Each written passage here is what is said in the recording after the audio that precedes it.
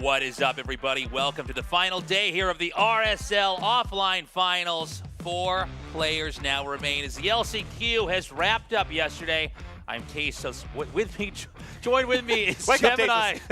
Am I tasteless? Joined with me is Gemini. I am so excited to be here with you today. Oh, dude, this is going to be an excellent day of StarCraft. Yesterday was already incredible. So many great games, so many great series. The Rainer story actually making it through. It's going to be great today. Yeah, very cool to see Rainer actually get this far. It was an insane series of games yesterday. It's been a very Protoss-heavy season, a very Protoss-heavy year overall, but we do have some Zerg representation here at the very end.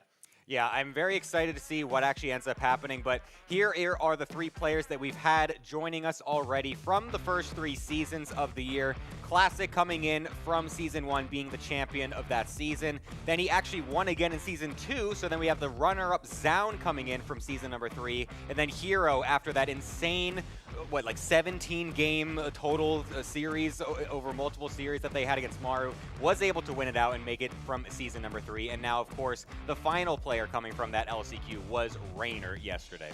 Yeah, it's going to be crazy to see who comes out on top. I think Rainer does have a very good shot. He played in the other seasons of RSL, got really deep, but wasn't able to go all the way. Classics had probably the strongest year here in the RSL. But look, at the end of today, we're going to know where these guys land and who's going to be our champion. The RSL is a community-funded tournament. We would love to earn your support. Consider going to patreon.com/ReviveSC2. We've got different tiers depending on what you can give. We hope to earn your support. Yeah, there's lots of different things that you can find right there. You get the replays as well from this event, so if you've missed any, I mean, we didn't cast every single match as well. There's some other backstage matches that happened that I was actually looking at and adminning a little bit yesterday, and some of those games were crazy. Just some of the games that did not make it onto the stage, you definitely want to go back, find those replays, so you can get those from the Patreon as well as some other different perks and stuff like that. Yeah, so consider going there. Even if you don't have any money you can give, you can sign up and you'll be on our emailing list. We can notify you about the tournament. Now, we are also supported by Archon Studio. They are the StarCraft tabletop miniatures game official maker, and these guys are the premier tabletop miniatures game company in the entire world. They are slowly doling out the StarCraft set. We actually have the first figurine here in our studio now. It looks incredible. It's very true to the lore. And honestly, these guys kind of landed right in our lap right when we made the big announcement, I think in April, to start the RSL. These guys reached out to me on my personal email and basically said, we would love if you guys would have us sponsor your tournament, and we're so grateful. They stuck with us the whole year. A lot of love to these guys. Yeah, can't wait to be able to actually get the whole thing in the studio. Also, big thank you to Pulsar coming in as well as the official partner for our offline finals. They make incredible gear, mouse pads, mice, keyboards. They are so good at this. There's so many pro gamers that will make customized ones as well. They really say that the value and just like the quality of them is very good. I personally have used a Pulsar mouse for over a year now, and it's honestly one of the best mice I've ever used, actually. I was really hopeful that we would get these guys as a sponsor here, as a partner in the offline finals, because I literally use Pulsar products. Yeah. And these guys have something for everybody. They've got great equipment for RTS players. They also have great and very different equipment for FPS players and everything out there. And what I love about them is they've got cool stuff aesthetically, but they're also really into like the tech and trying to figure out what's the new thing that could enhance your gaming experience, that could allow you to transfer your skills through their controls into the game. Yeah, it's great to have them here. I'm excited to see how much more stuff they can do. But here is the bracket from yesterday. The LCQ was just honestly insane. There's so many interesting matches. Rainer making it all the way through.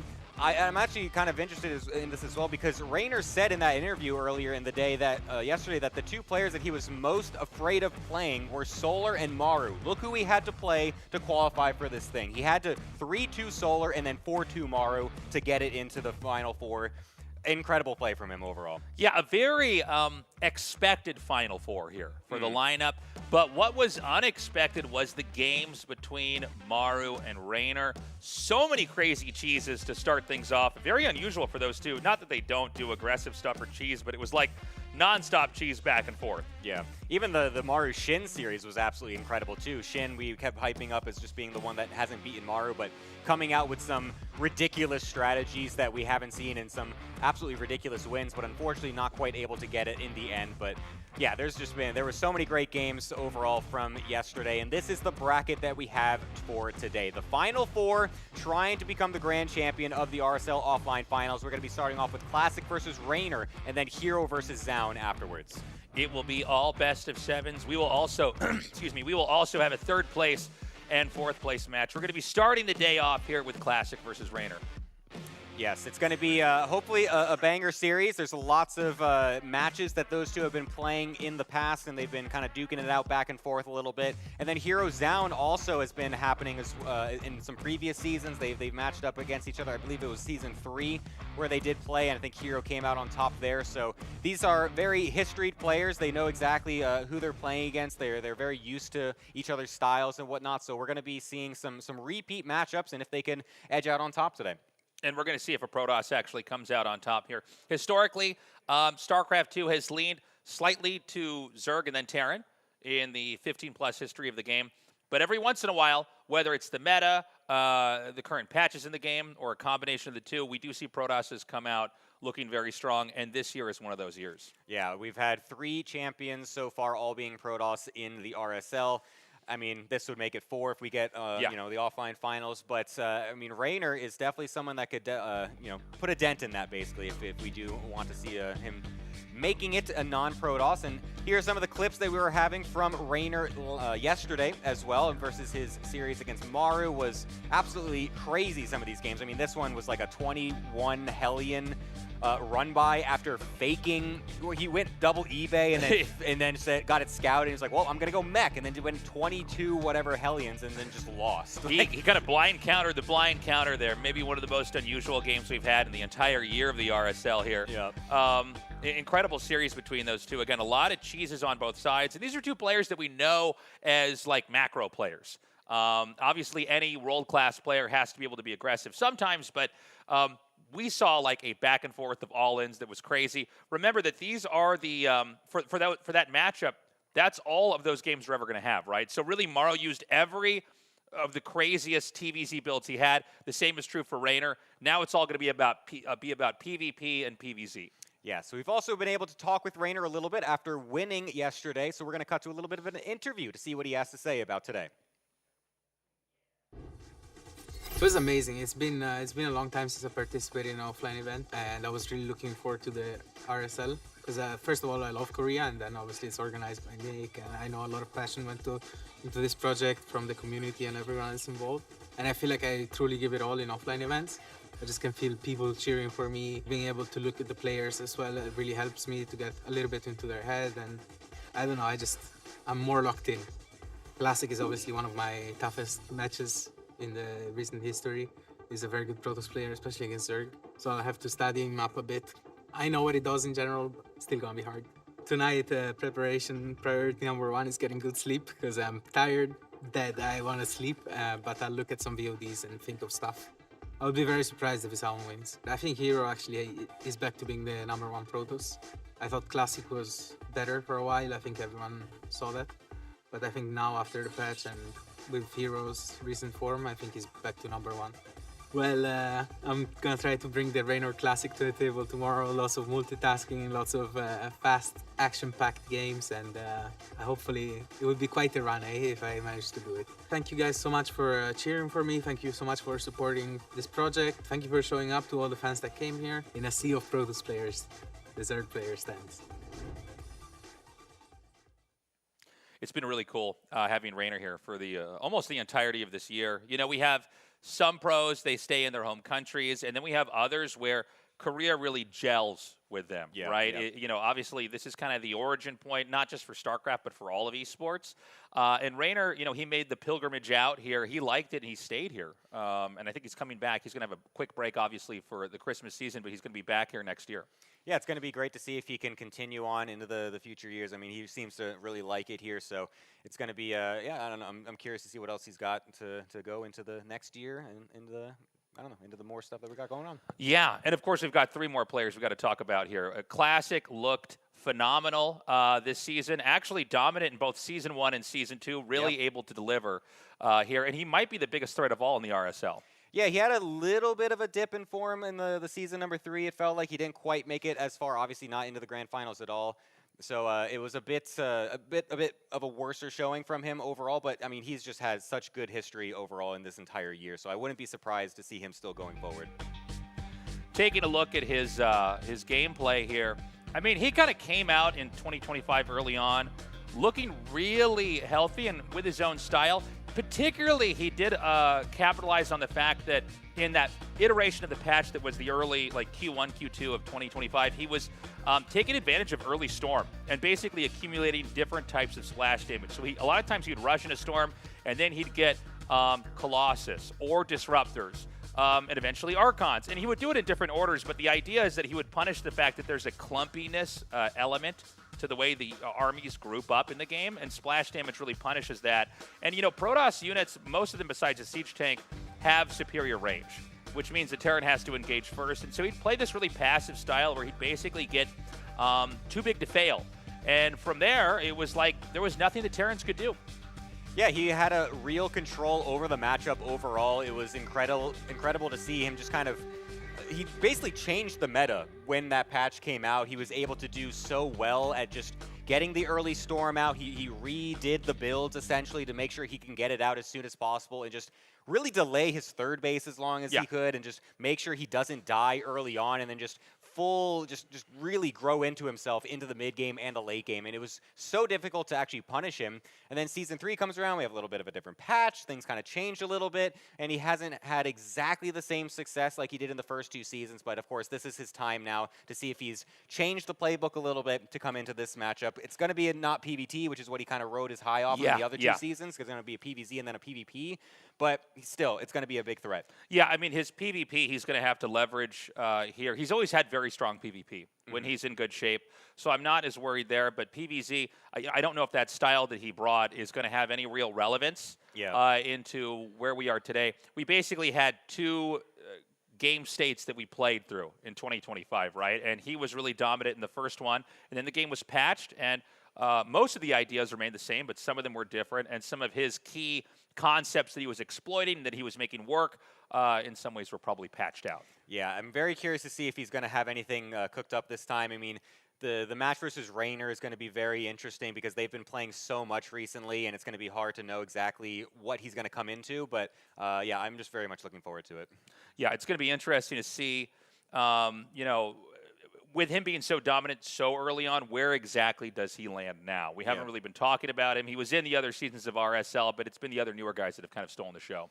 Yeah, I believe we have an interview as well of Classic that I believe we're going to be switching over to, so we can hear a few more words from him coming into today as well.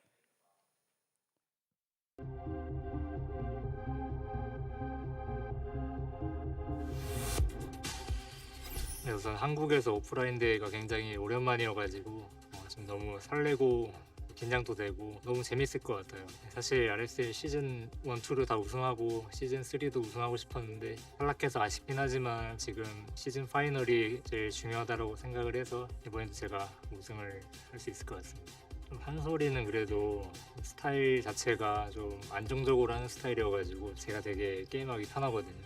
김준호 선수 같은 경우는 너무 변칙적으로 게임을 이상하게 하거든요. 그런 변칙적인 플레이에 좀 말리면 저도 경기를 패배하는 경우가 많기 때문에 이번 결승에서는 김준호 선수의 그런 움직임을 잘 캐치해서 말리지 않게 잘 해야 될 것 같습니다. 3명 생각하는 게 성주랑 솔라 선수, 레이너 선수 이렇게 3명 예상하고 있는데 솔라 강민수 선수가 좀 굉장히 온라인에서 기세가 좋기 때문에 조 1위를 해서 올라오지 않을까 그런 예측을 하고 있습니다. 미리 준비하면 좋겠지만 그래도 그럴 수 없는 상황이기 때문에 그냥 기본기 위주로 잘 준비한다면 누가 올라와도 충분히 이길 수 있다라고 생각합니다. 한국에서 오랜만에 경기인데 잘 준비해서 오랜만에 우승할 수 있도록 할 테니 RSL에 오셔가지고 많은 응원 부탁드립니다. Yeah, very strong foundational play here from Classic. Definitely a real threat here. Again, it's going to come down to whether or not he can either reinvent the style that he had and make it work in the current patch, or if he's going to kind of build something on top of that, something a little bit different to deliver here today. Yeah, and the next player, of course, that we've got coming up is SEOUL, someone that maybe we didn't expect to make it into the RSL Grand offline finals throughout the year. I mean, he kind of came out in the first season, and I don't think he made it very far at all. I think he even lost in the group stages, which was a bit unfortunate for him. But then in the grand finals was able to, in the season 2 was able to make it to the grand finals of that season. Unfortunately, did still lose to Classic because Classic is, he won both of those. But still, coming in as the runner-up there for season number 2, finds himself into the offline finals here today. So yeah, it's maybe a bit of an unexpected face, maybe a bit of the underdog overall compared to the other players, so we'll see how he does today. Yeah, this is not, no disrespect to Zhao, he's just not necessarily a guy you would default into the top 4, right? Yeah. Now, that being said, I mean, he kind of got here by the matchup PvP. Yes. And that's important to note because he might, only have to rely on that to win. And so in some ways, he might have a unique advantage that nobody else really has here. He's always been a strong PvP player. He was also one of the players that was, how do I say this? In Korea, we've had a lot of the same faces, right? And even though he's been around for a while, he's one of the newest players. And he's steadily improved. He looks really strong. So we're going to see what exactly he can do here today. I mean, there's a real possibility he actually wins this whole tournament. I think a lot of people aren't eyeing him in the Final Four, but we got to keep in mind he's going to be a threat. Yeah, it's going to be tough, of course, because everyone in this final part of the bracket is extremely strong.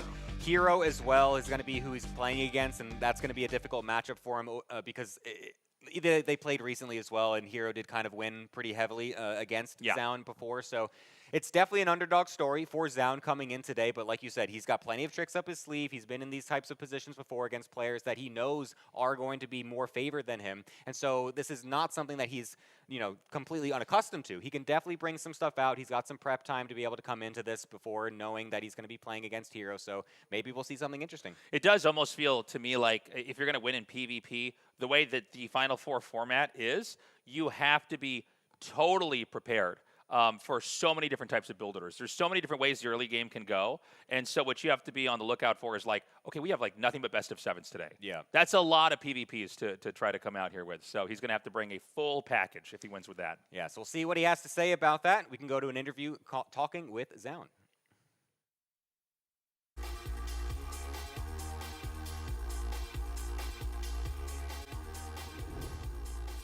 이제 시즌 2 때 준호 형이 없어가지고 뚫었던 것 같은데 그 점에서 일단 준호 형한테 감사하고 한국 오프라인 무대 오랜만이거든요. 그래서 좀 재밌을 것 같고 열심히 준비해서 오겠습니다. 스타2 팬분들이라면 아시겠지만 저의 푸푸전 승률이 안 좋거든요. 그래서 시즌 3 때 준호 형이 안 올라오길 바랬는데 준호 형이 올라서 일단 아시고요. 동호 형 클래식 선수는 저보단 스타일이 단단하고 이제 우직한 그런 느낌인데 또 노련해요. 또 이거 보면은 준호 형 같은 경우는 일단 날렵하고 게임적으로 티키타카를 할 수 있는데 그날 운에 따라서 좀 게임 내용이 적용되는 것 같아요. 일단 한 자리 뽑잖아요. 그래도 같은 팀원이 올라왔으면 좋겠고 아무리 생각해도 그래도 성주가 시드 한 자리를 웬만하면 먹지 않을까라고 생각을 하고 있긴 해요. 근데 그거는 전 패치까지였던 것 같고 이제 지금 패치는 토스가 많이 안 좋다고 생각해서 토스는 떨어진 수준이라서요. 대회가 많다는 점에서 주최 측이나 팬분들한테 감사하다고 말씀드리고 싶고 앞으로도 쭉 그렇게 열렸으면 좋겠어요. Yeah, I'm very curious to see how he's going to perform here today. A little bit modest, but honestly, he did get here on a strong performance. Yeah, PvP, Yeah, it is, again, a bit unfortunate that he pulled Hero, who blasted him a little bit. In Season 3, he was definitely hoping for a different matchup, I would say. I mean, you even saw he was saying just Hero's got that kind of swagger to him, right? Just some weird stuff, very precise, but also a little bit of that RNG coming into factor. I feel like Hero really kind of thrives in the chaos. We should point out, Hero has the best win rate here in PvP.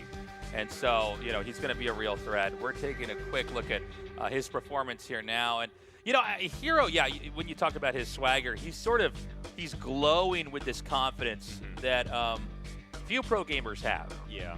I mean, for some players, it's about conquering the nerves and kind of getting over the anxiety. and turning yourself into the instrument of your play and executing. And there's other players that I feel like don't battle with that at all. Yeah. They're fine playing at home just like they are playing here.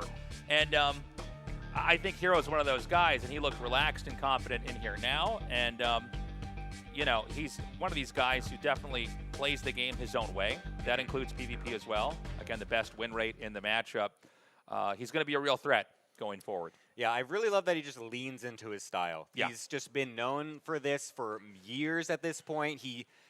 I mean, we kind of clown on him every now and then because, you know, Lings obviously go through his wall all the time. He doesn't have the most pretty walls sometimes. I like to get a little annoyed at that every now and then, but he still backs it up. He gets results, and he's been able to do that for years upon years. Even, I mean, he came back from the military. Back years ago when we thought the time for the military for Koreans was a death sentence for your career. It doesn't matter anymore, apparently. Not Hero anymore. came back. It's been stronger than ever in these last few years, and so he really takes that style and owns it coming into today as well. We'll see if he can do it more.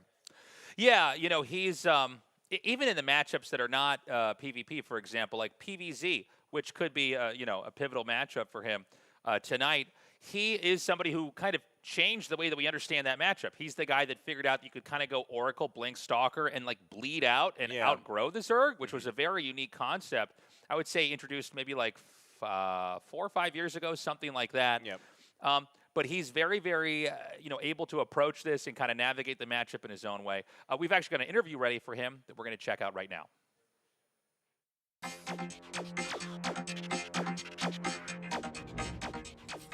RSL 시드가 워낙 극악의 조건이었기 때문에 제가 시즌3에서 시드를 딸 수 있을까라는 의심이 있었는데 이렇게 따게 돼서 너무 기뻤던 것 같고요. 열심히 준비하면 또 좋은 결과 있지 않을까 생각합니다.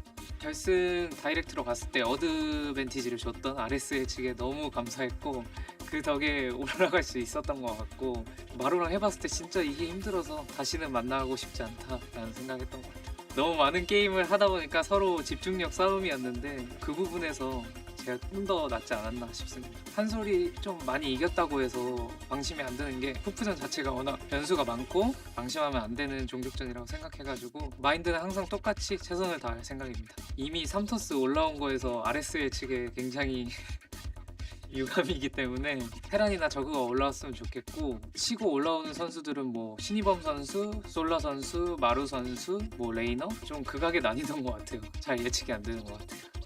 한솔아 그 포프전이라도 아무리 대회 측 입장도 있으니까 재밌는 게임 하자. 주말에 티켓까지 끊어가지고 응원 와주시는 팬분들 정말 감사드리고 좋은 경기 보여드릴 수 있도록 많은 준비하도록 하겠습니다. 감사합니다. Very cool to have him here in our Final Four. I love that he is one of us. It's like, yeah, Yes. he feels sorry. Yeah, thank you, Hero. He's a Protoss player, but he does see the problem with it if we get too many Protosses here. Well, so funny. he got what we all wished for. We do have a Zerg here with Raynor. Yes, yes. But yeah, Hero absolutely a real threat to take this. Yeah, I'm very much looking forward to seeing if he could continue his success from the last season. I'll be honest, I'm kind of having him as the favorite overall in these 4 players. I think his recent form has been very good. I mean, the mental form, I think, is incredible. The fact that he did that versus Maru in what a ridiculous slog of a series like we saw before, I'm favoring him to take it personally. We're going to be going into Classic versus Raynor here to start this off. Raynor, our only Zerg, no Terrans in this Final Four, maybe next year for the RSL. But we're going to see how exactly this goes. Now, Raynor had an exhausting day yesterday. Yes. I do love the way that we set this format up. We put a lot of thought into like how exactly will we structure the offline finals and what's the most hype. And, you know, having the 3 seasons with 1 champion for each and then having this kind of moment to bring them all back in this big bloodbath to get that final spot. It's a real testament to how strong Raynor is that he managed to do it. Even Maru and Raynor, actually, at the end of the day, were both talking about how exhausted they were. I mean, trying to basically flex that muscle strategically and mechanically for an entire full day is a lot. And I hope that Raynor was able to recover and come back in here because, you know, Classic, he earned that Season 1 spot. He was able to rest and basically watch the games from home and see what his competition's looking like. And, you know, he's going to be going up against Raynor now. Yeah, it's very interesting when you think about this because generally the way this works is that, you know, a player that was seeded in, that's the idea that they have the advantage coming in. They, like you said, get to see the games, they get to relax, they get to chill out, they have a little bit more prep time maybe. Unfortunately for Classic, since he was the number one seed, I guess it didn't work out where, you know, he'd only know his opponent from yesterday, but still, you have that rest time a little bit, whereas the other opponent, they went through the gauntlet. They were super exhausted through the day, and now they should be coming in assumingly pretty tired, but there's still a factor of that's a warm-up that you get in day number 1. You can come in fresh the next day knowing that you just played some of your best StarCraft the day before. You have the momentum going on your side, whereas the other player maybe not warmed up just yet. They might drop a game or two because they're still kind of getting into the setting. They're not used to the venue just yet, so I'm curious to see if that has a factor to play in this opening series. Yeah, Raynor definitely acclimated to our set here in the RSL, but Classic, he's a real veteran. You know, there's been periods where he's like the strongest Protoss that there is. But, you know, again, this different patch, how is he going to perform here? And, you know, no disrespect to Classic, but he got here killing a lot of Terrans. Yes. Protoss is. I mean, specifically with the way his brackets look, too. Sometimes you just have the fortune of the bracket. Yeah. It can be the matchup, the maps, the players that you have to play on that course that make it easy street. But he's going up against Raynor here. You know, we talked about Hero's confidence, but I would also put Raynor in that same category. Yeah, he's just sort of, his default is ready to go, confident, feeling good. Yeah, he just oozes confidence whenever you're talking to him, whenever you're seeing him on stage. It just feels like he knows his power in these series and just knows that he's able to bring it no matter what. I mean, he's a previous IEM Katowice champion. He just can play with the best of them, and so I am not going to be surprised if Raynor can really continue that momentum from yesterday. So what you guys are seeing at the bottom of the screen here at home, and if you're in the studio, I guess in the shot too, you're seeing it on our big screen here. These are the map picks and vetoes. So we have Persephone and Evil Heart for the first 2 maps. Mothership has been vetoed. This is a tool that we have that lets you see the vetoes in real time. And so we're going to get the second veto in here. So again, Mothership's gone. Our 3-player map is out of the picture. And it's going to be Celestial Enclave that is also not in this best of 7. It's very interesting that we have Evil Heart so quickly. I'm curious as to who actually picked that one, because it's a very unorthodox map. It's very small. It's very rush-oriented. And I feel like, I mean, I've seen Raynor do some interesting cheeses in the past in some of these matchups on that map particularly, so I wonder if this is his pick, but it could also be Classic trying to bring out something really interesting. I feel like this is going to be what you call like an early rush play for Classic, perhaps go for some glaives or something like that. Could definitely be very good, so I'm curious to see how that map plays into a factor here. Magnetic North going to be map 4. If we have even the shortest possible best of 7, it would go to Magnetic North. Now, there's no more vetoes left over here, and we're going to have to see how the players carefully select the order of the final 3 maps. And, you know, map order is very important in a best of 7. You want to try to get your strongest maps in there early. If you're going to be on a map that's tricky or difficult, you want to at least have that somewhere later on. You could try to stack up your wins as much as possible. Yeah. It's kind of funny, too, even when because I've played some tournaments here and there and whatnot, but I had this stupid backwards idea sometimes where I was like, I'm going to pick some of the maps I don't like first to get them out of the way. So that way, if the series goes long, I can end the best of 5 or whatever on my strong suit. And let me tell you, I never made it to number 5. I never got that far. So maybe my idea was wrong. That's why I'm on this desk and not on the stage right now. Looks like Winter Madness was picked here. And so that leaves one more choice left here. So, yeah, Tokamak. And is that the trophy reveal? That is our trophy reveal. Drink it in, everybody. Super excited. Yeah, we finally got a trophy for this. We were so busy, like, cobbling this tournament together that when we finally got to the offline event, we're like, oh, yeah, we should probably get a trophy, too. We can actually hand it off to him. So, that's it, guys. We've got our best of 7 cemented as far as the map lineup. Now it's all going to come down to who can come out victorious here. One Zerg, the only Zerg here in the RSL against Classic. The strongest Protoss in the first half of the year here for the RSL. Yeah, I'm super excited to get into this one. It's going to be an absolute banger, I'm sure. These players have been trading matches back and forth throughout the year, literally the last like 6 or 7 times they've played, it's been no streak for either one. It's 1-1-1-1 each single time. So it's really up in the air on who's actually going to be coming out on top. It's really about the form of the day, the strategies we pick, the maps in selection, who it's going to be, I cannot say. Yeah, we're about to get into this first map here. You can see Rainer warming up his hands. It's very cold here in Seoul. Yeah. Absolutely freezing. I hear a little cold here in the studio. Snowing even. yesterday. We're getting people slowly filing in here to our venue here, but we're about to hop into game 1 here. It looks like the countdown is just now starting. Guys, make some noise. Classic versus Rainer. Game 1 here on Persephone starts off.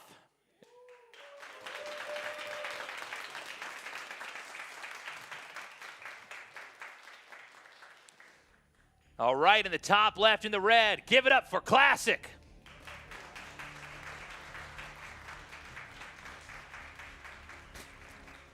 And on the bottom left-hand side, playing from the LCQ yesterday, making it into the Final Four. Give it up for Rainer.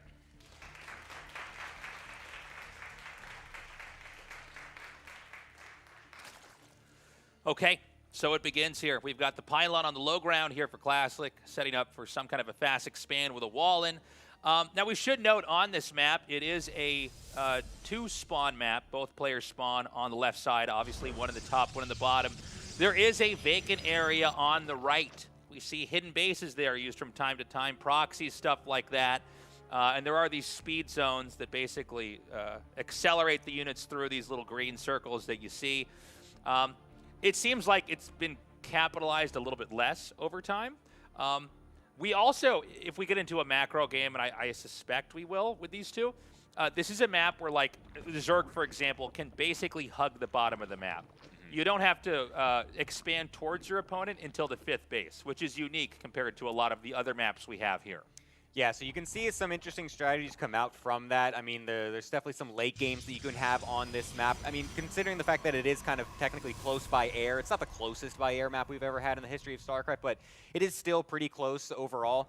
We've seen some interesting strategies there. I mean, SOS tried to bring out a mothership rush against Rainer on this map. It didn't work, but it was still cool to see. So there's definitely still some things that can come out. I mean, you can maybe see fast Tempest rushes coming out as well from the Protoss player. I'm very interested to see if Classic has something like that cooked up for this map. We've had some drops and like Warp Prism Harass. It seems a little bit predictable because you can draw a straight line from the 2 mains. But it has been a factor. We'll see if it becomes one here now. Could be a quiet game to start. A lot of the openings that you see like this from Protoss, I mean, they're not going to try to do anything crazy until they get most of their tech out. So it's probably going to be more of a development game with Classic now getting the Stargate, probably for an Oracle.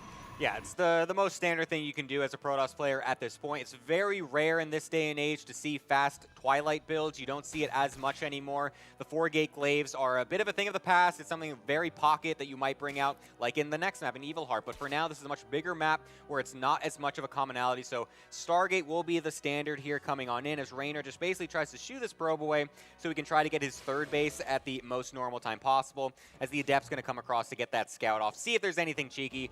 But there's not going to be too much to see. It's very rare for some Zergs to try to go for some early all-ins. Yeah.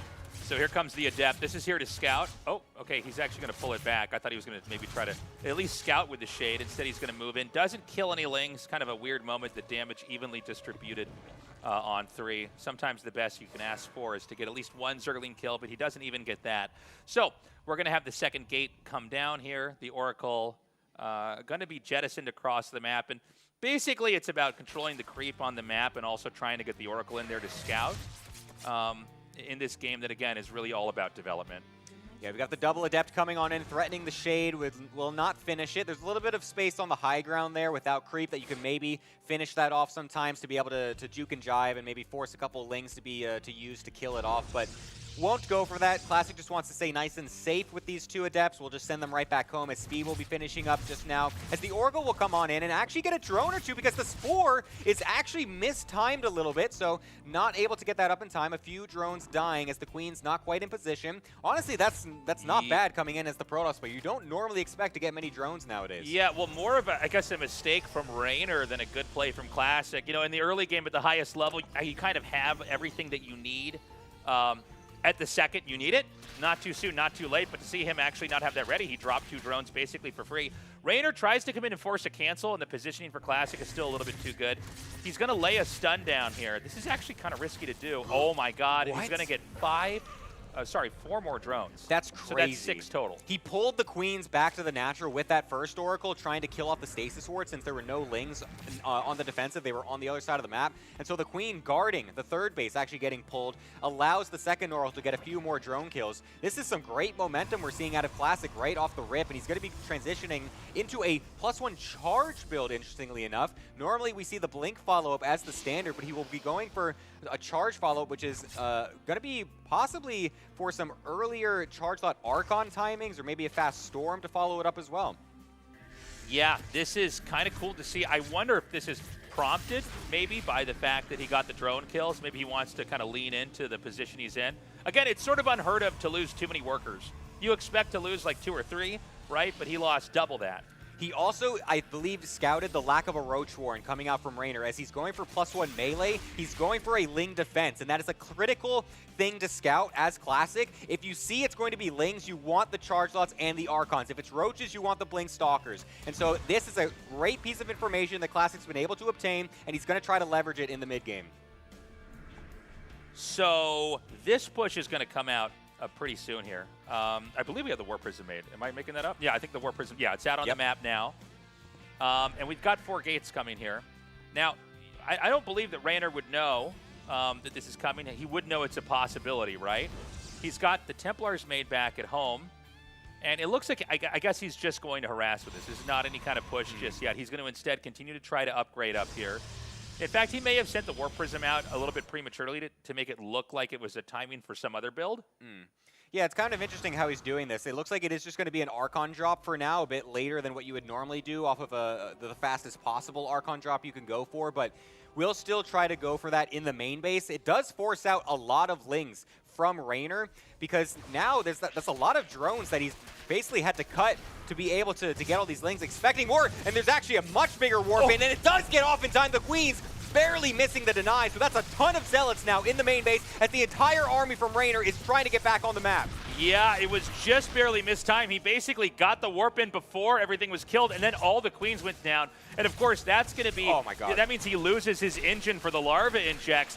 Now the Archons and the Zealots are going to spill into the main. The drones are going to be evacuated. Now Lings are going to come up, but I mean, that bottleneck. Could you ask for a better position here versus Zerglings? This is so bad for Raynor. That is insane. The amount of splash damage these Archons are doing, all of these Lings getting killed off. The Roaches thankfully come out in time to be able to kill the majority of those units. And thankfully for Raynor, he was actually able to keep a majority of his drones alive as well, keeping them away from the army. So he doesn't really dip in drones, keeping it even, but this is still not a position you want as a Zerg player coming onto 4 bases, as the Protoss also starts their 4th. You want to be ahead on the drones significantly coming into this, so that's still a good play from Classic, but it was not the worst possible case for Raynor. Another big warp in over here into the main. This is already looking really bad here for Raynor, who's lost a lot of workers. Those queens are having to be remade now. So many different attacks in so many different positions. It seems like Raynor might be able to stabilize, but it's been a really turbulent game for him so far.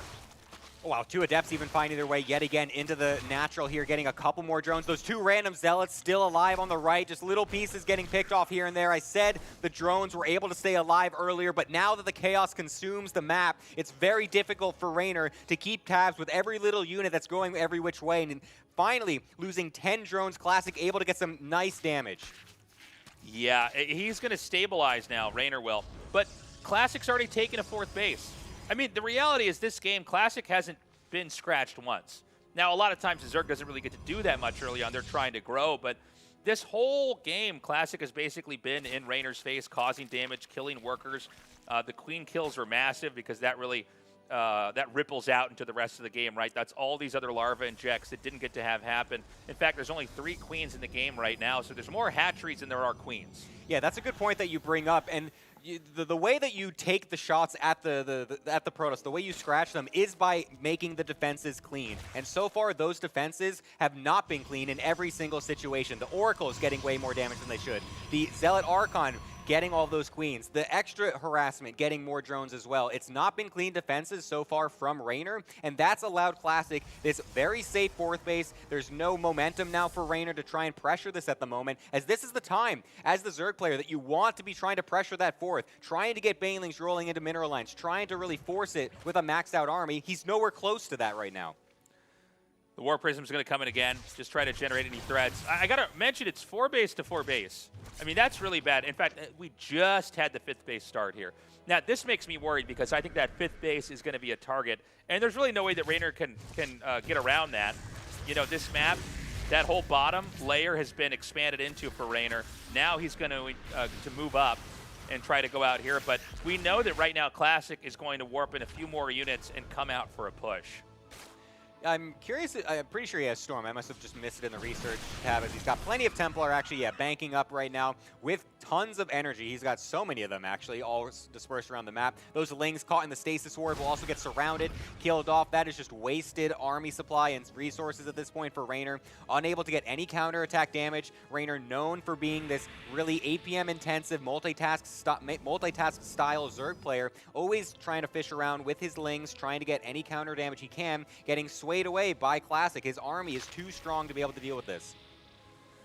Okay, the push is going to come out now. He's going to see, he actually can isolate this Immortal. That would be a pretty big kill. Lings are fantastic against Immortals, so getting rid of that is going to be nice. But the push is going to come nonetheless. He's going to move now to the south, and I don't know if Reynor can hold this. He might have to ditch the hatchery. I think it just finished.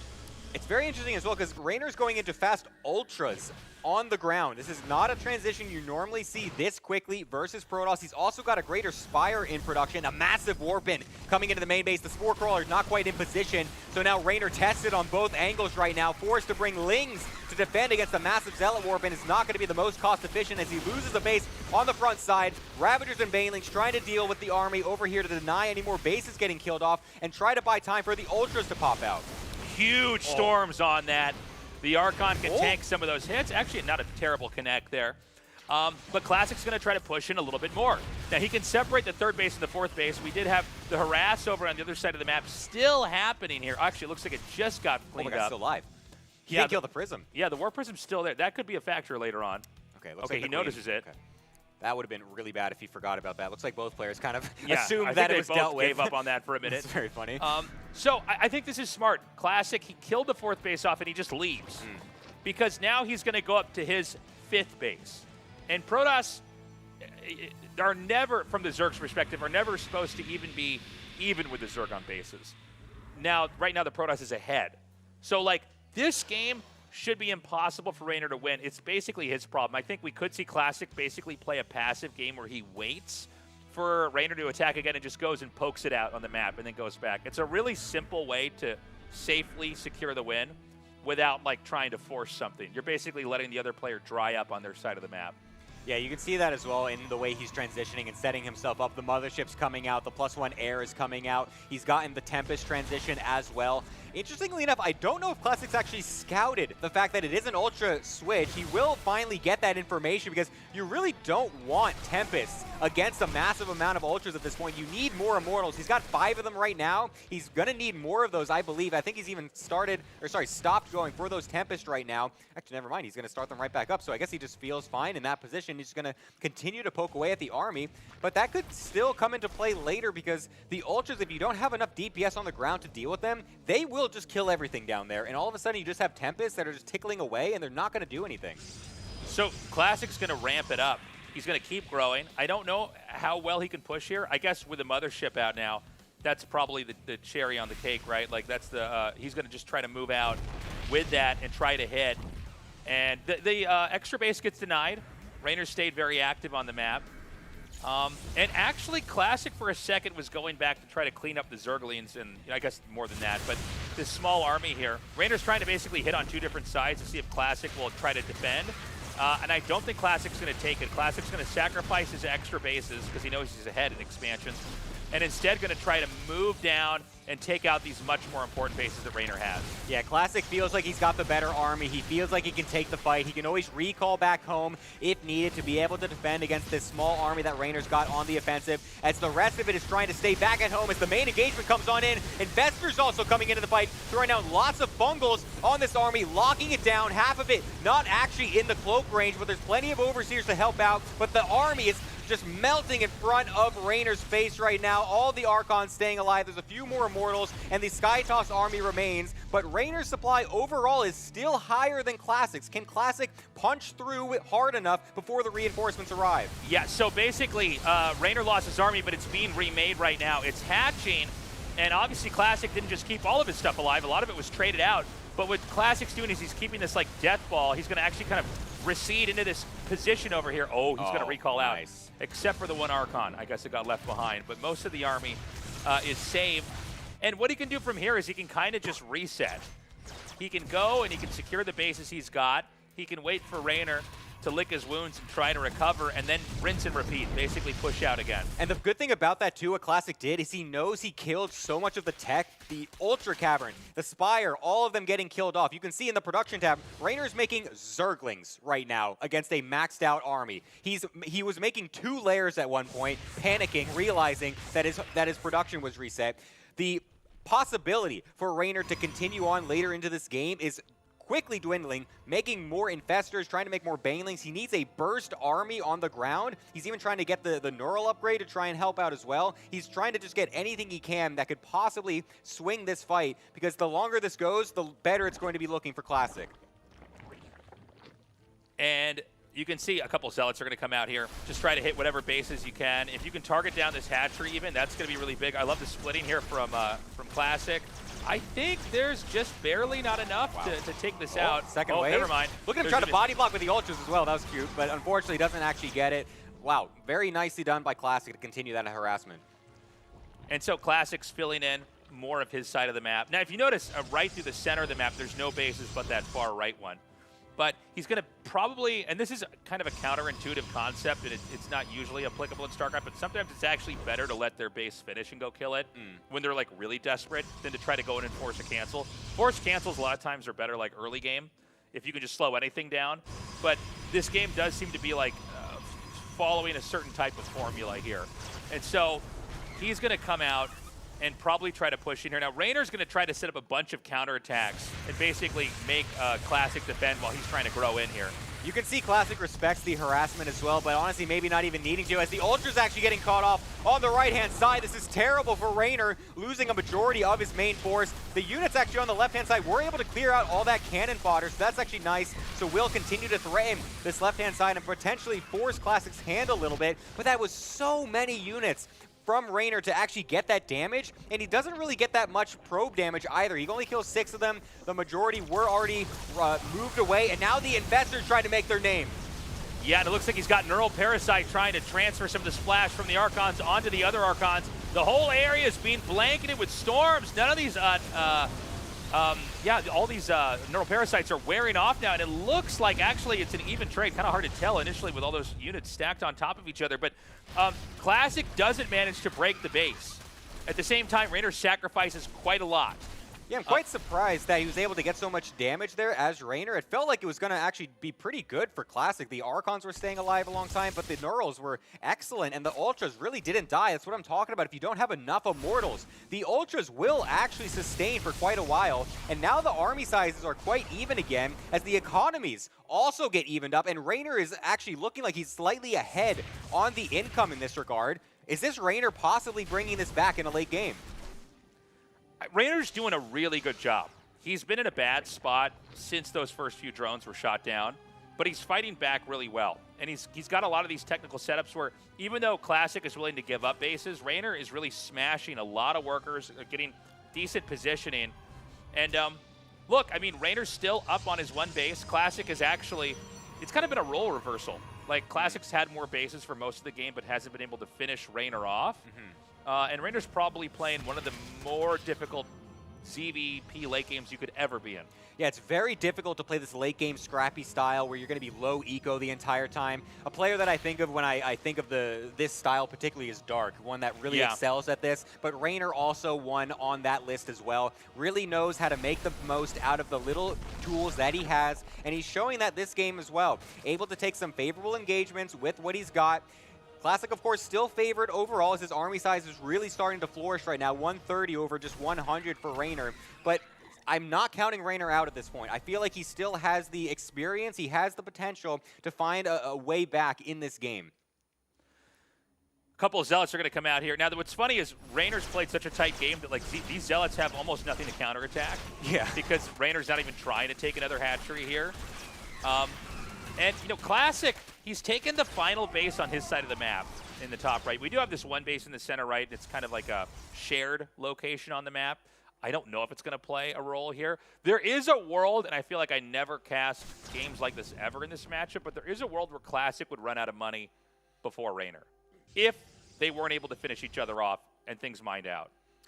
Yeah, of course, there's always that threat that as the more aggressively expanding player, you lose all your resources faster than the other player that wasn't actually taking those bases anymore. So that's always a potential to swing later on in the game. More harassment coming out from Raynor, trying to get as much damage as possible on both sides of the map. The Ultras doing a great job of getting through these cannons and also the Immortals and Archons, but now that all the other Templar are able to morph, they're able to deal with that for now, but pretty expensive from both sides, honestly, as the rest of these units, Investors and Ultras, trying to run away from some Archons. This is the slowest chase I've ever seen in my life as one of them finally do get killed off. But this is now becoming a massive position war from both players. If you can get the correct position on the map and force and engage the way you want, away from static D, away from the different chokes and whatnot, that's where you're going to find your best fight. I think Classic's almost ready to move out. He's going to warp in a few more Templars here, make a few more Archons. And I know that Raynor is 100% going to counterattack on one side of the map. He's already setting that up on the left side. And he's actually, you can see, even Classic having these Zealots, I think intended to actually counterattack or intercepting these units. Wow. Now, I think what Classic wants to do is try to catch these Ultras and kill them off, and then do a counterattack. Oh, this could be huge for him. He's actually being able to lull them slightly over to his army, and now they're just walking through a bunch of cannons. Unfortunately, Classic losing 18 probes to that counterattack, so still getting dealt economic damage. Doesn't actually kill the Nexus, though, so that will still be able to replenish if he wants to. But Classic at this point might honestly just try to max out with an insanely large army. Just say, okay, I lost all the probes. It doesn't matter, though, because it's a low econ game. If I can just get a gigantic army, much larger than you normally expect in a late game, I can go for just one big final push, and Raynor won't be able to stop it. So now, Classic can finally move out. Now look at this, the income here. Raynor on a decent amount of gas here and some minerals. Classic more mineral heavy with some gas. What Classic needs to do here is smash this base and maybe even push in all the way into the main. Protoss has to be more conservative about attacking because counterattacks are so scary from Zerg. And he's going to try to get as much damage out here and then see if he can kind of come in with that smashing blow. I love that he's gone for disruptors in this late game. It's not something you normally see, but since Raynor is so infestor heavy, he's trying to get a money disruptor shot on all the infestors. It's very difficult to split those up in the actual fight. So if he can land that, it would be crucial for him. The first one going out will get a pretty decent connection as the fight commences. Fungals are going everywhere, blinding clouds as well to deny the range as storms blanket down on top of all the corruptors. Feedback's getting thrown down onto the infestors as well. The Archons are not falling, and everything from Raynor is. Yeah, everything melting there for Raynor. Now, that's going to be a GG. Classic takes game one. A very technical, real marathon of an endgame there. Raynor in a very tough spot. He played really well despite being behind for the entirety of the game. There were a lot of moments I think Classic would have closed it out versus other Zerg players, but couldn't quite do it. Yeah, you can even see their instant replay right now from Classic's POV. You can see just the precision he has. He's being very efficient with his APM, just making sure he feedbacks all of those infestors, making sure the Neurals actually get denied, because the Neurals are what can swing these late game fights very heavily. You don't always take it into account in those engagements because it's so rare. You don't normally have so many infestors neuraling all of your units, and things can swing really quickly. So if you can deny the infestors their leverage in those fights, then you can come out on top, and we saw that there from Classic. Yeah, Classic just having such a solid opening here. In what was a real treat of a macro game. I mean, we almost ran out of bases. We almost had to go to that final base at the center right, which in almost every matchup, we never really see that taken unless it's like a hidden base early on. So crazy to see that it went like that. Ultimately, it was a Classic having the right composition to come in and do the damage. I love the disruptor shots. I'm glad you pointed that out, Gemini. Just shooting those in there, it kind of punishes the Infestors, which are a much more entrenched unit.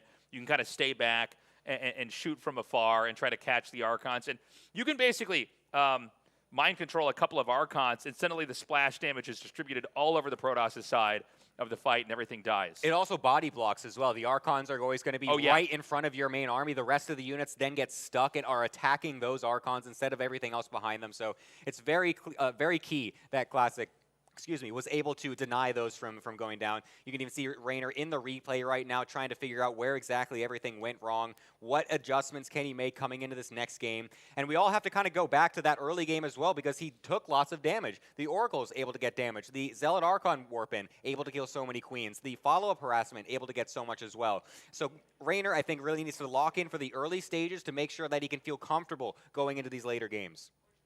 Yeah, a review of the entire game there from Raynor. And, you know, a game like that, it really is this drawn-out chess game where you're trying to have whatever pieces are on the board with you. You got to move them to the right spot. You got to try to occasionally preempt certain things. And, you know, Classic played pretty much perfectly. It's a real testament to Raynor that he wasn't, you know, able to close, Classic wasn't able to close it out a little bit faster.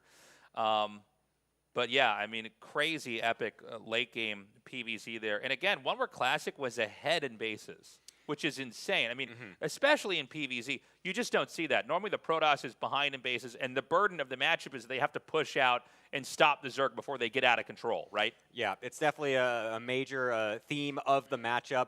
And honestly, it also just kind of shows the tenacity of Raynor, just being able to stick in it for so long in that type of a game where he was behind on bases, was behind on economy, so was able to still stick it out and even make it competitive into the first game. All right, guys, we are going into game 2 on the map. Evil Heart in the top right in the red from Korea. He is Classic.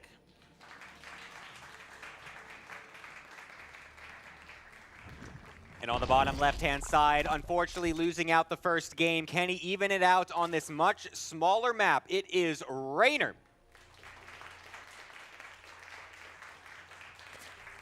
Glad you pointed out the smallness of the map. These maps are voted in by Patreon supporters. Yep. And I'm glad we decided to do that because if you just let pros pick maps, they will pick the most formulaic standard maps. And I get it because, like, if I ladder, I don't want to play on. I wouldn't want to play on a map like Evil Heart either. But I think it's good to kind of force this on the players. It allows us to understand the game in different ways. And sometimes we'll have maps with different ideas, and that leads to more interesting games. Or we discover that maybe a matchup's stronger on a map like with more islands or with more valleys or, you know, more plains, flatlands, stuff like that. It also just gives a nice fluctuation to the actual series itself. That first game, a very passive macro game, very far away bases from each other. I don't think we're going to be seeing that type of play in this next game. I'm expecting something a little bit faster, something with more pace. A fast adept play can come out from Classic. We might even see some sort of early rush from Raynor to try and bust a third base or something like that. I feel like we're going to be seeing a different story throughout this series based on the different maps that we have in play. So in this game, we've got, once again, Classic, fast expanding. The probe came down early on and blocked the hatchery. And so Raynor's got his second hatchery where the third base normally goes. We can't really have a game like Game 1, again, just because there's not enough map to have it on. This is also, the way it's shaped, your natural expansions. Like if you draw a straight line from the two second, you know, you can imagine where Raynor's second base would be because it was moved out of the way right there. If you drew a straight line from there to Classic, pretty close travel distance. And in fact, some of the other expansions, you kind of expand further away from that point. And so this makes for more of like a boxy, close-knit game where you can lash out to the other side of the map very quickly. Yeah, it's very interesting just how it is laid out because it is so small, but then, yeah, like the bases are, there's like that big line right down the middle. It's kind of just like open. It's very interesting how it's laid out. But regardless, we'll see exactly how they want to play it. Overlord coming on into the main base, trying to get an early scout. Will get denied by a fast Stalker. Was that a Stalker first opener that I'm seeing? I'm actually not sure. I wasn't paying attention. That's Stalker first. Yeah, unless I miss it. So whenever I see Stalker first, like if I'm the Zerg, I'm going, okay, you're trying to hide something. And now let's see what it is. A Stargate is not something to hide necessarily, right? So there are mind games where you kind of act like, oh, I don't want an Overlord in here, and then you just play a normal game, maybe hoping they're going to make the wrong adjustments on their side of the map. And you can see as well, Classic is leading into that. He went for Warp Gate first without cutting anything, and like you said, going for the Stalker first, it signals that he is going to be going something not Stargate. There's no scout so far from Raynor. He also tried to get in with the Lings, was also denied by Classic. So right now, what Raynor has seen, he sees a Twilight opener or a Robo opener from Classic. Nothing, in his mind, yes. Nothing tells him that this is going to be a delayed Stargate, because this is a very delayed Stargate. You right. want that down as soon as possible in any other game. This is super late comparatively. You can see he needs that information. He's trying to see if he can get into the main base right now. He's scrambling to get any sort of information because he doesn't know what's actually coming. You got to remember that the Zerg, well, hold on a second. We got the Lings coming up here.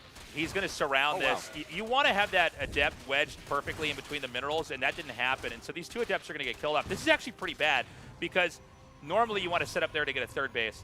To what I was going to say a second ago, you know, Zerg, they want to get attacking units, sure, but they want to get drones out first. And since it's all coming from that larva source, if you make attacking units too soon and you don't get attacked, you lose. Now, this game's getting really messy because the third base is almost denied. The expansion's a little bit late. But Raynor's response, he made a lot of Lings. He's kind of ready for an attack that's obviously not really coming. Classic sold this one really well, and he's taking a third base. Now, the Lynx can try to deny the expansion, but rhythm-wise, I think Raynor's been thrown off a little bit. I wouldn't say that he's in a terrible position, though. I think he's still okay. It's still really unfortunate for him, though, because you can see that he got those two early picks on the Adepts, delaying the third base, and thinking that there was not going to be an Oracle coming, he leaned into that and made another additional set of Lings to continually deny this third base, but then the Oracle shows its face, and so that denies that potential, and now they're able to get onto the other side of the map, getting some more drones, 5 in total getting killed off without losing too much HP, as the Lings try to come right back in as well to trying to continue to deny this, but they're only able to get a couple of the Adepts. They're not actually getting the cancel on the third base like he wants. Like, he's trying to deny this as much as possible. The Oracles, 3 in number, plenty of energy around them to be able to kill off these Lings. The harassment from Raynor has not worked out. Yeah, so those Lings kind of went into nothing, and now we've got this expansion coming up here. Really cool to see what Classic kind of did in the early game here. You know, if you were to do what Classic did against an average player, they wouldn't even react. They just kind of do what they always do anyway. So you have to have somebody who's really good that kind of sees everything. They can get baited into all these different unnecessary moves right now. So we're going into first person now here with Classic, who's had a lot of success with these Oracles so far. Although right now Raynor's defense looks pretty perfect here. Actually, getting a Queen could be really nice. Doesn't actually finish it. Goes back over onto the to the drone. We'll be able to get one, but not finishing the Queen is a bit unfortunate for him. But does keep all 3 Oracles alive, which is very important. He's also going to be transitioning into the +1 Blink follow-up this time, not Charge, knowing that there is a Roach Warren, knowing that he did juke Raynor a little bit with the early game, expecting there to be a fast Roach Warren, so he will have a much better follow-up for the game particularly, and it looks like Raynor actually will be throwing a wrench in as well, going for a Spire behind this. So is he going to go for that Stalker Blink Oracle style that we normally see Hero go for? Yes, it looks like he will, because he also went for that 3 Oracle to try and DPS down and maybe throw some Stasis Swords. Unfortunately, losing one there is not the best. They are really low on health, so he's not going to have too much to do with those Oracles so far. It looks like it's just going to be the Blink Stalker for some light aggression, and then he also still had the Templar Archives behind it to potentially go into Storm if he needs to. So I think this is looking really good for Classic here. He's going to be ready to come out on the map here, ready to try to push. I do like the curveball with the Spire, but, you know, Stalkers are fine against Mutas. You have to have a combination of enough Zerglings and enough Mutas to overpower the Stalkers. And if you do have that much, the Stalkers just die. But let's see what happens. You know, Raynor's getting his 4th base. it does feel like a game where there's a little bit more momentum here for Classic, as Classic's already able to match him with a 4th base right here. And Mapu's pointing out right now, and I was just realizing that as well, because there was an energy recharge used on a Templar. There has been no Storm upgrade started. Does Classic think he has Storm researching right now? Because right now, he does not. And he has plenty of Templar sitting, waiting for energy. Classic has not gotten the scout on Raynor that the Mutas are coming either. There's no cannons in the mineral lines. The Stalkers are not quite in position in super high enough number. If these Mutas get out of control and hit Classic when he's not ready, and when he doesn't have Storm either, this could get out of hand really quickly. Making Templars and forgetting Storm. This is kind of like my game, Gemini. So this could be really bad. I mean, it's so rare that people forget upgrades at this level. But, like, it does happen. You can, like, think you hit it. Maybe you didn't hear that you didn't have enough resources, or you thought it was another input for, like, a unit or something. But, like, yeah, I mean, there's no logical reason why you would have made the Templars and not gotten Storm. So let's watch that carefully here. And this could be like a car accident of a finisher for the game. The hallucination trying to go in for the scout misses the Spire. Thankfully, he does have cannons in preparation anyway, so it's not going to be the worst damage possible, but the Mutas will show their face now. Will target that down because there's no battery supporting it. Forced to recall is Classic to try and deal with this as Raynor fights some of those Stalkers, denies some of those, kills 5 probes to start. It's a decent move so far from Raynor as Classic was not prepared. Will he find any extra damage with the Lings on the left and the continual Muta harassment later on? So the Mutas are going to come up now. At the moment, Classic's pinned in his base. He can't really leave. Dude, he still doesn't have Storm. Yeah, and he's roaming with these Templars. Now, here's the other thing to keep in mind. Raynor doesn't know that Classic didn't get Storm. And this is not a game where you would ever even play as if you know that had not happened. So here comes the fight. Now, we're going to see when the Storms don't come down. There it is, okay. Yep, he just now started it. So he tried to cast it. Luckily, it wasn't fatal damage, but that's scary. Yeah, I kind of was hoping for Raynor to just not actually attack and just keep going with the Mutas, because the longer he doesn't attack, the longer that Classic has to realize that he hasn't gotten Storm. This is kind of There's a chance where this game went an extra like 2 minutes and he still didn't realize. Yeah, this is a bit of an everyman moment here where he realizes he didn't get it and goes, okay, I'm going to start that and just hope he doesn't attack me, because if otherwise I'm going to be in trouble. Now, Banelings are about to finish, and this, if he hits before Storm's done, I think he's far away enough. I think he's going to be okay. Yeah, I think this window will pass. He's just cranking as many chronos into that as possible, so he will have Storm open. But that still limits the possibility from Classic. That's a whole time where he is not feeling confident on the map, and he's going to be feeling scared. He's not going to be wanting to push out, knowing he's missing that crucial upgrade. Of course, he could always feign that because he's supposed to have it. Raynor should be respecting it. But regardless, that time has passed. We're all past that potential mishap. So we will be going into a bit of a later game here as the Muta transition, of course, is gone off at this point. You don't want to full commit into the Mutas as the Zerg player because they don't really find that much value like that going for the massive block. Going for the initial few just for the harassment and to force the Phoenix and force the reaction is enough. And now Raynor's going to be going into another ground army to supplement that. You know, it's funny, we were talking about how this game wouldn't look like the last game, but this game kind of looks like the last game. It's funny because there's way less space on the map, and here we are, right? Raynor is now going to take this bottom right base, and yeah, Classic, you know, remember this map is taller than it is wide. So, you know, you can counterattack, but it's going to be a little bit tricky here. But Classic's really stayed back. He's just going to continue to power up. Raynor is maxed out and is now banking resources. Oh huge my storms God. here. That is an insane blanket of storms on all those Banelings and Lings, unable to get any connections as Raynor. There was a massive waste, hoping that Classic wasn't paying attention as his harassment went into the natural and main. Unfortunately, that is a massive loss for Raynor in that first engage. Yeah, it was a beautiful storm there. Granted, I think you're okay with them burning storms on Lings, you know, as long as you can keep them back. Raynor is now at 1.2k minerals, 1.2k gas, where you can look at Classic. He's not maxed out yet, so he's still spending money. So on a lot of these games, what Zerg does is they max out, and then when they hit, they spend a whole other round of money on whatever competition they need to win the fight. Big storms coming in here. Okay, massive fight coming on in. Force Field's trying to deny all the rest of the units, and it's a good bottleneck, able to blink back as well. These engagements that Raynor is trying to force are really not working out. He's basically just trying to remax with next level army at this point, trying to get the Ultras, trying to get the Corruptors for the later stage. I'm curious about the Corruptors because there's not been an air switch just yet. I guess he's trying to just use them against the Phoenixes. Classic actually hasn't negated that. He's gone for the full Phoenix switch with range as well to kill off all the Mutas. So if those continue to stay in the fight, they will do damage. They will lift up Roaches, they will lift up Ravagers, and they will actually contribute to the engagement. So he needs something to deny those.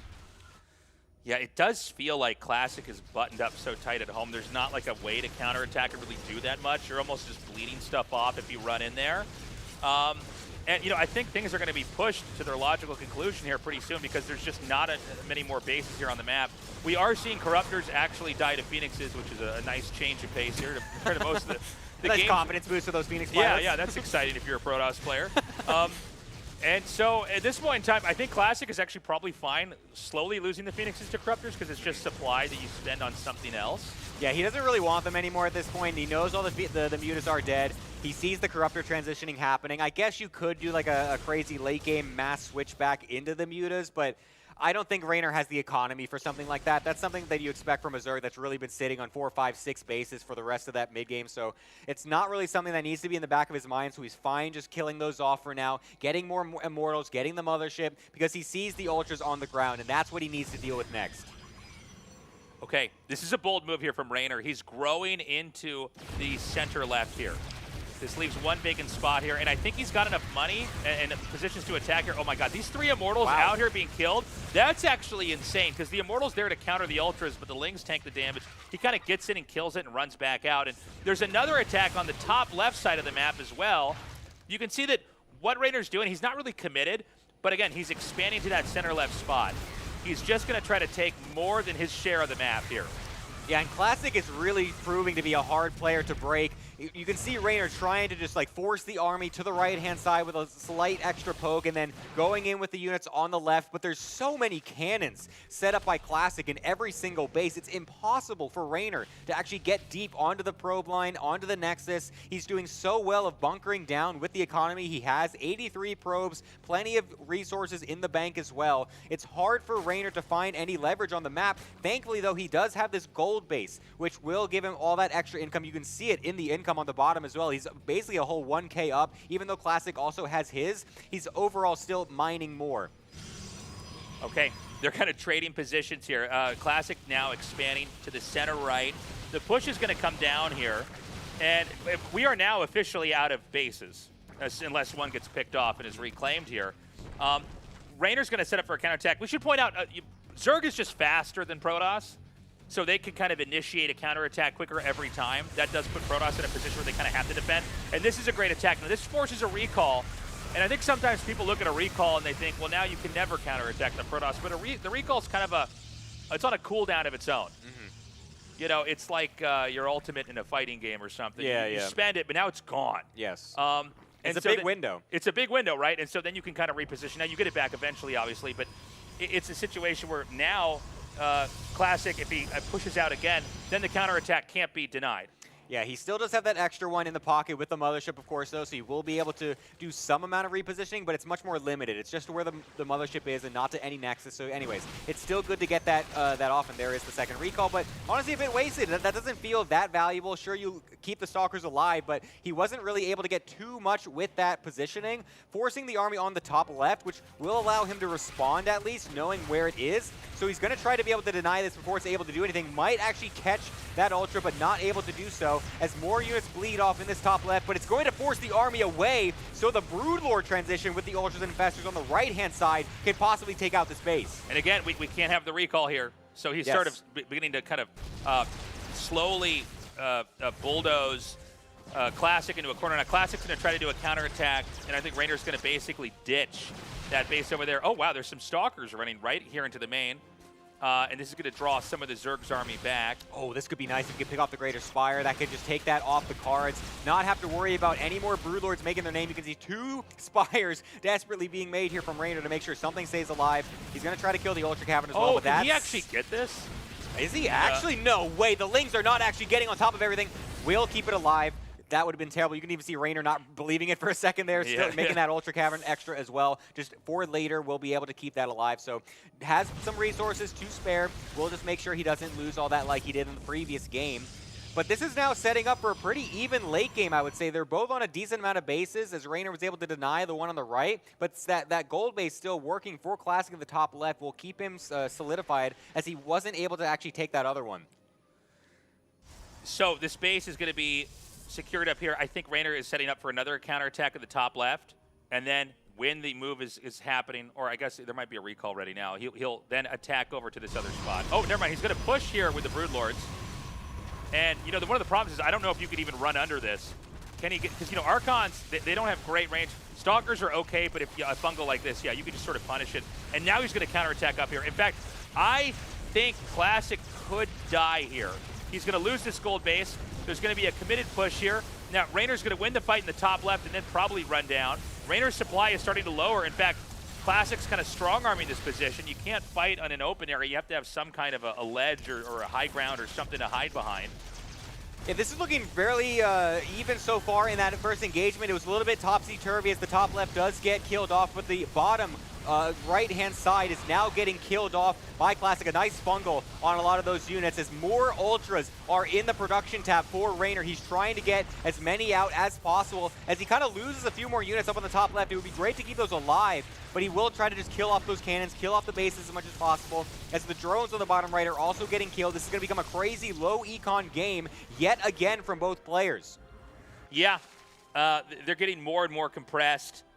The push is going to just keep going here from Classic. I think he wants to go as far as he possibly can and basically use the recall to then just go back home. And so there's going to be kind of a big reset here on the map overall. And so Reynor's going to come down now. Slow field setup, Storms blanketing this area.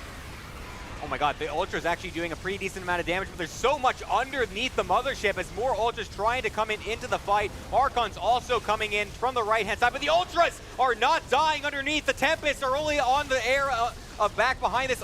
Immortals coming in as well. As you can see, they are not able to actually do anything once all the rest of the units are killed off. Classic is losing everything. The Tempest unable to do the DPS, as I mentioned earlier as well. Once it's only those alive, there's nothing left to do it. And now the Tempests are trying to frantically do anything against some of the other bases as the Ultras run to the other side of Classic. And this is the last base.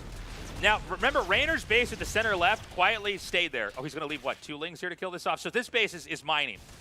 I think he should have had more than that to try to kill that off, but he's going to run back. Oh, getting that Infestor's huge. There's not going to be too many more. There's actually almost no gas. Hold on. So Reynor's minerals and gas are so low. In fact, he's getting gas at such a slow rate. I think that's the only mining geyser, and he didn't actually have this. I was going to say there's no reason he should have gas coming in that slow. So things like almost pause. It's like the map's almost frozen. He's going to try to regroup. Now, I think Classic literally can't move. And remember, Classic doesn't know that Reynor didn't get gas. Right? So he's probably thinking that there's a lot more threats that can be generated here. Can he actually just come in here and hit this? I'm not so sure. Let's see. Yeah, this is a bit risky as he's only got a lot of Lings on the top side. They're going to dissuade some of those units, but yeah, you can see Reynor doesn't believe in this fight, has to pull back. Classic with enough units so far. He's even getting some more carriers behind this, knowing he needs at least some sort of DPS to deal with this late game army, and he's honestly feeling pretty strong right now with his army supply getting really high up there. Reynor only just now getting all that extra gas, and so it's going to be basically a bit more time. He's going to need more minutes to be able to actually get more high-tech units. He's trying to get one Infestor at a time, one Corruptor at a time, but Classic feels like he's really flourishing now in this late game. Yeah, no, he just seems to be ballooning. There is a kind of cool play here from Reynor, which is to take the top left, which is, you know, no one's checking, right? So you might as well just try to pillage that. And even if you lose it, just take all the resources that were there so that if Classic retakes it later, it's not taken. He's even leaving spotter stuff out here to look like he's checking for his opponent to expand. But it's undeniable, I think Classic has a better army. So here's the problem for Classic is that if he tries to leave, obviously Reynor's going to counterattack. That's like kind of been the theme this whole game. But if Reynor's forced to fight the army, which obviously that's going to happen in a game of StarCraft, right? Then I think Reynor loses. Yeah, you can really see that both players are very cautious right now. They don't know the exact game state. This has been a very back and forth kind of hectic game. It's hard to know what position you're in.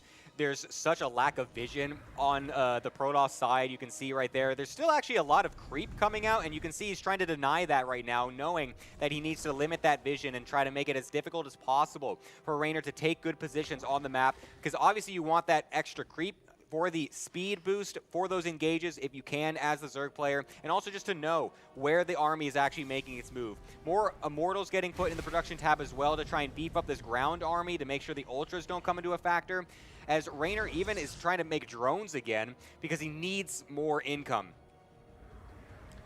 It's crazy how slow this game's gotten. I think Raynor's playing the expansion game right. He's got the gold minerals. Remember that, you know, those mine out kind of fast. And I don't think that Classic's even checked that at all. So he's going to try to come out here. I don't know if this is a committed attack. By the way, Raynor doesn't have anything ready to counterattack. Yeah, he doesn't know about that, by the way. Good check there by Mapu. So I think he was waiting for the counterattack to get baited. Nothing happened. Raynor's being very conservative right now. By the way, you know, it's funny. We had a period where they were like both over 3K minerals and just a lot of gas. It's like now it's like a you know, early game with the income coming in, because there's really actually not a lot of bases to mine from. I think the longer this game goes, if Classic doesn't do something, Raynor's going to gobble up a lot more resources on the map. And it's honestly going to be a bit awkward coming in as well, because you have to be so precise in what you're choosing to build at this point, because you have so little gas coming on in from both players. You can't just make a bunch of carriers and then just go in for a big late game fight and then rematch. You can't just make a bunch of ultras and just assume you're always going to have something else after that. You have to be very careful about what you're actually picking to make for the most efficiency in these games. A nice counterattack so far from Raynor with these links, always trying to find any damage that he can on both sides. Will lose a few of them, but a couple probes getting picked off, the mining forced to move away, as Raynor slowly starts to get a little bit more headway in this game. He's getting more gas income coming on in, a couple more bases. Classic has been, I feel like, respecting Raynor a little bit too much. I don't think he, like I said before, this has gone on for too long, for sure. Yeah, they didn't realize. They had no idea. You gotta actually do something. Like, I almost felt like there was a point where he could have just, like, attacked all the way into his main and just killed everything and given up his base and then just recalled back home, like, with 400 minerals and just started over. But, I mean, look at the map now. Raynor's got the top left. Classic has not even checked it. Raynor's going to mine out the bases on his side of the map. It looks like a couple zealots are moving. He finally realizes I think a sinking feeling has just hit Classic's stomach. He doesn't actually realize until this point that Raynor has had this, and now he thinks, oh my god, Raynor, you might actually have a decent army at this point. Maybe I was too passive. Yeah. Yeah, I mean, giving that up and giving that to Raynor, and that's a gold mineral base. So that's like just resources into the coffer here for Raynor that can be spent. Now, I do think Classic has a much harder army to kill, and maybe it just comes down to a fight. He has cannons ready to defend a counterattack, and I think he's going to try to push in here. And maybe he tries to basically mirror the position where he tries to grow into the bottom right. Yeah, we're going to deny a base over the right-hand side. Thankfully, that second gold base is not going to get taken by Raynor. Having two in the game at this point would be crazy.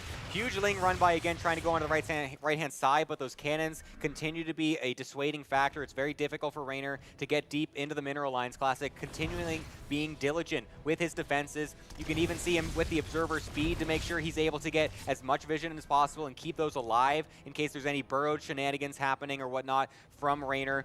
He's really trying to fish away as much as possible. There's a couple of zealots, I think, in the top left-hand side as he tries to go for a High Templar drop to feed back some of the infestors as well. Every trick being pulled out here by Classic. Okay, Classic's going to try to move in. Raynor uses what was his counterattack force to clean up the little harass there with the zealots. He's going to push in. We got to see how this fight goes. It's going to be, okay, the hatchery is killed before I even finish my sentence. And Raynor decides to not even fight for it, although there are some units stuck down here, apparently. Oh my god, yeah, everything getting sectioned off, and he's going to be forced into the fight. The Corruptor's now coming on in a little bit late, and Raynor cannot take that engagement. Classic will be walking away with a 2-0 start. That was crazy. I guess Classic realized if I just get the right army, it kind of doesn't matter what I do, because it's too hard for the Zerg to try to fight me, like, directly. And that's what we saw. I'm starting to think, from the way game 1 and 2 went, Raynor has to basically try to change his approach and not try to match him, not try to make this like a game of occupation and map control, and instead I think he has to start going for kill moves. Yeah, I think he kind of tried for something like that in this game, because he went for that Muta Ling bust over here earlier on, as we see in the replay. But I think he did get kind of messed up in the early game a little bit in both games. The first game, it was all that damage. The second game was that mind game coming in from Classic, hiding the Stargate, making it look like it was an early Twilight, and really forcing Rainer's hand a little bit, forcing him into positions he's maybe not comfortable with coming into these late games, and so it's very difficult. Rainer really hasn't had the tempo advantage in either of these games so far. Yeah.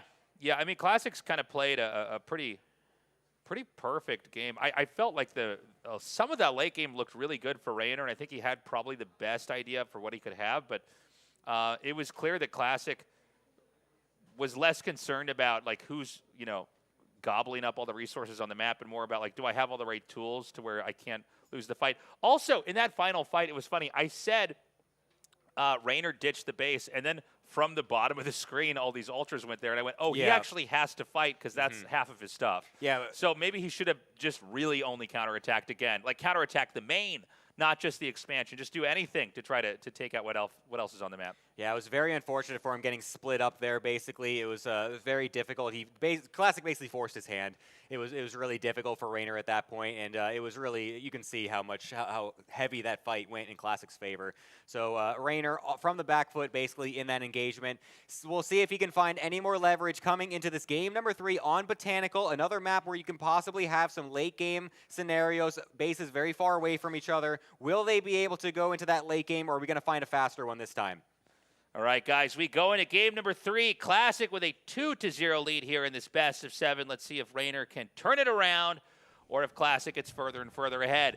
In the bottom right, in the red, make some noise for Classic.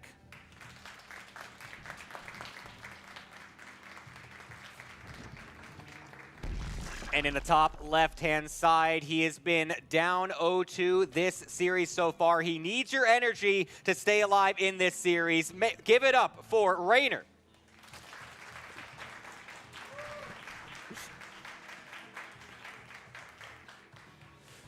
So we were talking about this a second ago, but I just wonder if Rainer needs to do something a little bit more aggressive, a little bit more in your face, a little bit more risky maybe. Classic has kind of made it so that even when the game is chaotic, and by the way, Evil Heart, that last map, that's a weird map. Like, I really, really didn't think we would actually have a game like Game 1. And we actually totally had a game like did. We just did. It was the exact same thing. So let's see how Rainer approaches it. A lot of times in the early game, the Zerg kind of functions like this as a race overall, but they're just sort of reacting to stuff. Yeah. And making minor adjustments. Like, oh, okay, I can make 3 more drones here. Oh, okay, I should, I can tech a little bit faster here or slower, and he's going to attack me. I'll just defend that, and then I'll go to what I want to do. And Rainer's one of the best at that. In the whole world. But maybe he should be trying to cripple Classic early on, punish him, mix it up. Remember, by the way, it feels like it was so far away, but the early game in Game 2, that Stalker first kind of cheesy fake out that really wasn't about anything. He was just taking a third base. Maybe we need something like that from Rainer, even if it isn't a real threat or a real risk, just even creating the illusion of that. Yeah, it's very hard as the Zerg player to try and bring out those tricks. Protoss is, like you said, a bit easier to do that kind of stuff with. Zerg players, they're on the reactive end of things.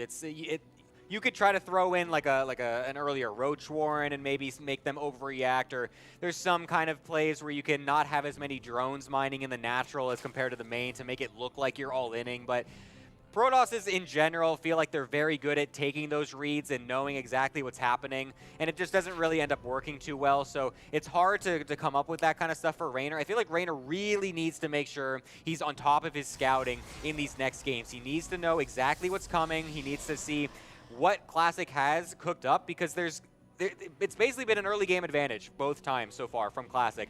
Rainer needs some early game advantage coming into this early game, and so that he's sitting pretty basically in the mid game, so that way he doesn't get caught off guard.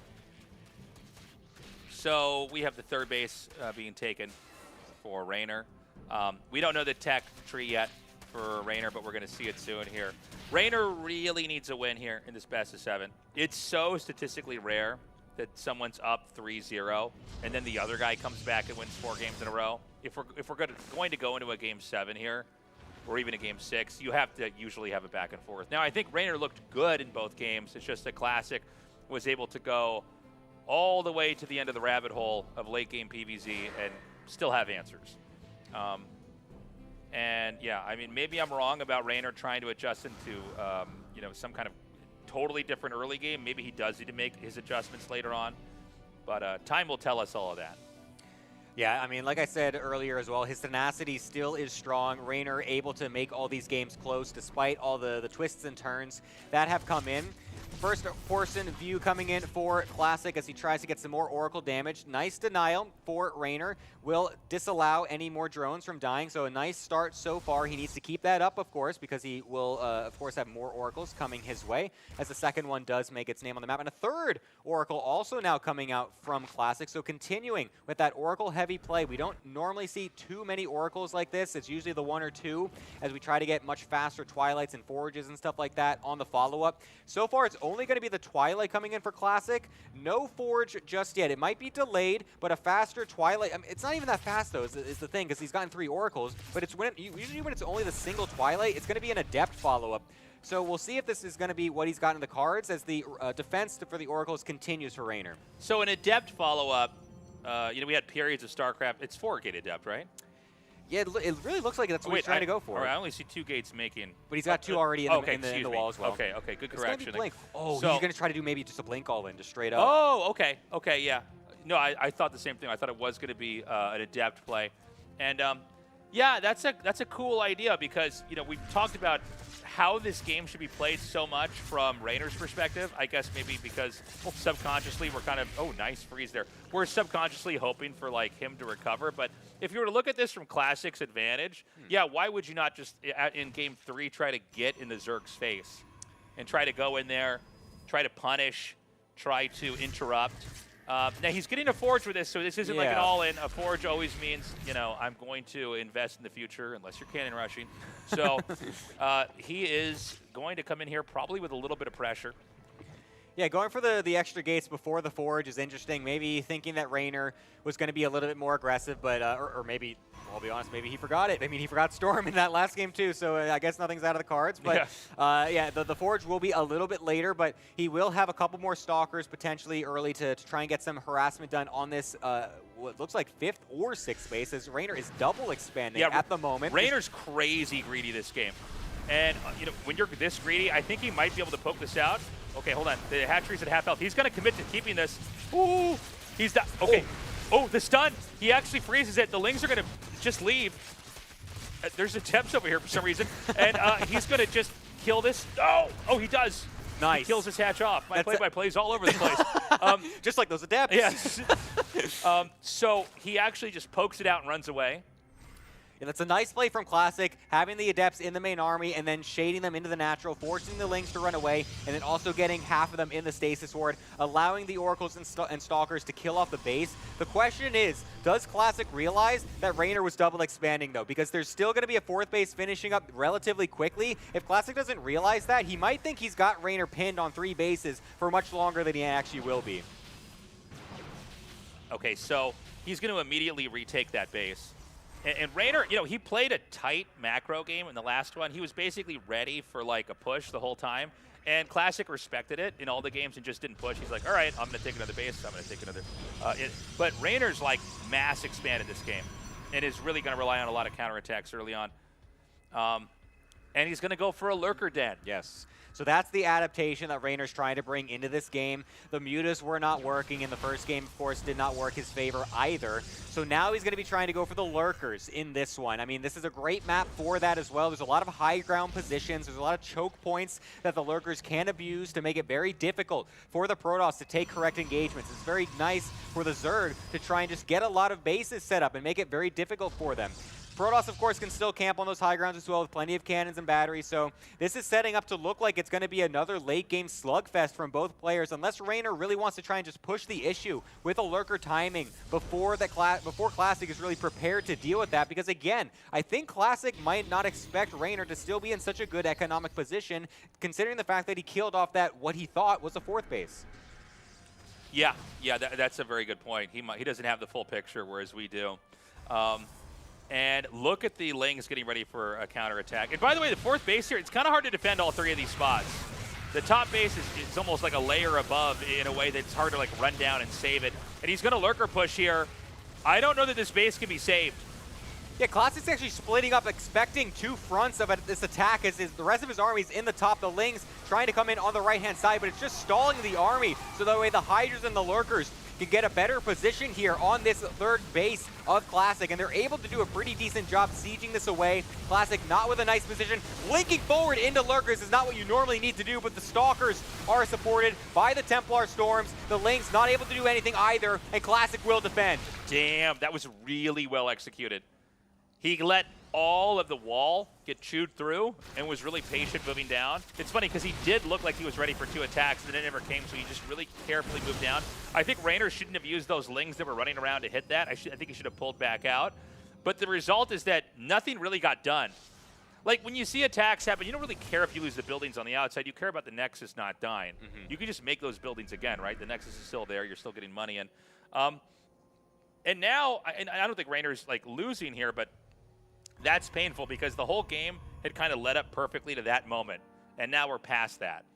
Yeah, if he was able to get a bunch of probe kills, if the probe pull wasn't on time, if he was able to even kill the Nexus, that's a lot of momentum that you can then swing to your favor to then continue with the Lurker and Hydra Ling attacks. As you can see, Raynor trying to continue that. It's going to be a little bit more difficult for him continuing on, but now that the wall is gone, he might actually be able to get onto that juicy probe line. 5 of them already getting killed. The reaction from Classic not quite in time as the Storms will start to blanket down on the units, but the spread from Raynor is pretty decent so far. The units getting killed off. And now that those are all killed, the Lings coming from the right-hand side, trying to kill this all off. Raynor might be able to just bust him right now because there's almost nothing on the ground for Classic. You know, it's funny. He did the first attack perfectly, defending it, but then there wasn't anything there to block that off. So then he just, you know, the moment the door was open, Raynor just ran it, and he's actually, this is so funny, he's running up and behind this expansion instead of hitting it from the front.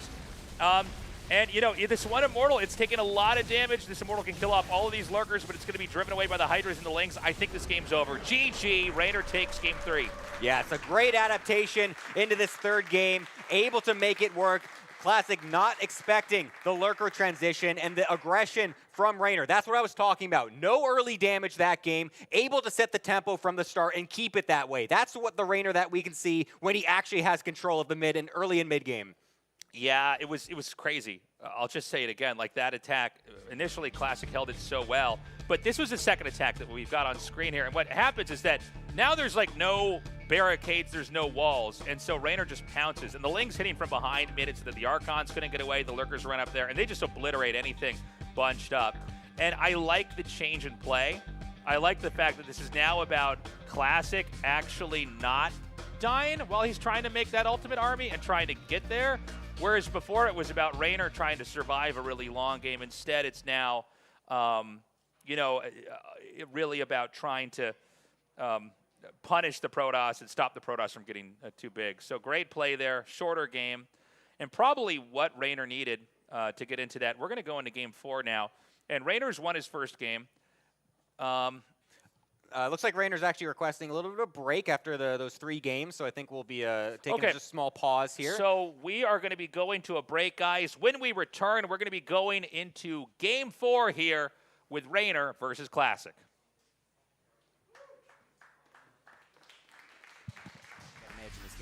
Yeah, the harassment with the Zealots at the third base and the Adepts down at that Planetaries is getting so much value. As another blink forward, these Vikings a little bit exposed here on the front line. Colossi eventually will get taken out, at least one of them. No focus fire on the low HP Colossus, so it will remain standing for now.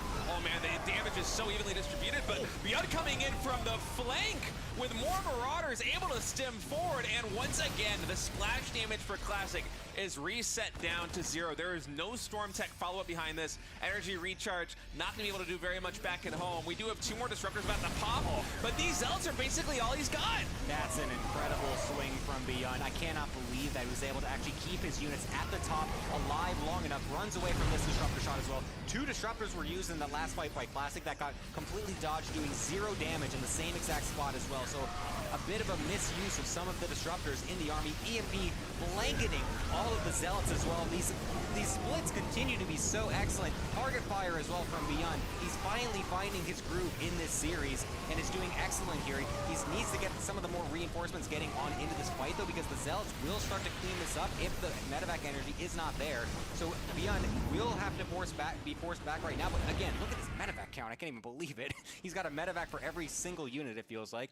And it's gonna at least deny Beyond a win for now. But Classic continues to be reeling. I mean, look at this, 12 Zealots, a Stalker and a Sentry. That is not the army you want 18 minutes into a PvT. Yeah, the splash damage is getting reset over and over again, and Beyond knows this is his window to get damage done. I love Classic warping in these sentries, energy recharging them and using them for Guardian Shield, but Beyond's immediately going to focus fire that one down. And this bio, I mean, there isn't enough surface area, there isn't enough Zealots to get surface area. Beyond is going to win a game number. Out with that many storms and so many Vikings just eating them, that ended up in a totally normal trade. I can't believe that. But it's gonna just reset essentially here. Both players just kind of forced back to their bases to try and reassemble, get all of their stuff back, set up again. And like you said, it does kind of allow a split map situation to come out, but the rotations are still possible from Classic as well. And then having so many Nexus all over the place, he could easily just recall to another side of the map. Oh! Even with the Mothership, how about? That's another way you can do it. Getting on top of this base on the right-hand side. Storms going off with the Time Warp as well. Unfortunately, just barely doesn't get the PF, but I love the move from Classic. Yeah, that is an awesome play. I saw that coming in. I thought it was a Nexus recall, maybe to the center of the map. But using the Mothership, if you have enough Tempest like this, I guess in theory, you could take down planetary bases so quickly and then immediately recall either to the Mothership or to another Nexus, and immediately he's pivoting back here. I think there might have been another recall to the top left expansion. He's going for another base.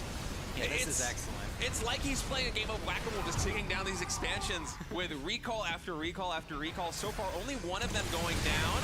And right now, Beyond, he's trying to find an angle. Some really good EMPs, again, catching 2 of these Templar. But this is not an inexpensive trade here for Classic. A moment ago, he had the better bank than his opponent.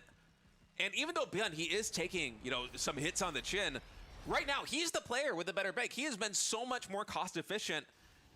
I feel like Classic isn't really getting the damage done that he needs.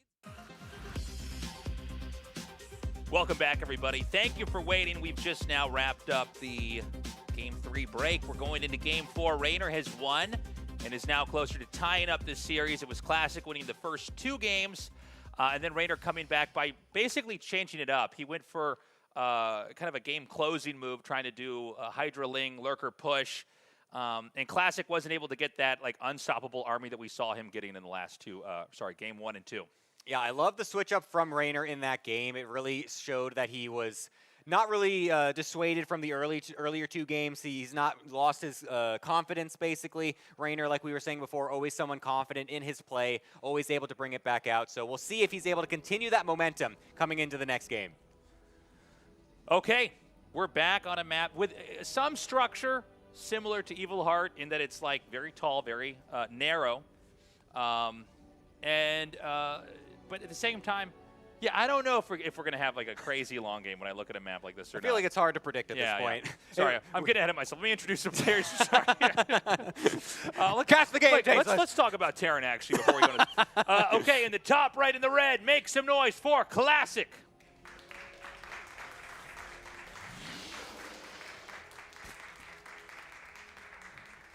And on the bottom left-hand side, playing for Basilisk, the blue Zerg player. Give it up for Raynor. Sorry about that, guys. I'm all over the place here. We are not talking about players. We're not talking about anything. How was your day, actually? Mostly what did you eat for breakfast? Yeah, this map reminds me of my breakfast.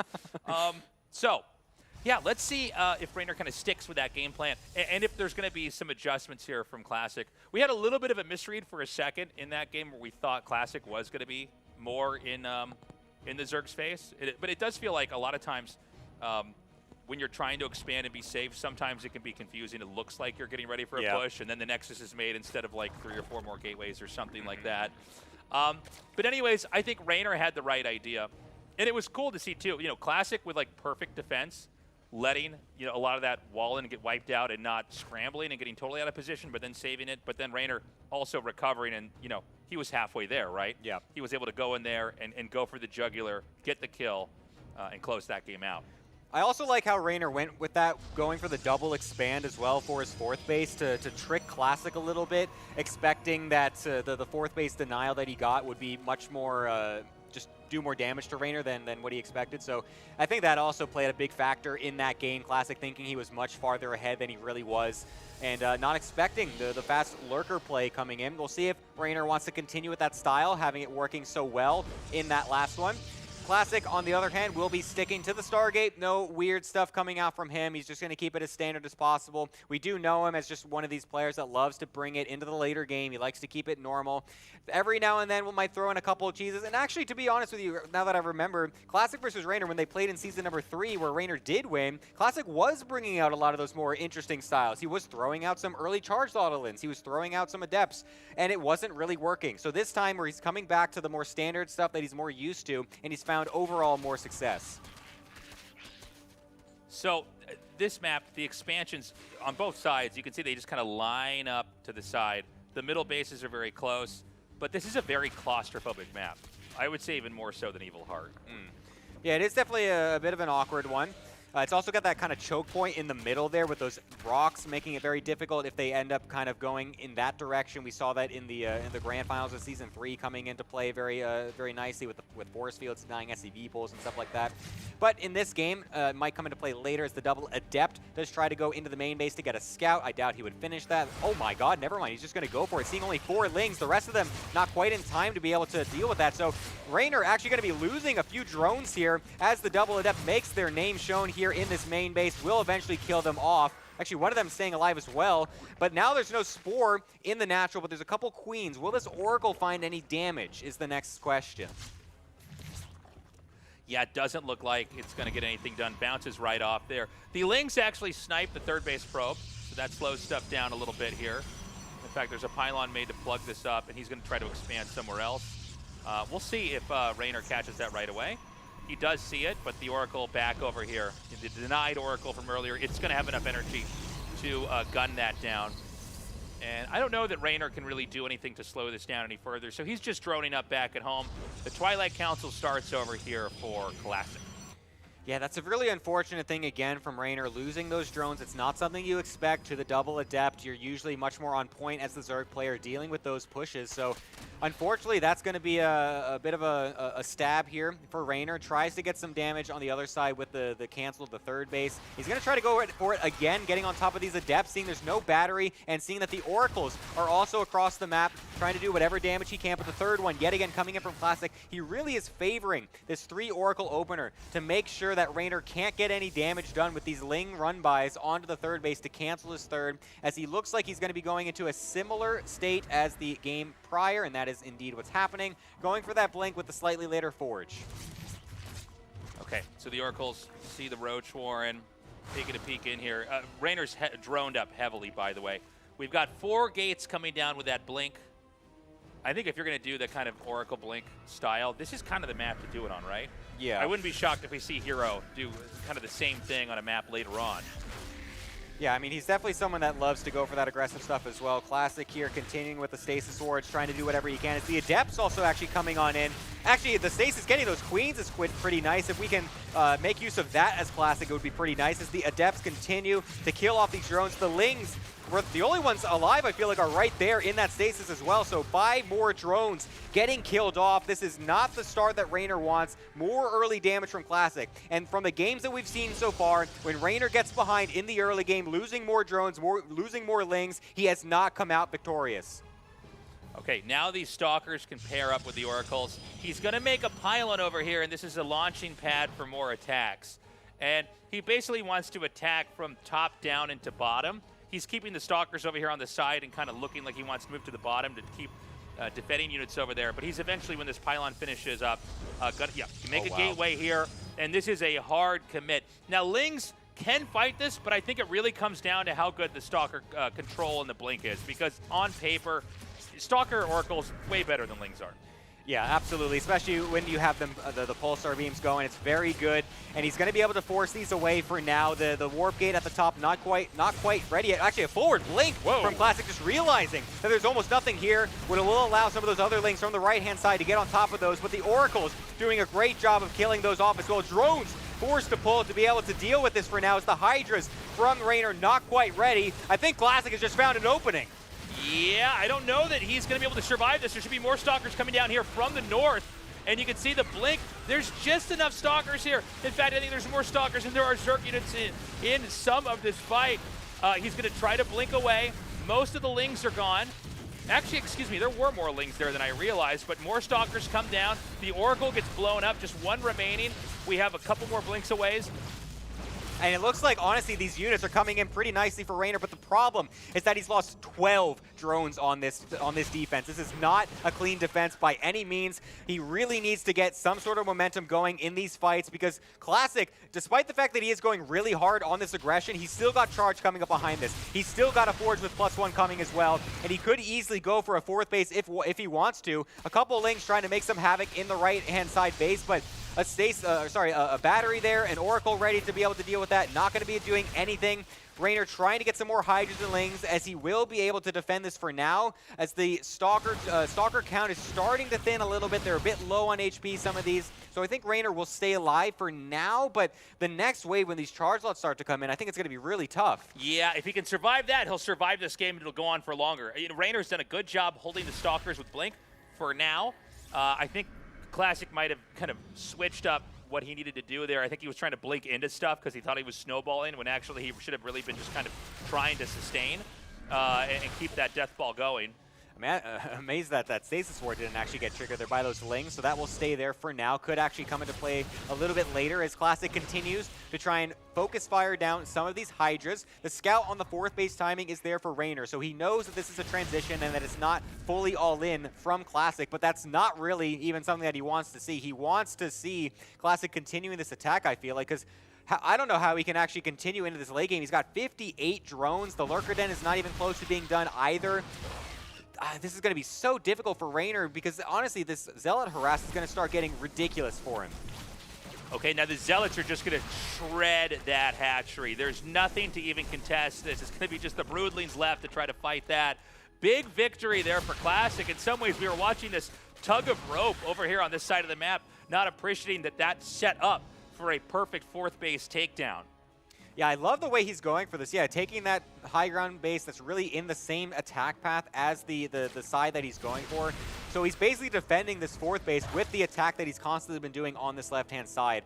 And so the Lings really have to find a different avenue to get over here. We'll eventually find that, but honestly, this army is just ridiculous from Classic. Raynor knows it. Classic is now on match point.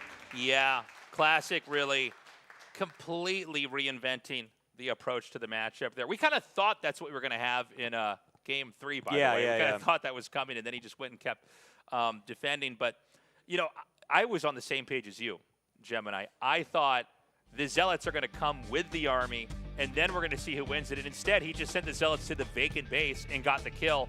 And it wasn't even like that was a trade-off. So we're watching now the early part of this attack here. And for a little bit, I didn't even quite see how many Lings were coming in here. I thought there was a bit more. And then when I saw there was still 4 or 5 or 6 more Lings coming up and the Hydras are here, I thought, man, this looks like it actually could be a lot closer, especially because, you know, when Hydras, when they have something to tank in front of them, they do damage so fast.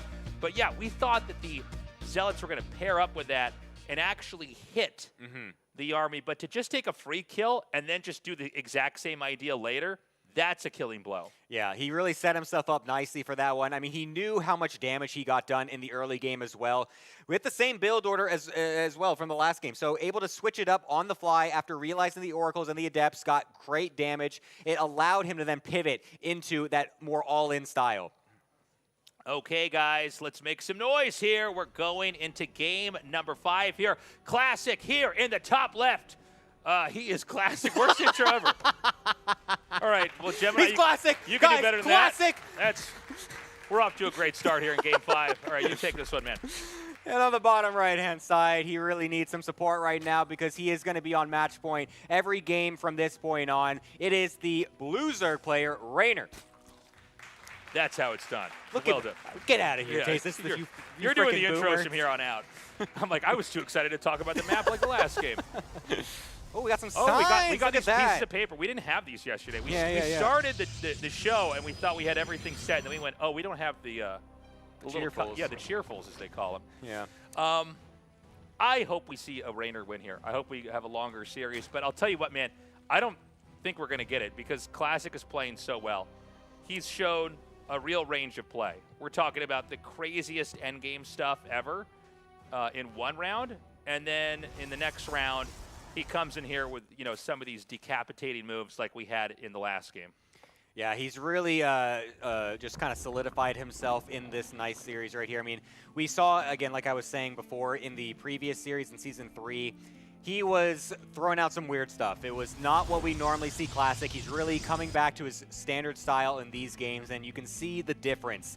He is up solidly 3-1 in this series right now, coming into this next game on Winter Madness. I think he's going to be feeling some good momentum, some good confidence coming in to just continue to do the same thing. It's not been broken too hard so far. It's been working pretty decently. The only time really was that one Lurker game where he wasn't able to get too much early damage done. So once again, I want to see Rainer focusing heavily on that early game defense. Do not let the Adepts get in. Do not let the Oracles get damaged. Keep the Queens in the correct positions. Keep your spores on time, because if he can get that ready, then he will be very nicely situated into this mid game. The big question is going to be which kind of Classic is going to come into this game, right? Like the fact that Rainer wins with that push in Game 3, and we think, okay, well, he seems to have a solution, and then Classic comes with an even earlier, even more aggressive push in Game 4. That's kind of scary. Yeah.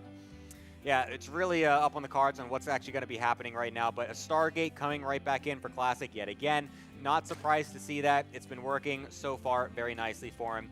And so Rainer will be trying to get some scouts off, trying to deny those probes, and trying to deny these Adepts, because like I said before, those Adepts were able to get much more damage than they really should be in this early game, and he needs to be able to stay on top of that this time. So we've got the Adept coming in here now, doing a little bit of scouting. Nothing's looking crazy or out of the ordinary so far. We've kind of cast this match a couple times already, at least for the early game. And yeah, it's going to be a hard road ahead here for Rainer, who is looking, again, strong, but against a player that just seems to have all the answers. And, in some ways, we're getting the conclusion to the thing we speculated about earlier on in this is like, Classic got to the RSL Final Four off of Protoss versus Terran, off of getting Psystorm really fast and kind of going for a mixture of splash damage is just sort of too hard to deal with. And that was all in a patch in a previous game when we were saying, well, how is he going to do in the next iteration of the patch in a matchup that he's not as, anywhere near as strong in, at least compared to the PVT that we saw. And so far the answer is he's totally fine. Yeah, we saw some more Adept pokes from Classic here, and it looked like Rainer actually made a pretty decent swell of Zerglings earlier on, making sure that those Adepts can't get any damage done. But now the Oracle comes on in, gets, I think that was 2 drones with the Queens in position, able to shoo it away as the Lings try to make their way over to the third base to deny that, but not able to do so. So honestly, pretty decent from Rainer. Only 2 drones getting killed off, but that's a lot of Lings that you made earlier on to try and kill the Adepts and deny them from doing damage, and then also to not really find any damage themselves on the third base. All right, the Lings come in there. Perfect little placement there with the Adepts. I like the split instead of just the little 3-way setup in between the gas and the minerals. But yeah, we got the game developing. The Forge, the Twilight Council, the Robo, all inbound here. Yeah, this is looking more like one of the earlier games from Classic when he went for that +1 charge follow-up. I think he might be looking into the fact that there is no... Yes, there it is. He saw, again, no Roach Warren. He's getting that Robo as well to set himself up for the Archon drop. So he's trying to go for that route this game. I love how adaptive he is. He's able to just get these scouts and just switch up his build on the fly, knowing what his opponent is capable of. And so he's going to be bringing that one back. That went into a much longer late game, but that also was that game where he had the Prism in the main going with that massive warp in as well that barely got denied. This game, it's going to be a little bit more hard, I feel like, to get that Prism in a good spot because the other game was on Persephone where it's much easier to get that Prism across. So we'll see if he's able to find some kind of damage like that this time. and we're just seeing the rest of the tech get filled in here. And a lot of times this is what is a nod to the late game, right? When you just see the Protoss growing and it's like the whole production tab is just like infrastructure and upgrades, and you know, we're seeing all the tech get filled out. That's when the game will probably, if the Protoss wins, come down to a push, right? And not some kind of like a crazy attack like the last game, but instead just like having that sophisticated army where you've got the right spells and you've got the right balance of units, and you could slowly kind of bulldoze your way through the Zerg on the map. Yeah, we'll see now as this starts to get set up here for Classic. The double Archon is morphing. It's going to get loaded into the Prism. The extra 4 gateways coming on in. Everything timing out perfectly. Charge +1 to go for this big push. He's even hiding that Prism. He doesn't want that scouted. He wants to try and get the surprise move on Raynor as the Oracles continue to try and do whatever they can to distract Raynor while the Prism makes its way across. He's trying to pull the attention away so that way the Prism can find its way into this main base, maybe in the 4th base if he wants to just kill that. But I think he wants to try and get some really heavy damage right now. Yeah, he's going to come in over here just out of eye shot. He's going to get a full warp in, and he wants to basically overwhelm this position here. And the damage is going to come in so fast. The Queens, you know, they can tank and maybe buy a little bit of time. They're going to run behind the minerals. Meanwhile, the Roaches are going to come up, and the Zealots are not getting great surface area. The Roach is going to come around from the side. Is there enough to actually hold this off? Yeah, this is a nice reaction so far from Raynor, able to get a lot of Roaches on the field to be able to deal with this, but the Prism is still here, so he's able to get another reinforcement wave of Zealots and also juggle these Archons to keep them alive as long as possible. He's going to force this forward into the 3rd base, leaving the 4th to survive for now. Was that a mistake, perhaps, as more Roaches start to trickle on in, but another warp in comes in as well for Classic. He thinks he's got the game in his hand right here. Somehow that Archon in the top right didn't die. It tanked all of its shields, then killed the last Roach. I think this damage may be spiraling out of control. I think it's very possible that Classic's about to close this out. Yeah, the War Prism now going into the main base with the rest of the units supporting it as well. The Queen trying to deny it, but there's almost no anti-air for that Prism. He's trying to keep it alive as long as possible as more units do start to bleed out for Classic, unable to find a position to get this safe warp in, but now he's back to the 3rd base where there's a oh, the Prism gets sniped by the Spore, repositioned as well. That's going to spell the end for the attack for now. Classic's not going to be able to actually continue this, and so Raynor will survive. Now let's point something very important out here. The hatchery lived. Yes. The drones were really, actually there was a decent amount of drones killed there, but it's not the end of the world. And the rush was stopped. He's morphing an Overlord. He's trying to now load that up with Queens. He's remaxing on Roaches. He's not going to re-drone at this point. He thinks that he's got a position at this point to actually go across the map and try to end this while Classic is trying to recoup, basically, because he's not going to have Storm ready yet. He's got a couple of Mortals. He's making batteries back at home to try and defend, because I think he realizes, Classic, that he's done a good amount of damage to the drones, and that he might identify that Raynor is going for this big push with the Revelation on the Queens as well. He knows what's happening. He needs to defend. Yeah, he probably assumed this was coming when he saw all the Overlords moving across the map. So this is a counter all-in here.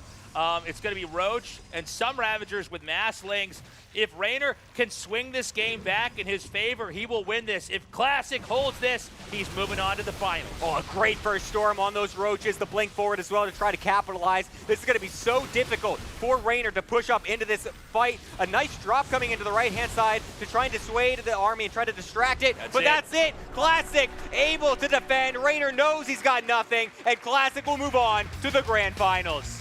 Beautifully done by Classic.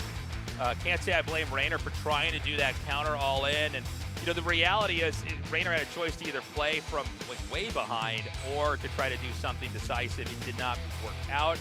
Classic, I mean, that was a very, very one-sided series. 4-1. He is the victor, and he's going to be moving on now into the RSL Finals. Yeah, I can't even believe the way that kind of worked out. I mean, it was so nice at first for Classic, getting the jump with the Zealots, with the Archons. It felt like he was chasing a little bit. There's a couple times where this happens when you go for this style. I actually love playing this style personally myself, and I've played it so many times where you try to go into that 3rd base, and you ignore the 4th for a little bit, thinking you have the victory right there, and then you actually kind of bleed out a little bit too much. You lose too many units, and then you regret not killing that 4th base. Then they can re-drone, they can recoup, and go into a mid-game. Raynor not choosing to go for that, though. Went for the counterattack. Classic scouting it nicely, able to defend, and he's through to the grand finals. Beautifully done. And again, a real threat here to take the entire thing. He had a very dominant first 2 seasons of RSL, and at the very end, he you managed to actually get to the finals here of this in a different patch, different version of the game, and in a matchup that he wasn't known as being so dominant in PvZ. You know, he really kind of took it away in PvT here earlier on. Yeah, so we're also getting Classic situated for a post-game interview. I'm so excited to hear what he has to say coming off of that amazing victory. I can't talk. Yes. Get it over to the desk. Get it over to the couch. Let's hear what Classic has to say. All right, thank you so much, guys. Classic, congratulations. You've moved on to the finals, and I think with such a dominating performance over Rainer, I mean, you have to be the favorite. You won a couple seasons of RSL, and here you are dispatching one of the best Zergs in the world, 4-1. How do you feel after that? 일단 김도우 선수 승리 축하드리고요. 일단 첫 번째 질문은 아무래도 이제 시즌 1, 2 우승하시기도 했고 아무래도 이제 계속 지금 좋은 모습을 꾸준히 보여주고 계셨기 때문에 오늘 또 결승에 진출하실 가장 또 큰 우승 후보가 아닐까 생각이 들었는데 마침 레이너 선수와의 경기에서도 좀 압도하는 모습을 보여주셨습니다. 오늘 좀 경기 어떻게 보시나요?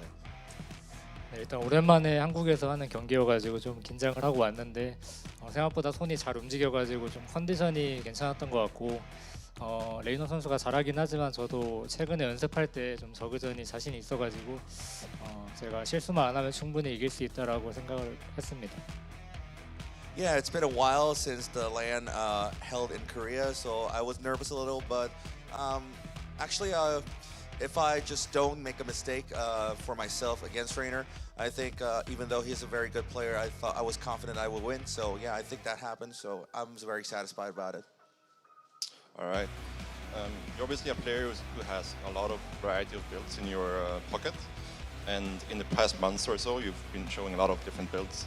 But today, you actually just showed a lot of very solid standard play.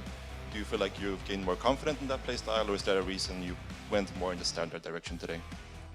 사실 올해 김도우 선수가 굉장히 다양한 이제 빌드를 선보이셨는데 이번 시리즈에서는 굉장히 좀 무난하게 일단은 운영으로 위주로 하셨거든요. 그래서 이번 경기에서는 좀 무난하게 좀 운영 위주로 해도 충분히 이길 수 있다라는 좀 자신감이 있으셨는지 굉장히 궁금하네요. 솔직히 중간에 조금씩 이제 뭐 공명사도라든지 좀 빌드를 섞으려고 했는데 상대가 오버로드로 서치를 하기도 하고 좀 의식을 많이 하고 있는 것 같아가지고 저도 뭐 후반 운영 자신 있으니까 그냥 후반전 가자라는 생각으로 게임을 했습니다. Well, actually, I had some of the builds in my mind to do. Actually, especially I tried to use the adepts more, but actually, Rainer was scouting very, very often, and he's constantly sent OVs out. So I just tried to just go macro and and I'm very confident on the late game macro situation. So yeah, let's go late game. Let's go macro. I'm very confident about it. So yeah, try to use, but I just didn't. All right, so looking at the other semifinals, we have SEOUL going up against Hero. You know, these are two guys that obviously you've played against a lot in Protoss versus Protoss in the past.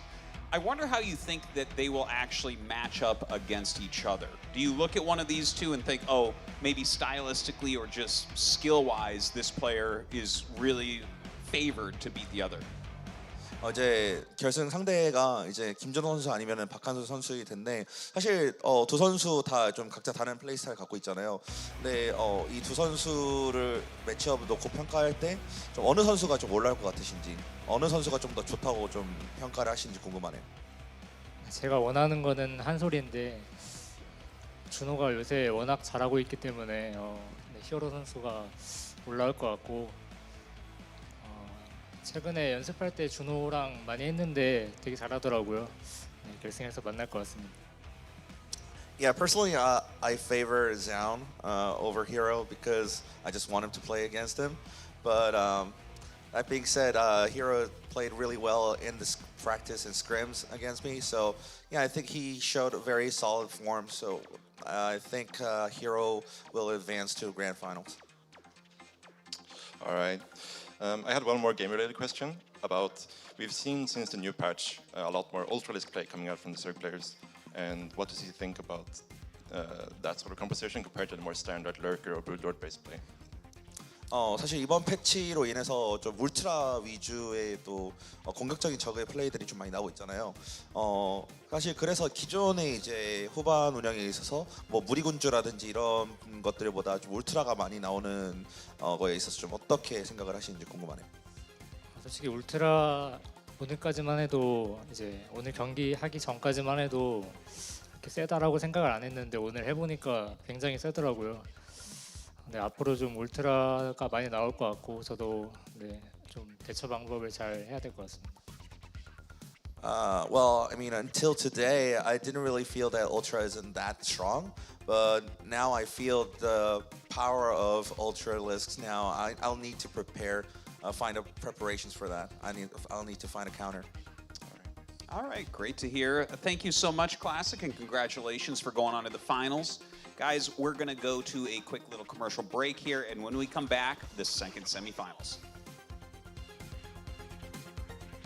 I think some Ravagers get added to the mix here, which should help a little bit here for Shin, because of course they do have longer range here than these Roaches. But you just see the kiting coming into play already right now on that fourth hatchery, which Shin would love to start saturating with these extra drones he's building right now, but this hatch is just in such a precarious position with very minimal creep spread in front of it. You just get kited into oblivion right now here as Shin. I feel like maybe if there was a round of Lings where he can come around from the flank side, you might be able to get a surround, but he is going to die on this. A couple of these Cyclones do get taken on the front side, but overall, still the DPS potential here for Beyond's army is just massive. I feel like that was still kind of okay-ish. Like, it wasn't obviously great, but I still was thinking, oh, this is a bit of an overextension. I feel like, unfortunately, only getting a Cyclone there. Some of the, oh, sick fungal out of nowhere from those two Infestors will be allowing him to jump on that giant pack of Hellions and start to shave this down. So that is where it's really going to start to swing for Shin here. Excellent timing on those two fungals, and the extra Lings coming in to reinforce will allow him to chase this down and continue to push Beyond all the way back to his side of the map. Yeah, Beyond was not anticipating this turn of events at all. He's building his fourth command center on site right now on the low ground, but that fungal took all of the wind out of his sails with that initial round of Cyclones and Hellions. Basically just getting stomped on the front door there of Shin. You need that money fungal as Zerg to be able to stabilize in a situation like that one with the composition that Shin was running, and he absolutely made it work. Yeah, that was perfect from Shin, honestly. I wasn't even realizing. I saw the Infestors in the production, but I felt like I didn't even think he had the energy to be able to throw those fungals down. So very good for Shin to really get the momentum more in his favor and just kind of deny Beyond from being able to continually shark on the map with total freedom. I feel like he's going to be able to get these Roaches pretty well, actually. That's an insane amount of damage coming in from those Cyclones onto those Roaches on the left side. So a bit unfortunate, but it does distract Beyond at least to allow the right-hand side army to go ahead and once again cancel this fourth base. So Beyond continually shoved back onto 3.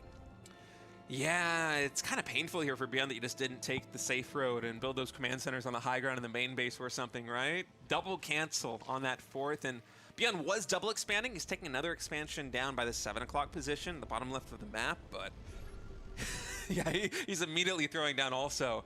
That initial base has gotten canceled twice already.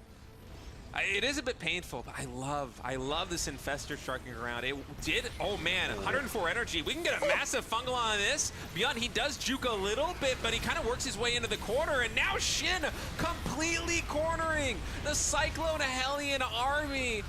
Oh man, that was a coup. What a victory right there for Shin. You never want to get caught in a corner like that with a battle mech style. That Infestor just absolutely carrying the freight, forcing Beyond back, and him just finding himself stuck between a rock and a hard place. Posture to yet again strike this base as he does not want this forward one to get taken. Yoinks coming in with all the Cyclones. We'll be able to kill a lot of those for basically free as the energy is going to be used up here from those Vipers. We'll have to send them home eventually to replenish. Doesn't want to lose anything with the missile turret. That would be sad. Getting rid of the sensor tower is also really nice to disallow any vision on the map here. And these pulls just continue to be very good. Nice arc, though, from Beyond. We'll be able to get a nice trade on the back end here and force this army back. There's no real army on the other side either really moving, except for a pack of Lings, I believe, on the bottom left-hand side, which aren't actually going to do anything. So this forward push is going to be pretty uncontested from Beyond.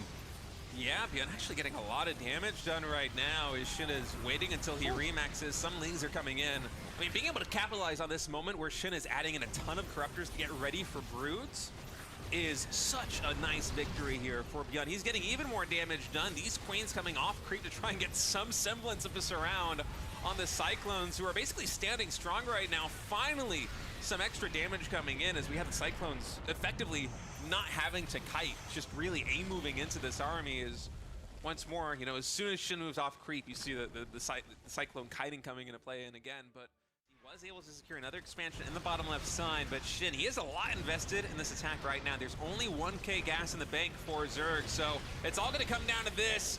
Huge abducts on every single Thor is going to thwart the majority of the anti-air right here for Beyond, and that means that these Broodlords can inch forward, but they want to be careful. Those lock-ons, they are hard to shake off once the Cyclones actually connect with the Broods. You already see at least 1 or 2 Broods do go down to those lock-ons, but this base is going to have to lift up. Yeah, the Viking switch is here, but unfortunately just a tad bit too late. Those abducts were perfect. CC getting killed off on the way back to the main, and now the Vikings are trying to use this little high ground position to try and chip away at the Broodlords, and we'll be able to get some of them with the Cyclones helping out as well. The Hydras can't quite get to them, but I feel like this army is just really non-stop here for Shin. He's got to be careful, of course, because this is where the time comes to switch it for Beyond. He's able to use his reinforcements first, and the rest of Shin's aren't quite here yet. So I feel like these units here are going to probably just get suicided for as much damage as possible, but I think the damage that they were able to do is absolutely incredible. Yeah, and the fact that they're forcing Beyond back into this natural expansion and allowing Shin with just 3 Hydras to completely clean up this mineral line, so it was just an orbital, is such a boon right now for Zerg. Beyond he's down to 45 workers. That's about half of what he had a moment ago. The income disparity swinging massively in Shen's side. It is Shin who is now double expanded. He's taken the center base. He's expanding into the gold that Björn was trying to take a moment ago.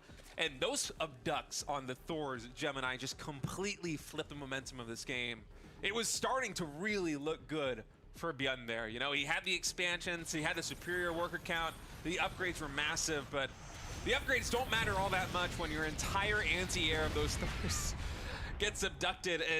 Is that like the 7th time? That's got to be like 8 or 9 at this point, I feel like. I think 7 is a little this balling it, to be honest. This might be the most command centers I've seen die at one expansion in like 5 years of casting StarCraft 2. It is just absurd. It's ridiculous. And looks like Shin is trying to go in here for one big final crushing blow. Gets the units caught in the left-hand side of the map, lunging on forward to get on top of everything. Beyond push down sub 100 supply for the first time since the early game. And this is looking like Shin finally finding enough momentum to actually end this game, and that is the GG. Stain the Cyclone production with such a fast 3rd CC, but Hey everybody, welcome back to the RSL. We're going to be going into the semifinals, match number 2 between Zoun and Hero. I am Artosis, joined by State. How are you doing, man? Oh, I'm feeling ecstatic. That was what a banger of a first match that we had between Classic and Raynor, and now we're going to be finding out which Protoss player is going to give us the PvP finals here at the RSL. It wouldn't be an RSL without the PvP finals, man. Yeah, you kind of have to have that, and of course we will see Raynor again here today in that 3rd place match, so that's actually really nice. We'll see who's going to be fighting against him, and hopefully that'll be a little bit closer. Taking a look at our bracket, there you have it. Classic already 4-1 over Raynor. Not a huge surprise. He's just been killing it in RSL this year. And then, of course, Hero versus Sound that we're about to go into. It doesn't show, but we will have a 3rd place match in between this match and the Grand Finals. Yeah, and excited to see Raynor in another ZVP. That series versus Classic, every single match felt so close. Yeah. And I'm wondering if we're going to get the same thing here with Hero versus Zound, because on paper, you know, Zound, he's had a very good 2025. He's been one of these players that's been on the up and up for a long time, but Hero is just such a beast at PvP. Yeah. No, Hero, I mean, I just would always bet on Hero in this type of match. Yeah, Zound, he didn't actually win one of the RSLs, right? You got 2nd place to Classic in that 2nd one, so he did end up getting the spot. But Hero has always been a killer in the matchup. He's got some of the best Stalker micro we have ever seen in the history of the game. a very aggressive player in general, and I think that that's good in Protoss versus Protoss. Yeah, he's probably the most unpredictable pro player that we have in StarCraft 2 in terms of what he's going to be throwing at you in any given series. And in a best-of-7 PvP, I'm not sure how many expansions we're going to be seeing from Hero. Natural expansion, sure, but a third and a fourth, I'm not so certain about that because he loves to bring the heat. Proxy Robos, Proxy Stargates, Dark Shrines, DTs. So true. Blink, it doesn't matter. Hero is going to use every tool in the Protoss arsenal to try and get you out of the game as quickly as possible. Yeah, and I've always appreciated his style in that regard. Like, this guy really is willing to just make the units take a slight risk somewhere and try to punish. Zaun, you know, we've seen him play a lot of PvPs. He is one of the newer Protoss players, I guess. You know what? He doesn't quite have the same legendary status that a Hero or a Classic have. So I feel like I generally underestimate him because of that. But I am cognitively aware that he can win this match. Yeah, it's certainly possible. Emotionally unaware, but cognitively aware. I think it's going to come down mostly to just the defense here for Zaun. And I don't want to pigeonhole him just in one kind of strategy, but when you're going up against Hero, one of the most aggressive players that we have in competitive StarCraft 2, and one of the most aggressive matchups that we have in StarCraft 2, you got to think that it's going to be Zaun on the back foot in most of these matches, trying to parry whatever attack it is the Hero throws his way. I think you're mostly right about that. I would like to see him mix it up, though, as well. Sometimes a very strong way to deal with an aggressive player is to you yourself bring out some extra aggression. You know, at least you're going to have those units in case you're under attack as well. Yeah, we'll see what the game plan is going to be from Zaun in this best-of-7 series. There's a lot of games to be played, a lot of range you can showcase here. The map draft coming in. Mothership, actually a very interesting selection here for map number 1. The only 3-player map that we have in the pool. If we're going to have some very cheeky plays, that's a great place to start it out with. Yeah, I'm not sure, even though it has a lot of bases, how many of those will be taken. I do feel like it's still going to come down to a lot of aggression, but who knows, maybe a little bit of a gamble in there being a 3-player map as well. Yeah, certainly could be. Hero does not. He strikes me as the kind of guy that could very well just proxy a Robo or a Stargate between the 2 other bases. Sure. And just be like, you know what, I'm willing to take the risk. Or hey man, just proxy it near one of the bases, you know? You always have that as a potential strategy there. A little bit of note-taking going in here. Some strategies being, being written down. I like that. Is this Zaun actually? Who's writing these strategies? I'm so curious. Yeah, I think he has a little picture of the map. He's trying to circle all the spots he can put a pylon down. He's like, I can fit a Dark Shrine here. Yeah. Robotic facility. Yeah, this goes there. Well, Hero right now putting some thought into it. I love having the live vetoes and map picks. Yeah. It is interesting. I feel like PvP, this is one of the ones where maybe it matters the least. But it is cool to see the map selection kind of unfurl like this because it does affect the strategies quite a bit, you know? Especially in PvP, I think the biggest difference is going to be whether you have a high ground natural expansion or a low ground natural expansion, because if Zaun wants to play a defensive PvP game, the high ground naturals is 100% the place where he's going to be able to do that, because that's for sure. Be able to secure that natural expansion. You can go for a fast Stargate, get a Void Array, get some Oracles out, play a nice defensive game from there. But if you're playing on the low ground, if Hero wants to bring the fight to you, it'll be very hard to secure that expansion, even if you have, you know, just an ironclad defensive setup. He can still find some openings. Oh, that's for sure. Like, you can still definitely attack in those situations. And in fact, sometimes that's going to catch your opponent off guard. So, yeah, we'll see. You know, I think we're going to have, like, a huge variety of strategies. That's kind of a nice thing, I think, about Protoss vs. Protoss, is just the wide range of things that you can try to open with. They're not, obviously, they're not all the same level, but the mind game behind them can make each and every one strong. Yeah, you never know quite what you're going to get in a PvP. Occasionally you'll have a series where it's just nothing but proxy robos and Stargates, and they're at each other's throats right from the onset every single match. And then occasionally get some more macro-looking PvPs where players play on very low gases. They take a lot of expansions at a rapid rate. They try to outscale their opponents. I wonder what we're going to get here in map number 1, as Mothership is going to be loading here in just a moment. Hero versus Zaun in the second semifinals here, the RSL Offline Finals. One of these players is going to be joining Classic in a best-of-7 series. I'm sure he's going to be watching this with bated breath, just waiting to see exactly how they're going to play, because You're going to be showcasing a lot of your That's so PvP true. strategies and skills in this series. Yeah, you can't hold something back to beat your opponent here. And then Classic gets to watch all of that, maybe take what he wants to use, and, of course, know what type of style you were using overall in the previous match. All right, Hero and Zoun. Map number 1 is loading in. It's going to be Mothership here to kick things off in this best-of-7 semifinals between 2 of the best Protoss players in the world, as the map has now loaded in, spawning down in the bottom right. The red Protoss player, it is Hero.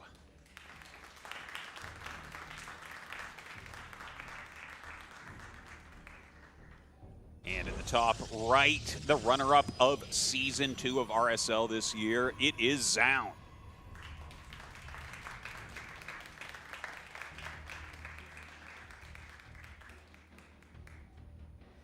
Already a pretty early probe scout coming in from Hero on the south side. Yeah, and, you know, both of them just making those pylons near the ramps, as is normal in Protoss vs. Protoss here. And I don't know, I'm kind of excited to see the type of style that Zoun is going to use, more so than Hero, right? Like, I feel like I've seen so many Hero PvPs over the years, I kind of get the types of attacks he's going to end up doing. But with Zoun, I do feel like, yeah, you're probably right that he should try to play a kind of defensive style. But I don't know that he's just going to look at this and say, oh, I'm going to play a defensive style. You know what I mean? Like, I feel like it's harder to predict what he's going to bring in against Hero, who he's known he's had to play for a while now. Yeah, might have some strategies coming out of the box. And by the way, Hero, with his very early probe scout, he's been able to locate the Zoun is going to be over here in the top right side. And he's setting that probe up in a very aggressive position. Cybernetic score is getting started here for Zoun. Actually, 2 proxy pylons on the same screen. Zoun and Hero both going for the proxies. That's funny. None the wiser. The other probe is just right across the way. So, do you think it's going to be like Stargate and Twilight? Like, I mean... From Hero, I'm kind of expecting a Robo with how just aggressively positioned this pylon is. From Zoun, I feel like if you're going to be playing it this conservatively, because, you know, Hero could be spawning at 6 o'clock. In fact, he is. It has to be a Stargate, right? There's no way you go for a Robo here with the distance that far to the south side base. You're going to want to get the more mobile units out of this, aren't you? I mean, seeing him just throw it all willy-nilly up here, yeah, this is what I thought I'd see from Zoun for sure. Good call on the Robo, but like if you're just gonna proxy it, like that isn't a proxy location, that's a hidden location, right? And the only thing that you want in a hidden location really is Twilight Tech. Yeah, that does make sense, especially because being up there on the top side, it's very unlikely the Hero's going to be spotting this. Unfortunately for Zoun, this is about the worst possible way it could break. Unless he finds this proxy Robo from Hero and is able to shut down the robotics facility before Immortals enter the field, he's going for an investment in tech, possibly DTs, possibly Blink, but neither of them are going to help him in the short term versus an Immortal all-in, which is likely what's coming. Well, definitely. I don't think this is a macro Immortal build with the Robo outside of his base. Couple of Adepts shading by here by Hero. And yeah, we do have Zoun with an Adept in that main base. Sneaky little Adept getting in, getting a little bit of damage here. There is, you know, the shield battery, so it's going to be able to save some of this damage, but still very well done by Zoun. Yeah, Zoun is going for Blink on that Twilight Council. 3 Stalkers defending the main base of Zoun right now, as Hero's just waiting for these Stalkers to finish up and defend against the Adept in his main base right now. And with the first Immortal already done, let's see if Hero's just going to push up this ramp right now. The Adept Shades can be used to get vision. They're not actually going to be blocked right now by any structure, so he's just going to jump right on top of the first Stalker. Well, this is not looking good for Zoun right now. Definitely a lot of damage coming in for him. That Immortal being pulled back. Actually, a nice pullback there from Hero, but with the 4 Adepts, ooh, kind of a missed shade there.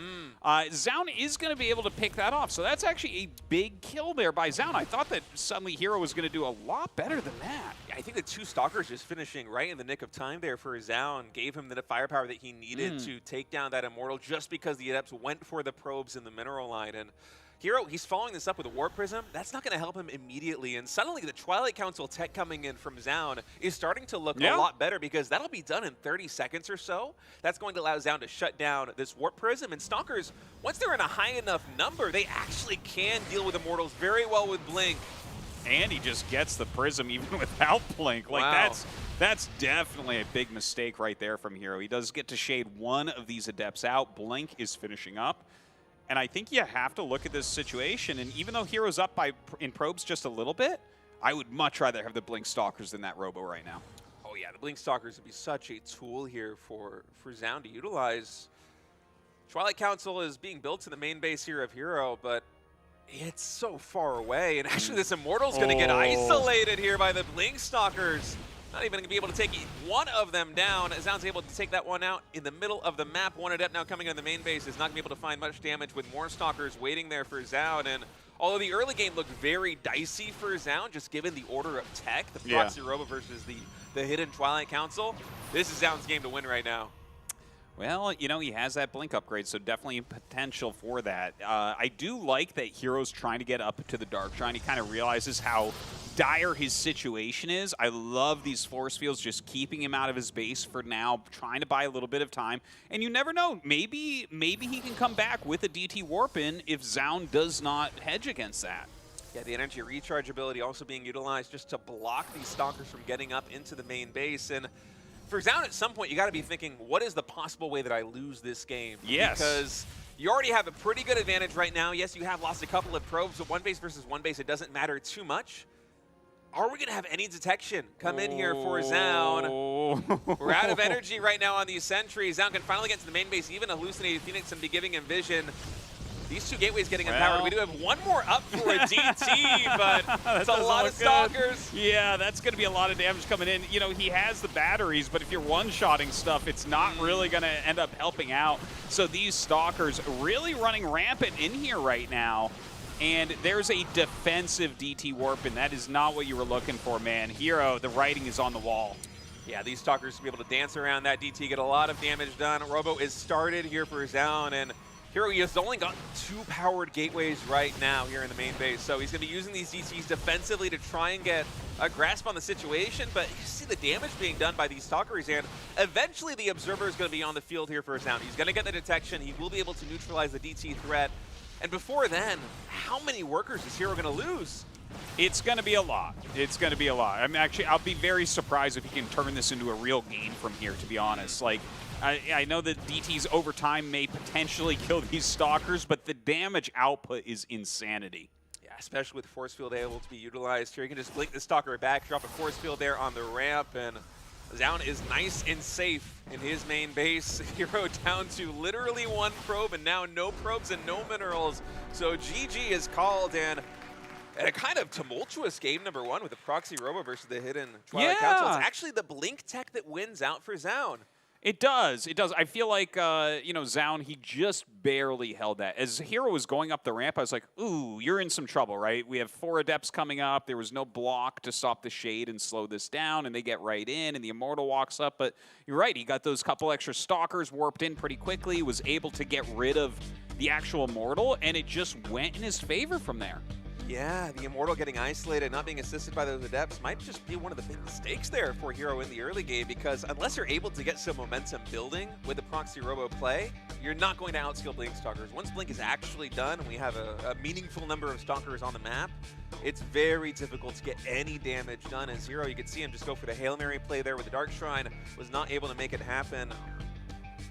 Yeah, well, this early in the game, Blink Stalkers beat just about everything. So, you know, that's part of the power of trying to go for that. Of course, you know, the DTs were not a terrible idea, I think, because he was already so far behind.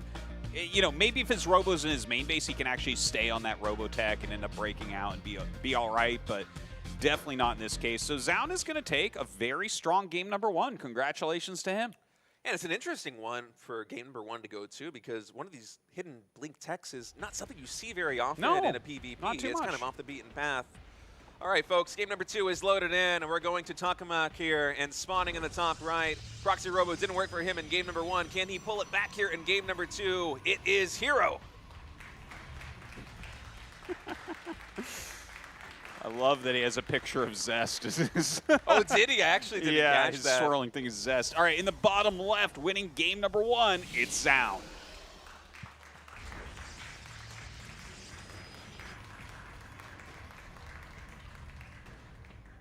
There you have it. Zest is best. the man himself. There he is. All right. So, I mean, that was a fun game. I like it, and I like that that's what Zoun chose to do. You know, this is something that I feel like we've seen time and again in Protoss vs. Protoss in StarCraft 2, where it's like you need to do decisive builds. You need to take a bit of a risk. That's just like the way to play it, right? Like, things could go wrong in a situation like that, but Zoun sets himself up with a very powerful position. Getting Blink that early, Blink basically beats everything if you're not already screwed. So I like him going for something like that. It's something like that's not going to work every game, that's for sure, but take those types of risks, because if it's just kind of a straight-up game, you'd expect Hero to outmuscle him. Yeah, and especially in the best of 7 series, to come out in game number 1 with a hidden Blink tech, one of the rarer techs of choice that you have on one base in a PvP. Yeah. It shows that Zoun is kind of liable to do anything in this series, and yeah, we're already framing this coming in. Oh, by the way, nice probe scout. What am I saying? Nice probe snipe coming in there by Zoun, getting this around. A Maru-esque move. Oftentimes you see these players, if you watch like a lower MMR game, they'll go for that probe snipe with a probe pull. They'll lose so many minerals, lose so much income, but Zoun actually being able to catch that probe from Hero means that Hero's really in the dark about what Zoun is going to be doing in the main base right now. Zoun can just do absolutely anything. Yeah, things are going well for Zoun right now. Like, that's a good, solid opener. I mean, it's not the end of the world. You know, some risks may have to be taken, but such is life. Now, the Stalkers pop out, and Zoun at least gets to see this, even though he is going to end up losing his own probe, and that does get chased down and pushed out. And Zoun looks like he will be posturing for a potential Nexus here. As Hero also might be going for the expansion on his side of the map, as we're waiting to see what the tech of choice is going to be for both players still. Yeah, I think the tech is going to be the Nexus for now, but definitely we'll be seeing something following that up. There goes a Nexus for Zoun, and a couple sentries coming up for Hero, so obviously that's going to turn into a Nexus also, and there it is.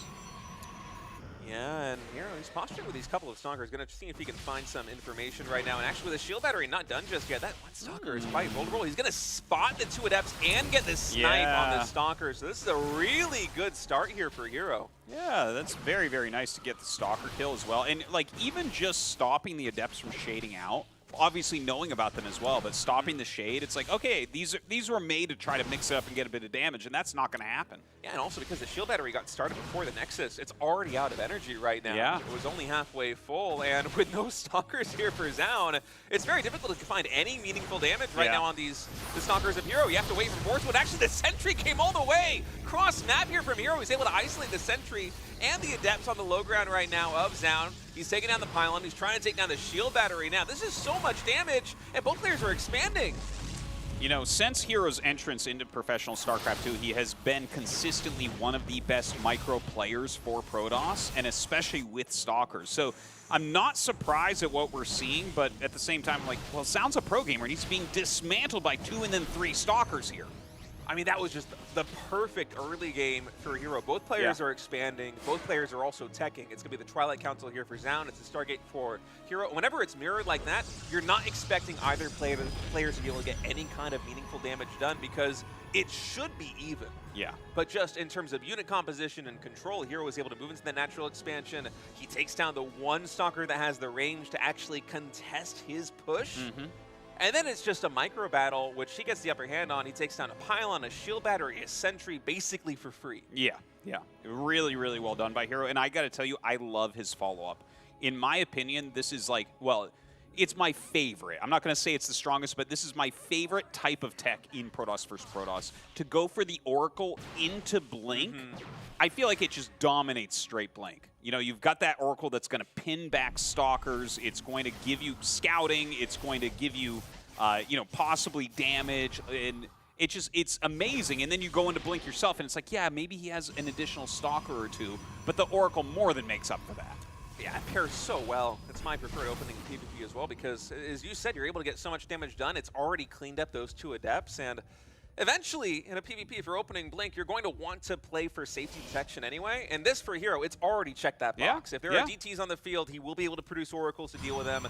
He can forget about that and just focus on either expanding more rapidly, getting upgrades more quickly, just focusing in on Stalker production, too. If he wants to get aggressive, there are so many ways you can play it. Well, you know, I think that is a great choice, and after getting ahead early on, really going to pay off as well. Zoun is taking a third base. Hero is taking a third base, but Hero coming across the map right now. He's got a couple of sentries in here as well, and you know, with the type of micro he has, I could see him getting some damage here. Guardian Chill on both sides. Hero pushing in. He has the greater Stalker count right now, and the shield batteries are not yet done here for Zoun. So Hero is taking the forward position, moving up aggressively as well with these stasis wards, just really preventing the potential micro from Zoun. Should Zoun want to blink forward, that is no longer in the cards. And with a pylon getting taken down, Zoun has to warp in from his natural expansion. So Hero, he's already done so much damage. He's building a proxy gateway here on the front line, in addition to the proxy pylon. Oh man, this is looking very grim right now for Zoun. Yeah, and with those stasis wards, there's not much he can do. He can't even really chase. Look at this. Hero walking forward right now, pushing into these stalkers. And yeah, he is just completely destroying.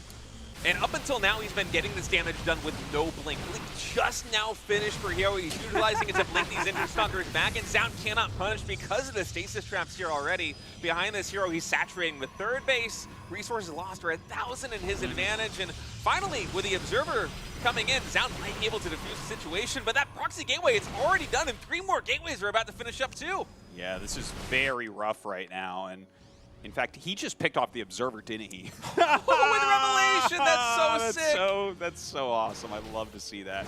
And now those stasis wards are still just going to sit there and be a big problem. So he is going to blink one stalker forward to defuse one of them. The other one is just about to run out. I think he knows that, or maybe not. But yeah, either way, like Zoun is technically holding on right now. And actually, if you look at the numbers for like supply, for workers, these types of things, it looks close. But I think right now, Hero is definitely outplaying Zoun. Oh, absolutely. Able to pick up another Stalker, blink back, and once charge is done, I think the problem's going to get very complicated here for Zoun, because one big warp in of charged zealots is going to provide the meat shield that Hero needs to really push into that third base. Well, this Oracle's still gaining some value as well, trying to get a stasis ward down. I love that type of move, just taxing that multitasking of Zoun. Has it behind that main base as well. We'll see if he utilizes that again soon. 4th Nexus going down as that charge is finishing up. Yeah, I mean, map control is just everything in a PvP like this one. You can see Hero just making moves which the player ahead often is going to do. You're going to take an additional base, you're going to build photon cannons there on defense because you know you can get away with it. And now that charge is done and we have Zealots entering the equation here, they just absorb so much more damage. So the Blink Stalkers can do their work here for a Hero. He's able to push into the third base, might start blinking back. Actually, I mean, this Hero we're talking about, he's standing and fighting despite the concave here from him. He's actually stutter stepping forward. Hero, my goodness, he just does not give up. It is amazing to watch a Hero actually control his Stalkers here and continues to push forward. Some more Zealots coming in. And, you know, there's not enough here for Zoun to really end up holding on. The Prism gets picked off there as well. The probes get pulled, but GG is called, and Hero takes a commanding game number 2. Honestly, he got the ball rolling so early on in game number 2, and in really any mirror matchup, momentum feels like it can be everything. But in a PvP, especially with Hero on one side, momentum truly can be everything, because from onset, losing a pylon, losing a shield battery, losing a sentry, it might only be 400 or 500 resources, but Hero makes you pay for that over the course of the entire game because he does not let up on the pressure. You know what's really, really funny is you mentioned earlier on, not during this moment right here, but you mentioned early on, you're like, and he just had Blink finish. I didn't even recognize that he didn't have Blink finish because his micro is so good. It's like I'm just assuming there's Blinks going on. You know what I mean? It's very rare that you see one player with Blink, one player without, and the player without is dominating in the Stalker fight. He was just so cost-effective up until that point. The Oracle, even though you have to invest a lot of resources into getting it, it also prompts a pretty significant reaction from Zoun. He has to add shield batteries. He might need to even divvy up some Stalkers into the main base or into the natural expansion to parry any Oracle coming in for a stasis trap, for some harassment. And it's the rare situation where you have a player without Blink just pushing to the third base aggressively because they know the game well enough. They're like, you know what? I did that damage in the early game. My third base, tempo ahead of yours. I can flex this muscle. I can push in because you're not going to have enough Stalkers to meaningfully stand a problem for me, even if I don't have Blink yet. Yeah. Very well done there. Love what I'm seeing from Hero, and I think anytime he gets into these early game altercations that revolve around Stalkers, he's going to be coming out ahead against basically everyone in the world. You're going to have to get parting up here to have any chance to out-micro him, right? And so I think that that's something that Zaun has to take into consideration. He has to accept that his micro isn't quite to that level, and he needs to really lean on strategy coming up. All right, game number 3 is loading in here on Evil Heart, the smallest map that we have in the pool, as spawning in the top right. He lost game 1, but he just tied it up in game number 2. Give it up for the red Protoss player. It is Hero.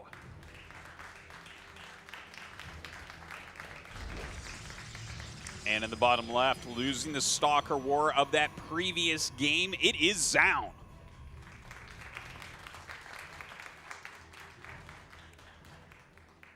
I wonder what kind of early game shenanigans we might have here on Evil Heart, because in terms of rush distance, this is by far the closest map that we have in the pool right now. I mean, it is just a stone's throw away from your natural expansion to your opponent's natural expansion here on Evil Heart. Well, that should make for some big action early on. And, you know, thinking about the players, I didn't say this like before, but whenever I think of Zaun, I think of Adepts more than any other unit. That's kind of when he started to make his name. That was really the unit that he kind of rode towards the top of the ladder, getting really good in GSL and everything like that. I don't feel like that's the case exactly right now, but we did see him trying to get those Adepts in pretty early in that previous game.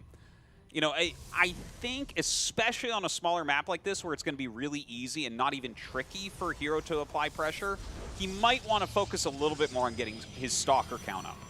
Yeah, I wouldn't mind seeing a Stalker Sentry opening from Zaun. Should he try and go for a fast expand here? Because I feel like the Adepts are a little bit dicey as an early game option, as Hero's hiding the third pylon. We don't know whether this is going to be for a hidden tech just yet. This is a common tactic that Protoss players do because both players know the game so well. Zaun understands there should be 3 pylons in the main base from Hero.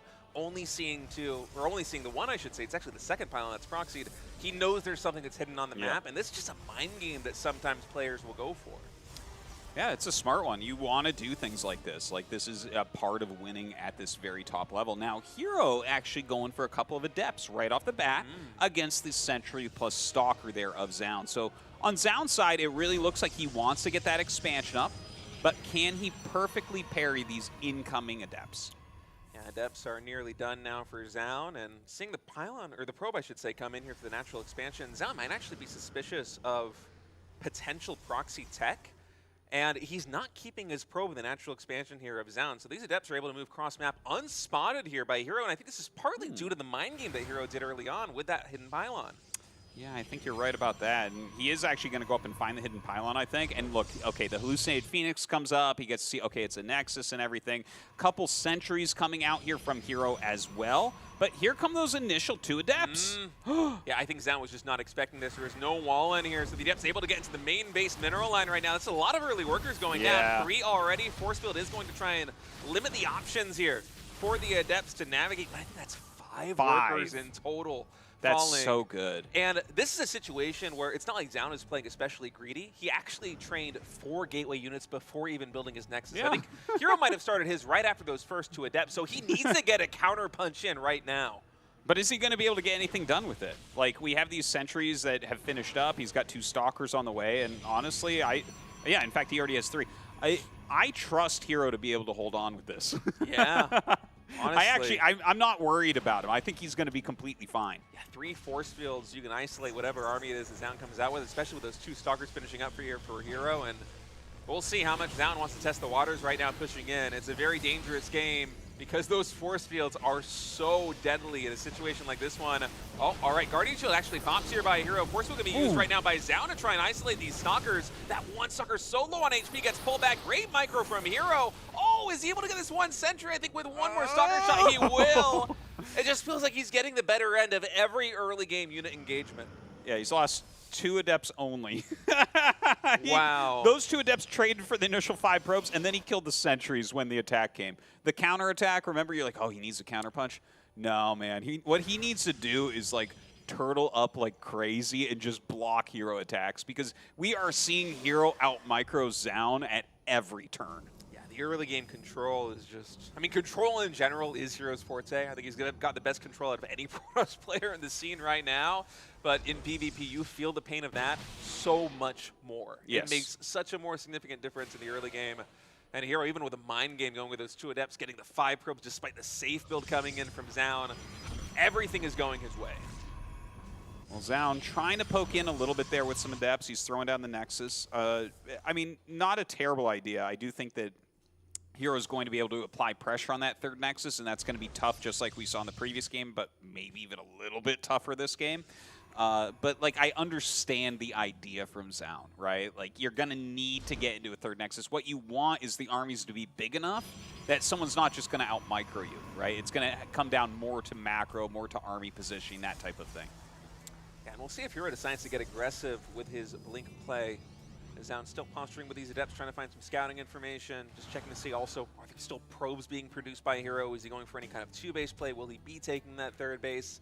Does see more probes in production, so he's expecting this to be more likely a normal mid-game PvP with both players establishing a 3rd base. And one of the big questions I now have to ask is, how many gases are either player going to take? Because occasionally we have very low gas games, and from Zaun, that's what we're seeing right now. He only has the 2 gases in the main base, and that signals to me that we're going to have a very charged Zealot-heavy composition coming in.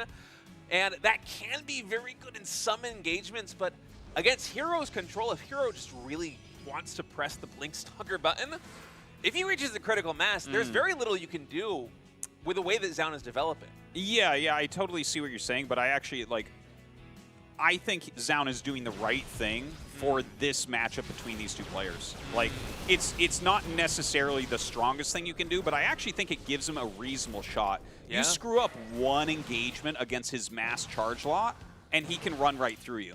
No micro involved.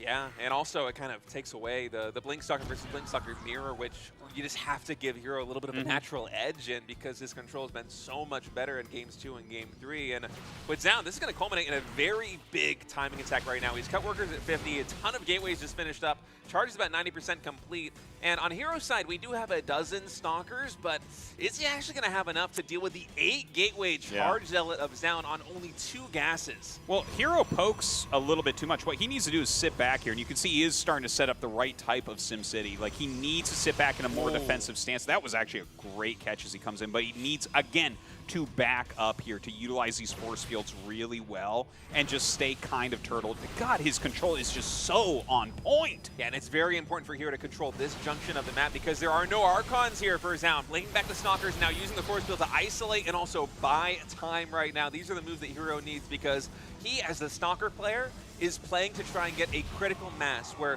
the Zealots will no longer be able to get the surface area and the Blinks will be off cooldown so that he can mitigate any damage. But now Zaun charging in once more. Zealots absorbing the brunt of the force right now. Hero, he is microing back into the shield batteries at that 3rd base with 3 Immortals. The Zealot count, now that it's thinned out, Zaun doesn't have very much left, and it's Hero getting on the aggressive.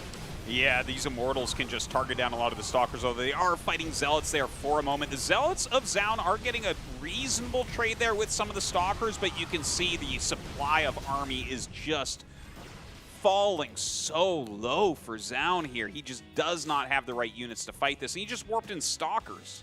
Yeah, this should That's not it. Yeah, this should be Zaun's moment, but Hero's defense has been so clutch. It's a nice snipe right there on the Warp Prism. It's going to allow him to focus fire down this Immortal, but there's just too much right now here for Hero. Zaun knows it. GG is called, and after dropping game number 1, Hero has gotten a 2-1 lead in this best of 7. Yeah, and kind of dominating, too. Like, yeah, the first game, his Immortal push didn't really work, and Zaun killed him with the blink. Okay, but everything from there has been Hero massively out-microing Zaun at every single turn. Like, Zaun needs to, I'm not joking, he needs to just kind of turtle, get up to 3 bases, get a quality army, and just play like that. I can't see him winning if they keep scuffling early on. Like, he needs to block every attack Hero makes as hard as he can. Yeah, both in Game 2 and in Game 3, it felt like Hero just from the onset had such a significant material advantage. In Game number 2, he pushed out with Stalkers in the initial Sentry, was able to take down a Pylon, a Shield Battery, a Sentry, basically for free. And then in Game number 3, with 2 Adepts, it was even more damage done. We had 5 probes go down from Zoun in the early game when he was playing a safe build with 4 gateway units before an expansion. Where he should be checking all of the boxes in terms of, okay, Hero, you cannot get any damage done on me. Hero still finds an opening. He's now up 2-1. He's looking great right now.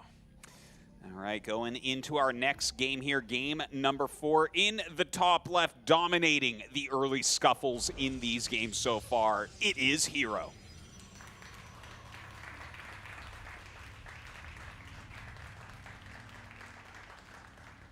And looking to fight back now in game number 4, spawning in the bottom right, our blue Protoss player, it is Zoun.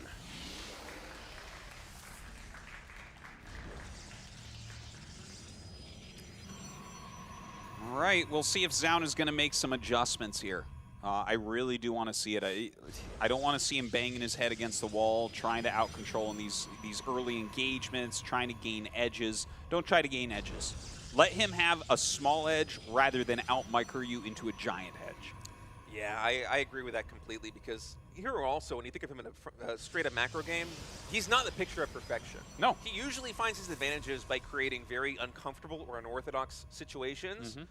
Like, he pulls you into the mud wrestle, and he's just better at mud wrestling than everybody else, right? If you play a clean game, I actually might give it to Zoun if he's able to safely get up to 3 or 4 bases. Sure. Just not taking any significant damage in the early game. And so I'm hoping that he can button up the early game defense, but look at this start coming in from here, actually. This is kind of a curveball in game number 4. I'm not sure I've seen this before.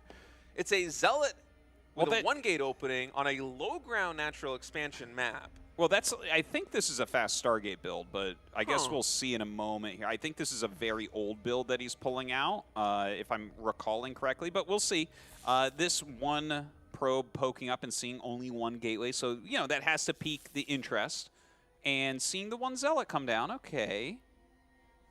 It's a very tricky opening. Actually going to be a sentry started here from Hero, so this is going to be a very fast expansion, I think. Okay. Yeah, the Nexus gets thrown down. Oh, I like this from Hero. This is a big mix-up because game 2, game 3, we've been talking about how Zoun, he just needs to be better in the early game in terms of not taking any damage. And now Hero is basically challenging Zoun to try and get something done to him. Well, Zoun is putting a pylon outside of his base, but it's not very proxied.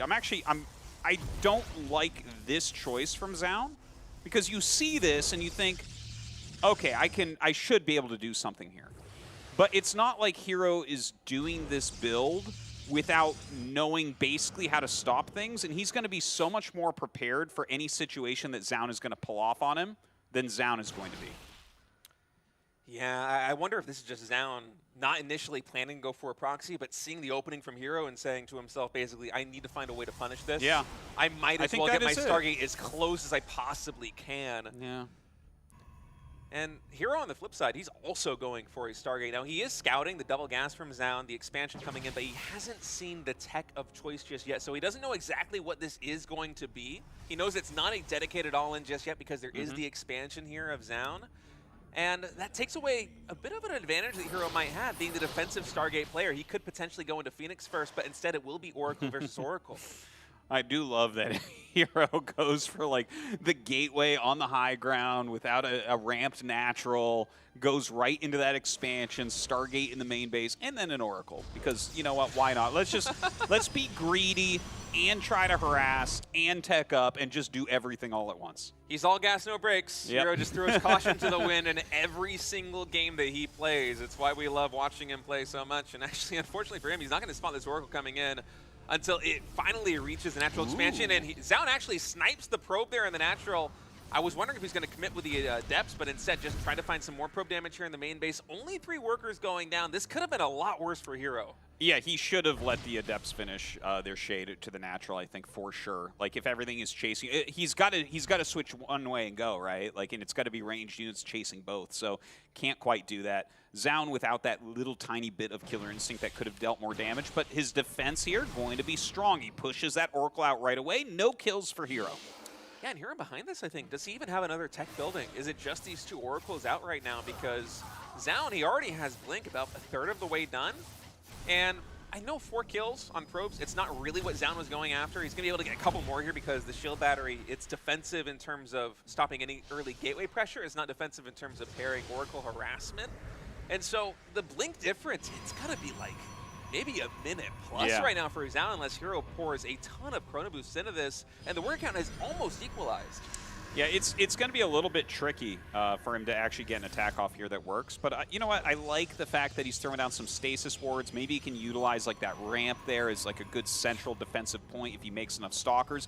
Like we already know that if someone can use regular stalkers against blink stalkers, it is Hero. That is true. Twilight Council is finishing up now for Hero, going for that very fast third base. He is scouting that SEOUL is still just sitting happily on 2 bases, actually going up into 4 gateways before the third base. Not something that you usually see in a PvP. SEOUL perhaps respecting the potential threat of a push coming in here from Hero, or also maybe trying to do some damage of his own. We'll see if he continues probe production or if this third base is basically just to saturate once the main starts mining out, because I feel like this is a rare opportunity for SEOUL in this best of 7 series to really try and get some damage done, because Hero's been playing this very greedily. Yeah, well, that is for sure. I love how he switches back and forth from aggression to greed here.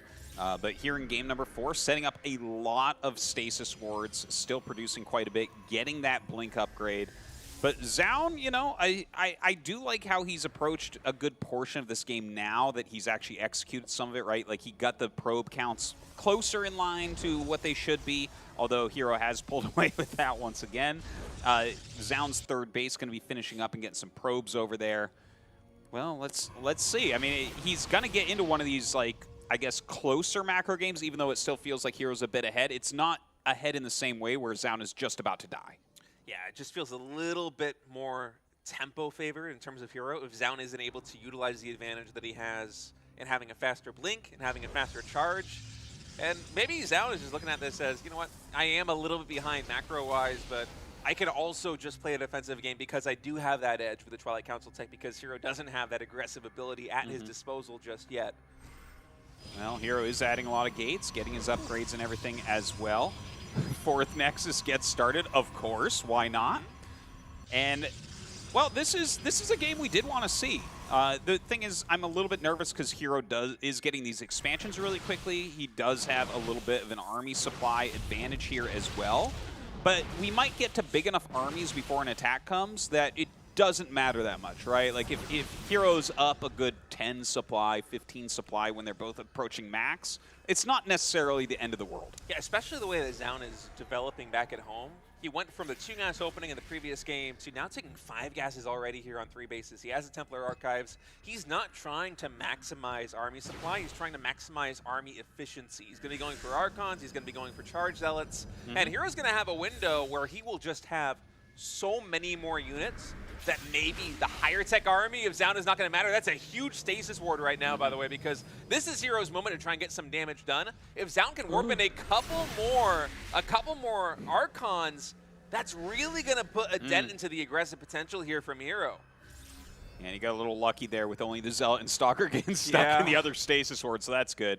These should be able to blink away pretty quickly, right? He actually sits and fights for a second, but SEOUL is going to push forward and, yeah, pushes him right back, but that is a lot of blink stalkers that Hero has made. It's a very blink stalker heavy army right now here for Hero. Is now continuing to press the attack right now. Wants to shoot Hero away from his side of the map. Going to take control of the high ground here on this ramp and then just continue on pushing. All right, finally decides to think better of it. He still is sitting on 3 bases. So Hero, he's got the better mineral saturation now as the main base is starting to mine out. SEOUL, is he going to take a 4th, or is he just going to try and continue to push? And oh my goodness, what a stasis ward. That got basically SEOUL's entire army. I don't think I've ever seen a stasis ward like this. It's a pretty insane stasis ward. That is ridiculous. Dude, stasis wards are so crazy good. You can nerf them over and over again. They are just so strong. Now, hopefully the same happens to Hero here. Okay, well, he does get a few trapped. Now, here is SEOUL's army becoming unfrozen, but he brings some Zealots up really quickly, so this is going to help a lot. And in fact, Hero has to kind of turn around. Oh man, just the back and forth right now of so much Protoss getting caught by these stasis wards on both sides. Now it's Hero's army getting isolated. I think Blink, is it off cooldown right now for Hero? He can't blink away just yet. So that's a lot of Stalkers getting taken down. If the Stalker is stuck in the stasis after having just blinked, that cooldown does not go back and reset. So that's a big win here for SEOUL. And the tighter defensive play on 3 bases, it is working out right now. Hero's taking a 5th. Sound, he's only on 3 bases, but his army is so much better. Yeah, it's like a 15 army supply advantage right now, and it's a good composition as well. Hero's kind of basic in what he's made so far. Some Zealots running in and dealing some damage to that 4th base location. Now, in the meantime, there is damage happening across the map here. We can see Hero with those Zealots in the mineral lines of Zoun. He's dealing a huge amount of damage to Zoun's economy. The natural in the 3rd base no longer mining right now for Zoun, but the standing army from Zoun is so much more refined than what Hero's got. I love this move coming in from Hero because in a straight-up fight, he just loses. He cannot keep pace, but because he has all these extra expansions, yes, Zoun, he is being able to take down that 3rd base, but Hero, he still has a lot of income coming in. He can continue developing his army. He's going through a Dark Shrine right now. I'm not sure if we have detection in the front line. Okay, we do. So defensive DP's not the best option for Hero just yet, but he is making what was going to be a very clean victory here for Zoun very complicated, and this is his path to victory. It's not just complicated, he's way up in supply now. Yeah. He's killing just about everything. Zoun has like nothing left. It's a full-on base trade here. I gotta tell you, like, there's some crazy things that can happen. There are 2 DTs out, but only 1 observer for Zoun. So if he can somehow pick that off, that'll just seal it. We don't have any detection from Hero except the front cannon. Yeah. It's actually going to recall the probe from the main base down into the bottom left expansion. And the observer goes down to a photon cannon. Are you kidding me? That game should have been a Zoun victory. Yeah, it honestly, you look at the armies. How does Hero turn that game into a win? He makes it so dirty with the counterattacks. He just creates chaos absolutely everywhere. Wow, what a scrappy PvP coming in from Hero. He's up 3-1 in this best of 7. My goodness, what a game. Dude, that's unreal that he was able to end up taking that. When Zoun got that far ahead in that game. Well, the thing is, Zoun played more of the game that we wanted to see out of him, right? Yeah. It was like more Nexuses, more units in general. But Hero, just these chaotic circumstances, that has been, and always will be where Hero shines. He's just better at it than basically any other player in the world. If you get into a down and dirty battle, he is going to beat you with experience because this is just his MO. Every single game, every single series, he is the scrappy, smiling assassin. And in a game that by right, Zoun had the better army, he was able to navigate the mid-game so cost-effectively. You think of those stasis traps, how much damage and how much value he got out of the engagements on his side of the map. It was fantastic for Zoun, and he still couldn't capitalize on it because Hero is just that good at making the game a complete mess. Yeah, that was absolutely wild. Like, Hero really showing some domination so far in this series. Loses that first game, okay, that's going to happen sometimes. But looking strong. We're going to give these guys a quick little break, guys, and when we come back, we'll see, can Zoun start his comeback? Yeah. I feel like, at least in the games I cast, I haven't, wait, what? He's going to cancel and make a spine, surely. Yeah. That makes or more not. sense. Wait, yeah, okay, it's just, okay. Because the vision was kind of confusing me. Oh, wait, no, it is still there. What? What is he doing? Oh, he messed it up the first time. He messed it up 2 times in a row. Oh my God, he messed it up! No!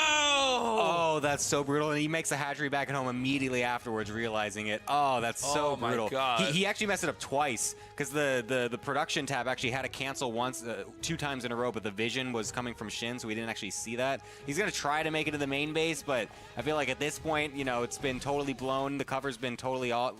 He sees exactly what's happening at this point, so that is a brutal scenario for Raynor, and he's gonna have to now recover from this awkward situation. He knew the exact right number of drones. It's 3 to snowball the damage down. The drone cancels. I mean, I guess he can make a spine down here now. He's just going to bring it home. I think you kind of have to just abort at this point as Raynor. Or he could build an extractor there. I mean, there's all sorts of stuff he could do. Well, this is really good for Shin. Yeah, I mean, the lane count is going to be perfect. He's kept most of his drones alive, only losing 2, which is quite good. He's still up a solid amount of drones, going to continue to make more of them. And Shin should be feeling very comfortable, especially now that this queen has arrived. This is looking like an excellent defense coming out of Shin. Because Shin wants to keep this economic lead going that he's accrued for himself. A solid 8-7 workers or so ahead is going to be super good for him. Wow, Raynor going for a ninja base in ZVZ on the bottom right-hand side of the map. That is not something you see very often. I think this is one of the best possible moves. I think your cheese failed. that is probably the best time to hide a base. Yeah, yeah. Right? Like, otherwise you're just playing from behind in a very straightforward game. Take that base in the bottom right. And, you know, a lot of games, I mean, even speaking from experience, is where you, like, think you have a read on exactly where they're at, and you think, okay, well, this game's really their problem. They have to do something, and you're like, oh, no, they're literally ahead of me in a base. Yeah, yeah. This is terrible. So, I mean, it could cost Shin the game if he doesn't find that. It's not over till it's over, right? I mean, he's getting just enough roaches. By the way, I bet Shin is just scratching his head right now. I mean, like, what is, like, how is he just...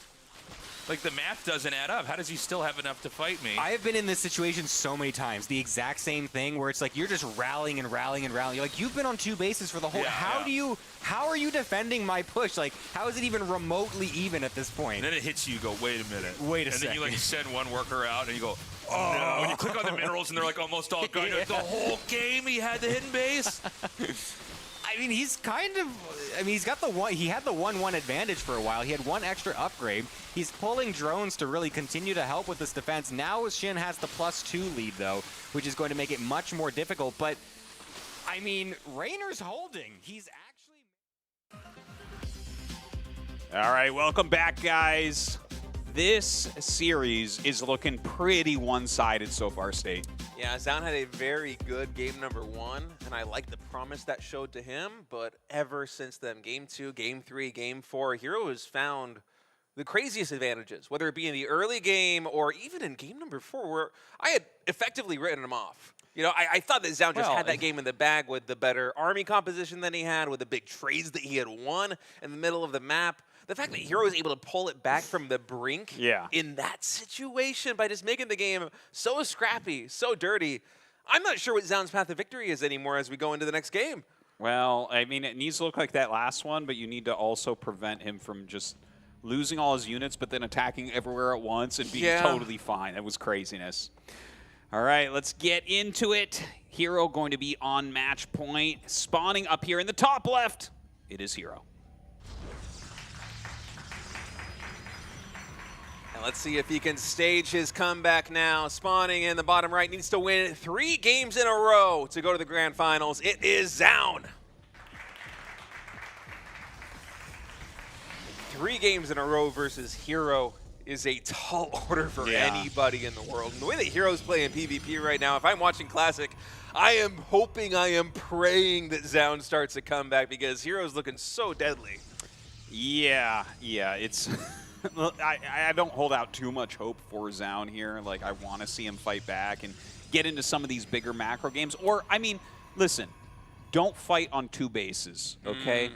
Maybe you want to do some crazy tech all in on 1 base. Yes, I'm fine with that. You want to do something insane like just pure Stalker, 3-gate, something like that, or Proxy Robo, Proxy Stargate, DT Rush, I don't know, whatever. You can do that.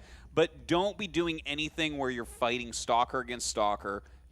If you're gonna play anything longer than 1 base all in, I really want to see 3 Nexus, 4 Nexus, just make it a huge game where a single mistake and you're gonna roll through him. Yeah, it felt like that was the advantage that Zaun was building towards in the previous game, where he knew that Hero had a little bit of an economic edge, and he's like, you know what, I'm not going to tempt my luck. I'm not going to go into a micro battle on Hero's side of the map. Instead, I'll just try to play my defensive game back at home. It still didn't work out because Hero just so good at sowing chaos, and he's doing the same thing in game number 5, trying to just create an unorthodox situation. A proxy pylon already in the center of the map. Zaun is going to scout the main base of Hero, and he should know that something is hidden. Now, earlier on in this best of 7, Hero hid the second pylon but did not proxy attack. This time it's going to be a very aggressively placed proxy Stargate. All right.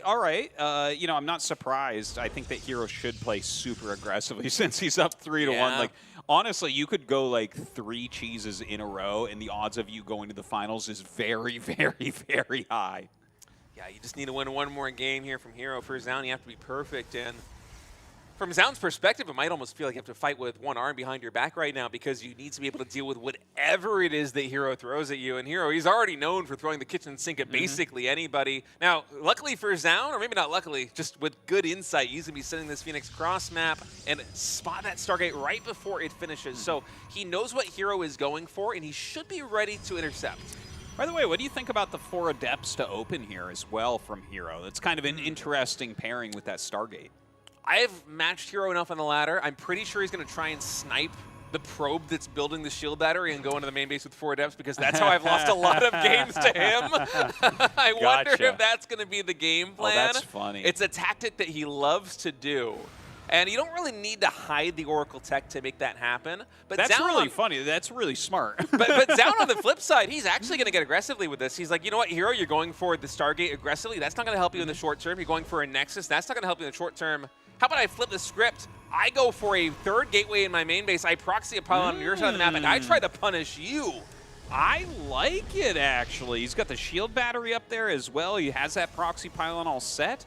And here's Hero playing with the depths. Like, he even brought a couple probes down. I think he's a little bit nervous about this, actually. Yeah, he might have been expecting Zoun to go for a fast expansion, but it's Zoun getting aggressive here in game number 5. So the Adepts, they are on the defense, and that is not a role in which they excel. Right now, they're just trying to buy time for that Void Ray. The Void Ray is going to be the linchpin of the defense right here with the shield battery. Stasis Ward actually catching a ton of probes. Going to be hampering the income here from Zoun.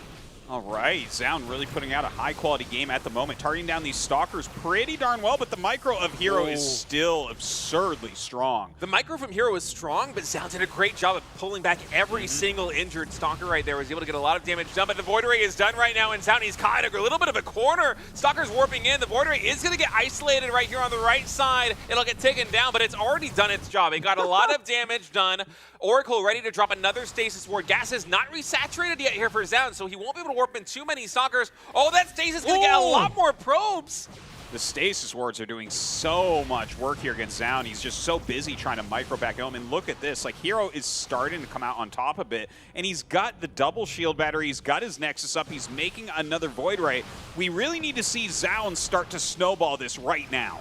Yeah, Stalker started stepping forward, able to take down that Stalker as it is warping in. Void Ray getting idle a little bit here, but is going to charge up right now with 4 Stalkers down. He's going to have to retreat. He cannot take this fight. 2 more Stalkers getting taken down. The gas income a little bit too low here for Zoun. Finally, he's resaturated these gas geysers, but as a result of the stasis trap from earlier, he has way less Stalkers than he should. Man, this is not looking good for Zoun right now. This Oracle flying back into the main base. Look at this. He's just got plenty of units. He has the same amount of Stalkers and shield batteries and a Nexus and an Oracle and a Void Ray and 2 Adepts. It's like just so one-sided. Hero is just smashing. GG. Wow, Hero with a perfect defense back at home is going to be routing Zoun. He drops game 1 and then wins 4 maps in a row. He will be meeting Classic in the grand finals of the RSL.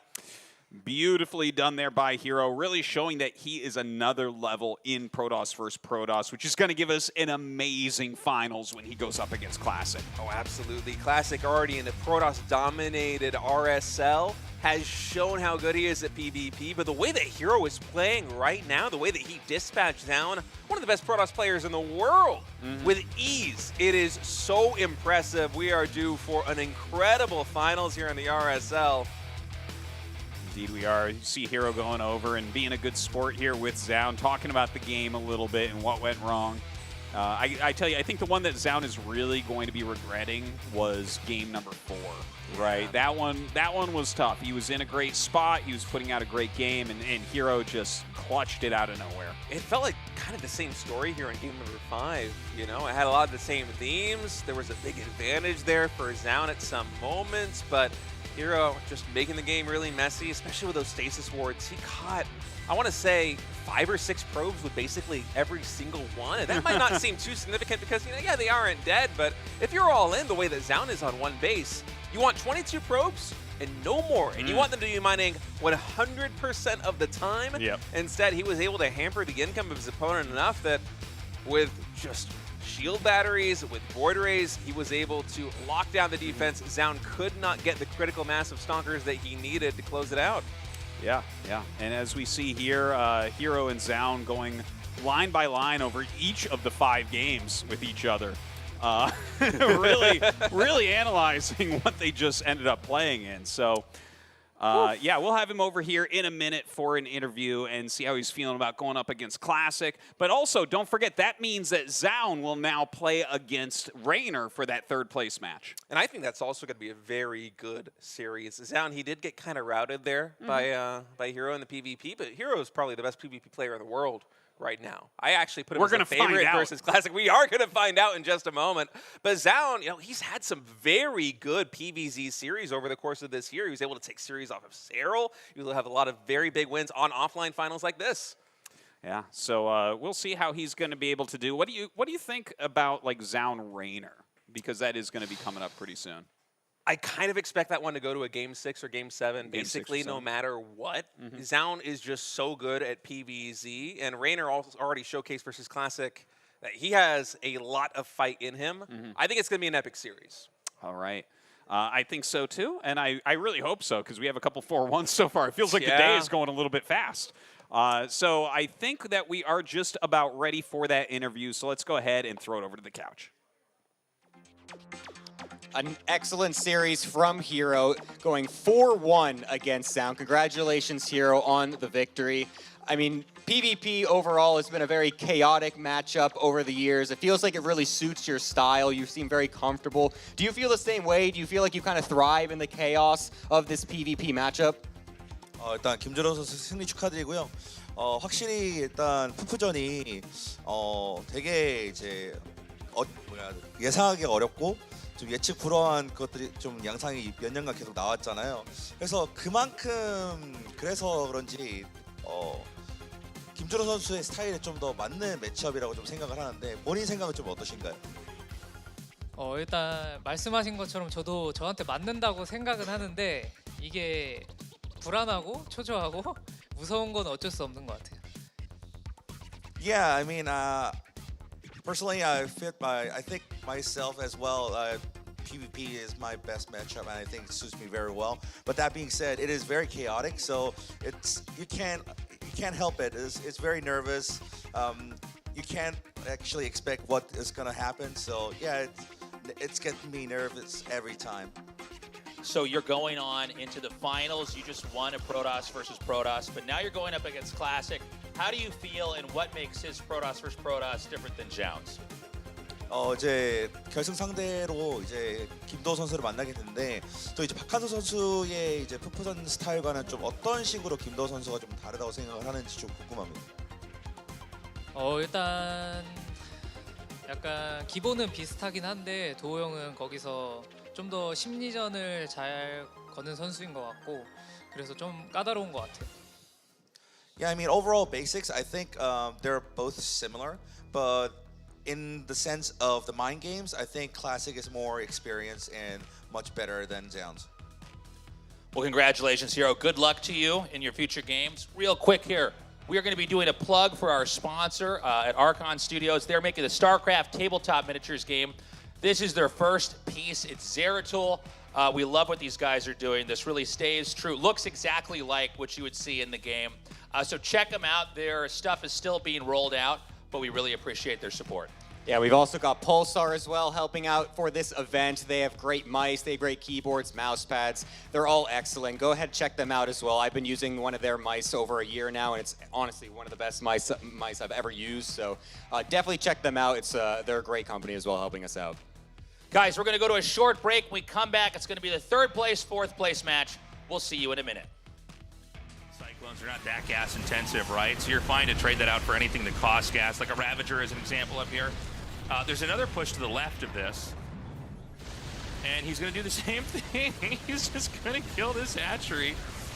Look at this. Look at this. I cannot even imagine how frustrating this is to play against. I mean, this is...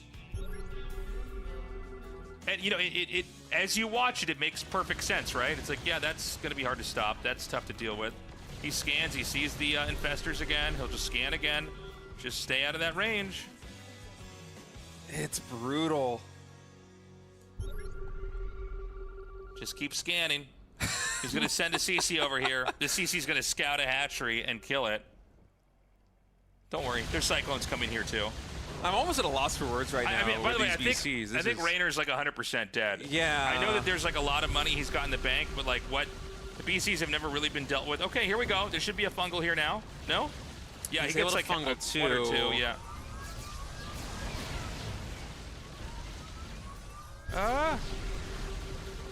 This is such a funny interaction. I mean, couple of the BCs do go down. That was one of the biggest wins that Rainer's gotten, but Mara with so much money in the bank. Stronger on like the right side of the map if your add-ons point inwardly because of this. Because like, see, you can hit the stim over here.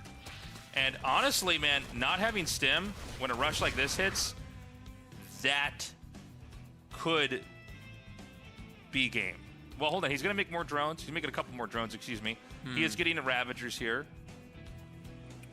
Yeah, this might just be a pressure play from Rainer. Yeah, he's not committed. I take it back. I guess I decided because of what he did in the last game, he had to do it this time too. I think it's a very smart decision too, honestly. Just take the guaranteed damage right now. You know you can most likely deny these add-ons for an extended period of time until that bio ball gets big enough that it can really challenge you here in front of the main. And this is going to hinder the build order of Maru quite significantly. It's also damaging the economy. Reactor, it's a long build time. It's very expensive.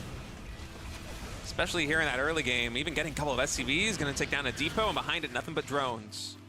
Now, the counterpunch here from Maru could potentially be scary a couple of minutes down the line, because he is on 4 barracks right now. There isn't a factory on the field. It's nothing but barracks production. Yeah. And with concussive shells, if he's able to get the connections onto these Ravagers, those could get taken down in a hurry, and the follow-up push could be very deadly. Gotta be careful here as Rainer. It's crazy what Rainer can do with this. It just shows you how abusive this can be. Remember, there's no stim. There's concussive, but no stim. That concussive is done. Is Mar gonna be able to get the connections? Dude, he's playing so perfectly. He's actually gonna come in here and try to hit this barracks again. This is so crazy. Oh, he's gonna get a kill. Yeah. And Maru is supply blocked. On the line in this cast. Here we go. I knew it. If the SCV pull doesn't happen, we are would think fools. I'm smart. So it's gonna be a huge clash here in the middle of the map. The boys have been pulled. We are the boys, pull us. They're coming out. That sounds terrible. All right, well, we're off of YouTube. Well, guys, sorry about that. Account has been demonetized. Yeah, that's it. Sorry, guys. You thought this was an esports channel on YouTube. Oh, look at this! Oh, there's no counterattack in the main base. I mean, there's a lot of barracks to reinforce, so the production should be able to get wind of this, but all right, big stim coming forward. SCV is now here on the front line. No bailings to quickly take down these Marines or SCVs. Keep in mind, Raider, he has a lot of lings on the other side of the map. That's going to mean the front line here for the Roaches and the Ravagers. It's very thin. Maru, he's charging forward. He's down to 18 SCVs back at home. Lost 17 SCVs in total. Is he going to go for another stim? There's no medevac healing here. The Biowood's getting so low on HP. Tasteless. I think Raider has done it. GG. Maru is knocked out of the RSL Season 2, and the only Zerg in the RSL standing is going to survive to play. Go well for both of them. It's going to be basically a base trade unless one opts into recall. Zhao's going to hit, I think, a second before Classic does. The Classic's got charge, and his Stalkers are going to be really fast. Could we get a force field on the ramp? I guess it wouldn't matter if you have a Warp Prism of your own. It's 20 Stalkers here for Zhao as well. He's going to shut down infrastructure.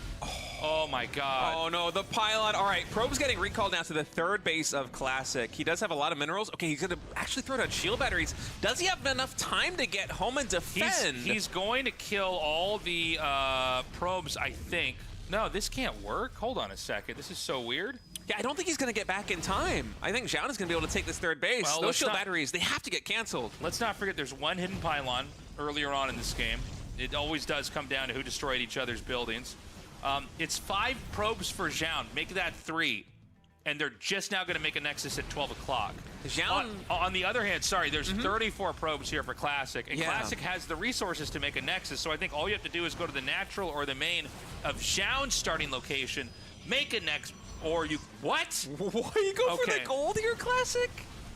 Okay, never mind. That is a bold choice. It makes sense because at this point the main base is already half mined out or very close to being half mined out for Zhao. But taking the gold, it's concerning. Zhao does have more Stalkers than Classic, and with the open area surrounding the gold base, I wonder whose army wins in a head-on engagement. I feel like it must be Zhao's with the Immortals, with the extra Stalkers, but hey, 7 sentries here for Classic. Maybe he can make something happen. With Hallucination, he was able to scout the expansion at 12 o'clock. 2 of the 3 probes that Zhao has are right here. I think this is it.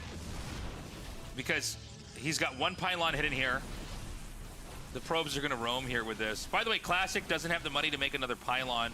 He has probes to mine, obviously, but, you know, let's say that well, actually, never mind. Classic just has a sitting infrastructure here in his main. Okay, it's a lot of Stalkers, but the force fields for Classic can cut this up into a favorable exchange. To the probes getting mixed in with the armies right now is so cool. They actually absorb a lot of damage from the Stalkers, from the Immortals. Force fields isolating this Immortal. He finally gets lifted back there at the last moment on 1 HP. That Warp Prism able to save the day, but Zhao trying to flex the muscles right now with the range superiority. These Stalkers getting a lot of damage done. Dude, actually, is Classic going to lose this? He doesn't quite have that much. Yeah, the Immortal and the greater Stalker count here for Zhao are really pulling their weight. Then now remember, no, Xiao wins this. I think he does. There's just so much more micro potential here. Oh, wait. But there's one Nexus over here on the right. I guess, well, he can't kill that, can he? No, there's no way. I mean, Classic, his army, there's very little left. He still has a win condition if he can snipe the bases. Classic lost the majority of his probes. He's down to 7. So the obs... Okay, Classic is mining again. Army supply 30 to 48. But Zhao probably doesn't feel like he can leave.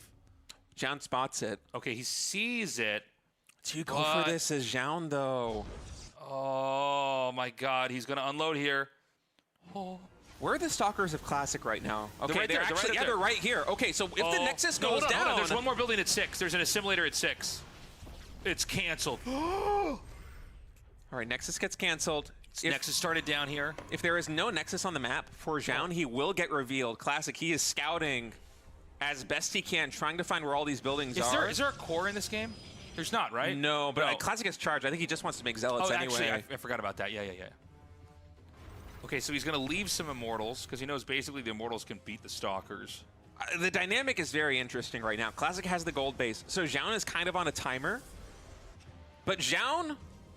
he has the better army, but if he loses the Nexus, he can't remake it again. He doesn't have enough money. He will be revealed, and there's only one more structure for Zhao on the map. Classic, he cannot win in a head-on engagement.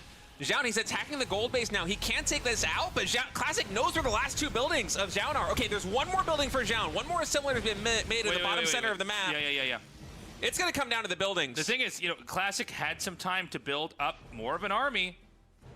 Okay, he's going to force this to be canceled, or is he going to be killed? Oh, this is insane. All right. He can force field this. Whoa. In a moment, Zhao is going to be revealed. Classic will know that Zhao only has one more building on the map. It is this assimilator. There's no way for Classic to build up an economy. There's no way for Zhao to build up an economy. Classic doesn't know for a fact that Zhao doesn't have enough money to make additional structures. He doesn't know there's only one probe on the map either. No, Zhao has 0 probes on the map. Oh, he had lost that probe too. Yeah. Well, in any case, Classic, he doesn't have that information, so the calculus of what to do here for Classic is not quite as simple as you might think. Zhao has a couple of ways to play this. He has the better army. He knows that Classic doesn't have a mining base. He could just take the draw by defending. There is no way, in my mind, that Classic can break down and kill this assimilator if Zhao stays in position. It's potential that we go into a regame here if Zhao decides to play this defensively, but if he decides to go for the win, it's still within the realm of possibility, but with 8 Stalkers, 4 Zealots, and the 2 Sentries here for Classic, there is a real chance, if Zhao gets overambitious, that Classic will be able to snipe that assimilator. And Classic being up 3 games to 1, he can take that risk. Yeah, and I mean, I guess there's not a world where you can just like kamikaze onto it, right?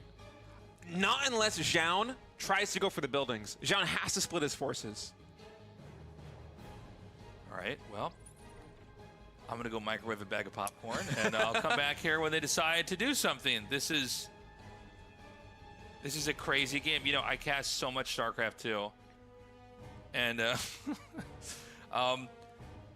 you never really get these games. It's possible, right?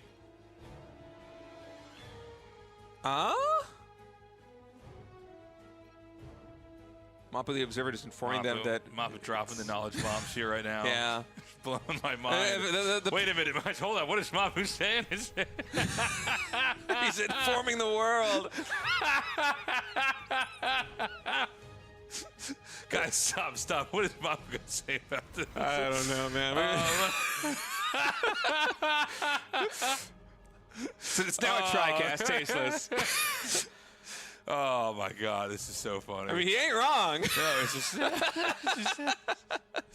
Oh, Classic picks off one Luckily, stalker. we got a mic hooked up at Mapu's computer. Mapu, you take it from here. All right. Oh my God. Classic actually just spent all of his Century Energy hallucinating zealots. Is he going to go for it? Tastes, I think he's going to go for it. Oh my God, this is going to be maybe the greatest thing of all time. He's suiciding onto the assimilator. It's on half HP. Classic wins. He is going to the grand finals. This may be one of the greatest plays of all time. Even John can't help but laugh about it. That's pretty stunning. Oh my God, we just saw history get made. I didn't think Classic could actually dive that assimilator and take it down. That was so sick.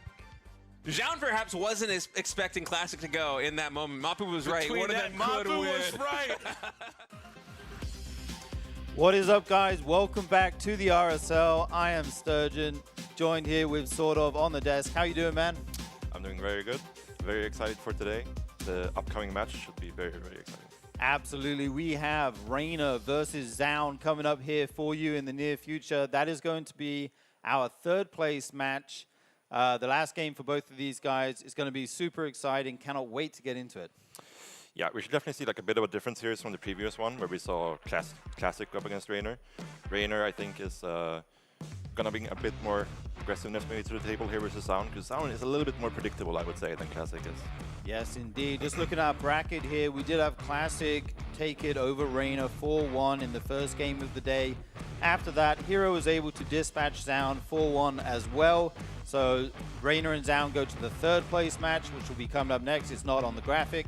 And then after that, we will have the grand finals of the RSL. The winner will take it all. That's going to be Classic versus Hero. These are all best of sevens, and that is our schedule for today. Yeah, very, very cool. Yeah, so best of 7 versus Rainer. Rainer versus Zaun should be coming up here in a moment. We'll see what they... We'll go with that in a little bit. In the meantime, we're going to be talking about some merch. Absolutely, guys. Check out the Tasteless TV merch. You can go to tastelessthreads.com and get a ton of different esports stuff, a lot of StarCraft-related merch. We've got the RSL hoodies, the ugly tees with Artosis and Tasteless on them, a bunch of kind of StarCraft-related stuff. If you're a supporter of the Patreon, you also get a 20% discount over there. So check it out at tastelessthreads.com. Very cool. Another good reason to support the Patreon. Get those Absolutely. discounts. As if there weren't enough reasons already, sort of. You also get a discount on the merch. What more do you need? And actually, some of that stuff's really cool. It's funny. Like, I mean, I wouldn't wear that picture of Tastosis personally, but I mean, it's cool. It looks cool when they wear it. But yeah, it's awesome. The RSL hoodie is the one I want. I've got one of the T-shirts.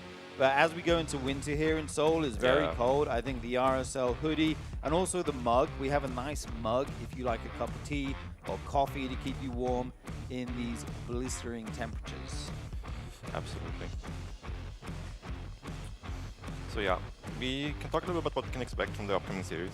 And that's where SEOUL, I think, is a little bit similar to Classic in the playstyle, but he also is not the same in terms of like the number of builds he can bring out, right? Whereas when we see Classic, we know he's likes to going for these adept timings or these, like we saw in versus Rainer, like these charged Archon timings. I think SEOUL is a little bit more set in his ways. He does have a few mix-ups he can bring in, like a few aces, but for the most part, I think he's going to be looking way more towards the more standard approach and just to like getting to a late game situation. Yeah, indeed. You said he's more rigid. Can you talk about what kind of builds he likes to use specifically? So he has a couple of like Void Ray, mass Void Ray openers where he goes like 2, 3, 4 Void Rays, and it can go different follow-ups from there. Sometimes he just goes into standard, or sometimes does something more aggressive. He's sometimes like the Tempest openers that we've seen in the past, the Fast Tempest into Blinkstalker, or just into more Skytoss units as well. Yeah, and on the side of Rainer, we've seen him go for a bunch of different stuff. We've seen him go for these quick Ultralisk builds. This is kind of... I mean, it's not necessarily a new build, but it's kind of the new flavor of the month for Zerg. You know, we've been playing Lurkers for a long time. We've been trying to go late game. We've been doing Hydroling Bane. There's been a lot of different stuff. And Ultralisks, with the new Shroud, have become much stronger. I remember you were telling me backstage about the cannon math with Shroud. What is it? How many hits does it take to kill a Zergling if it's in Shroud? So it's 7 hits right now, I believe it is. Yeah. Which is a big upgrade from For 2. one Zergling. Yeah. That is insane. And then for an Ultralisk, I mean, maybe 700, you're never going to kill that thing. Yeah. So if you get to that point in the game where you have the Ultralisks as well as the Microbial Shroud, all these units become much stronger. Yeah. And it's kind of different to the old late games we've seen where, you know, the Zergs were going for, we've seen Broodlords, you know, Lurkers, Corruptors, these kind of things. It just changes the game a little bit, and the late game fights can look very different. But he also plays a ton of different styles as well, right? Yeah, absolutely. So we both have to see from both players, because in the previous series versus Classic, Raynor also kept it kind of just cool and standard, right? Didn't really bring out anything super weird that we know that he can do. He can do some, you know, proxy hatches, some more aggressive stuff. Right. Maybe that's something he'll want to bring out versus SEOUL. We have to wait and see. But I think for the most part, SEOUL is going to try to keep it very normal. Maybe throw in 1 or 2 curveballs since it is a best of 7. You never want to go like full predictable macro game every single game, right? Yeah. And probably the same from Raynor. But I think this series should be a very close one. Yeah, indeed. Cannot wait to get into it here, guys. I also like the Muta build he brought out as well. That was really cool. I think we may see Mutas one game this series. It's not something you like pros tend to do every game, but it's good to bring it out once or twice. We'll also see the standard stuff, Roach Ravager, you know, into Lurkers, all that good stuff. And on the side of SEOUL, like you say, I'm sure he'll throw a few curveballs in there, maybe an all-in or 2. We'll have to see what he is cooking up as we will be getting into our map vetoes shortly. Yeah, and just a little bit. And like you mentioned, especially with the tenderness of going into these kind of Tempest openers or Voidry openers, the Spire becomes a lot more attractive for the Zerg players. So yeah, could definitely increase the chance of seeing Mutas here. Yeah, absolutely. Here we go. We start to get our maps coming in. It's kind of interesting to me. I always thought Evil Heart is like an insta veto in this matchup. Apparently Raynor doesn't agree because it keeps getting through the vetoes so far. And it actually led to some interesting games. That was the game he went Mutas against Classic. Yeah. And then he had another good game against Jumi where he did that Colossus push. So Evil Heart's always a very interesting one. We do see Maganatha and Magnetic North as the first vetoes here. Yeah. Go Raynor! Go Raynor. Zerg for life.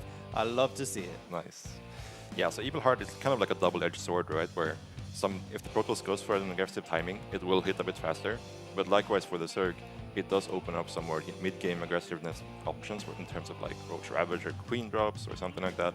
Maybe even Karlin Queen walk across the map to kill the third if they're going to like multiple oracles. These kind of builds becomes more viable when you have a very short map like this.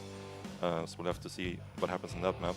Celestial being picked here by SEOUL, I would have to imagine, as this is most likely I would say the favorite Protoss map in the map pool, where they can play very, very slow and steady. They have their pocket base that they can always secure, and after that, even securing their 4th once the Rox is down, everything is very well set up defensively. They feel very comfortable just dragging out the game on that map. Yeah, for sure. We also have Mothership in the pool, our only 3-player map, which can lead to a lot of interesting games that you don't always necessarily scout your opponent the first time you do send out that Overlord or Probe. That can lead to some funny stuff. And then we got Botanical. I think that's the biggest map, or the map with the most bases. Yeah. Has it got more than Mothership? I think Mothership probably has a few more. Mothership has more, but Botanical is also huge. Yeah. That is a big map. It's a lot of bases, yeah. So yeah, a lot of macro potential in these games. And yeah, this is best of 7 now, so you only get 1 veto each. It is a 9-map pool. And the final maps to round it out are going to be Persephone and Tokamak, some of the more kind of standard maps, right? Yeah, so if this series does go longer, we should expect the last 2 games to look fairly standard. Whereas on maps like, you know, Evil Heart, Mothership, there is a lot more potential for some more crazy play from both sides. Yeah, it's very interesting. We have like the unique maps first. We got the one with the short rush distance, the one with the pocket base, and then the 3-player map as our first 3 maps. And then after that, things become a little bit more normal. We do see the players just setting up here on stage, checking all their settings already, making sure they got their game plans, got their notebooks ready with their build orders, all that good stuff. Yeah, getting ready, getting locked in, ready to take on their opponent. And yeah, we'll see how they choose to open up here. A lot of times in the best of 7, it's very attractive to open up with something aggressive in game 1, and especially on a map like Evil Heart. Just going for something aggressive, getting some momentum in the series, and trying to just, you know, make sure your opponent has to stay honest, has to not cut too many corners. Yeah, even if it doesn't work, your opponent has to be super wary of you throwing in that kind of build throughout the rest of the series. So an aggressive option is very tempting It is going to be Evil Heart. Super short rush distance. Every time it hits a little bit earlier, it's a little bit more difficult to go, you know, up to 5-6 bases. There are those gold bases in the corners on this map. Yeah. Yeah, which we could maybe see like some, you know, early hidden expansion kind of thing maybe. Yeah. But more so in the late game, it becomes super important to control the corners, right? If the game does go longer. So it's kind of unique in that sense, whereas normally a map would just like spread out kind of flat. But on this map, it becomes super concentrated in like these two areas on the map. Yeah, dude, I love that. I think, the game you saw against Classic, where I think it was Shin, went for that gold base, followed up with a Roach all in. That's the kind of thing I like seeing Evil Heart. But we've seen Reina is perfectly happy to play a normal game on this. We saw it just now in the previous series. We saw it against Jumi yesterday. So I don't think it necessarily means he's going to do some crazy all in, which was kind of my initial take on the map. Yeah, I think like as a Zerg player, if you can navigate the early game and like all the early game timings, I think once the game actually stabilizes, Evil Heart feels pretty good to play on because you get less pull apart by like something like a mothership you call on the other side of the map or a war prism or something like that, right? The map is more compact, which makes it easier to deal with multi-prong, which is kind of what Zerg struggles with in like the very late game when there's war prisms, motherships, all these kind of things running around. For sure. We are just waiting for the players here. Reina is ready to go. I think Zaun just needs a moment. They are going to be locking in here for game number 1. You always want to try and get a point on the board in the first game. Just get off to a good start. Yeah, absolutely. Especially when we have the play styles that we do have. Like when both of them likes to play the macro game, you don't just want to have to play it every single game like we talked about. You want to have these mixed in curveballs in there. So game 1 is a good time to bring it out. Just to, get the nerves out of the way, get some momentum, and take the series from there. But we'll see if that's what we choose to do. Like we talked about, they could just play completely normal here in the first game. All right, guys, let's get into it. Game number 1 here coming up between Reina and Zaun. The first map is going to be Evil Heart. In the bottom left, it is our Protoss in red. Give it up for Zaun.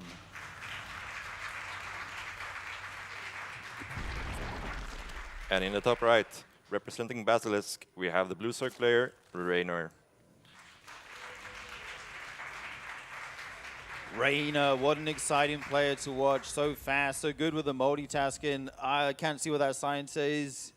Oh, there we go. Go Reina from Portugal. Wow, we got fans here from all across the globe. Yeah. It's so nice to be in the studio with all these players and fans playing the game live as opposed to online. Feels super sick, man. Yeah, absolutely. Nothing really compares to the atmosphere and environment at like an offline event like this. It's really amazing to be here.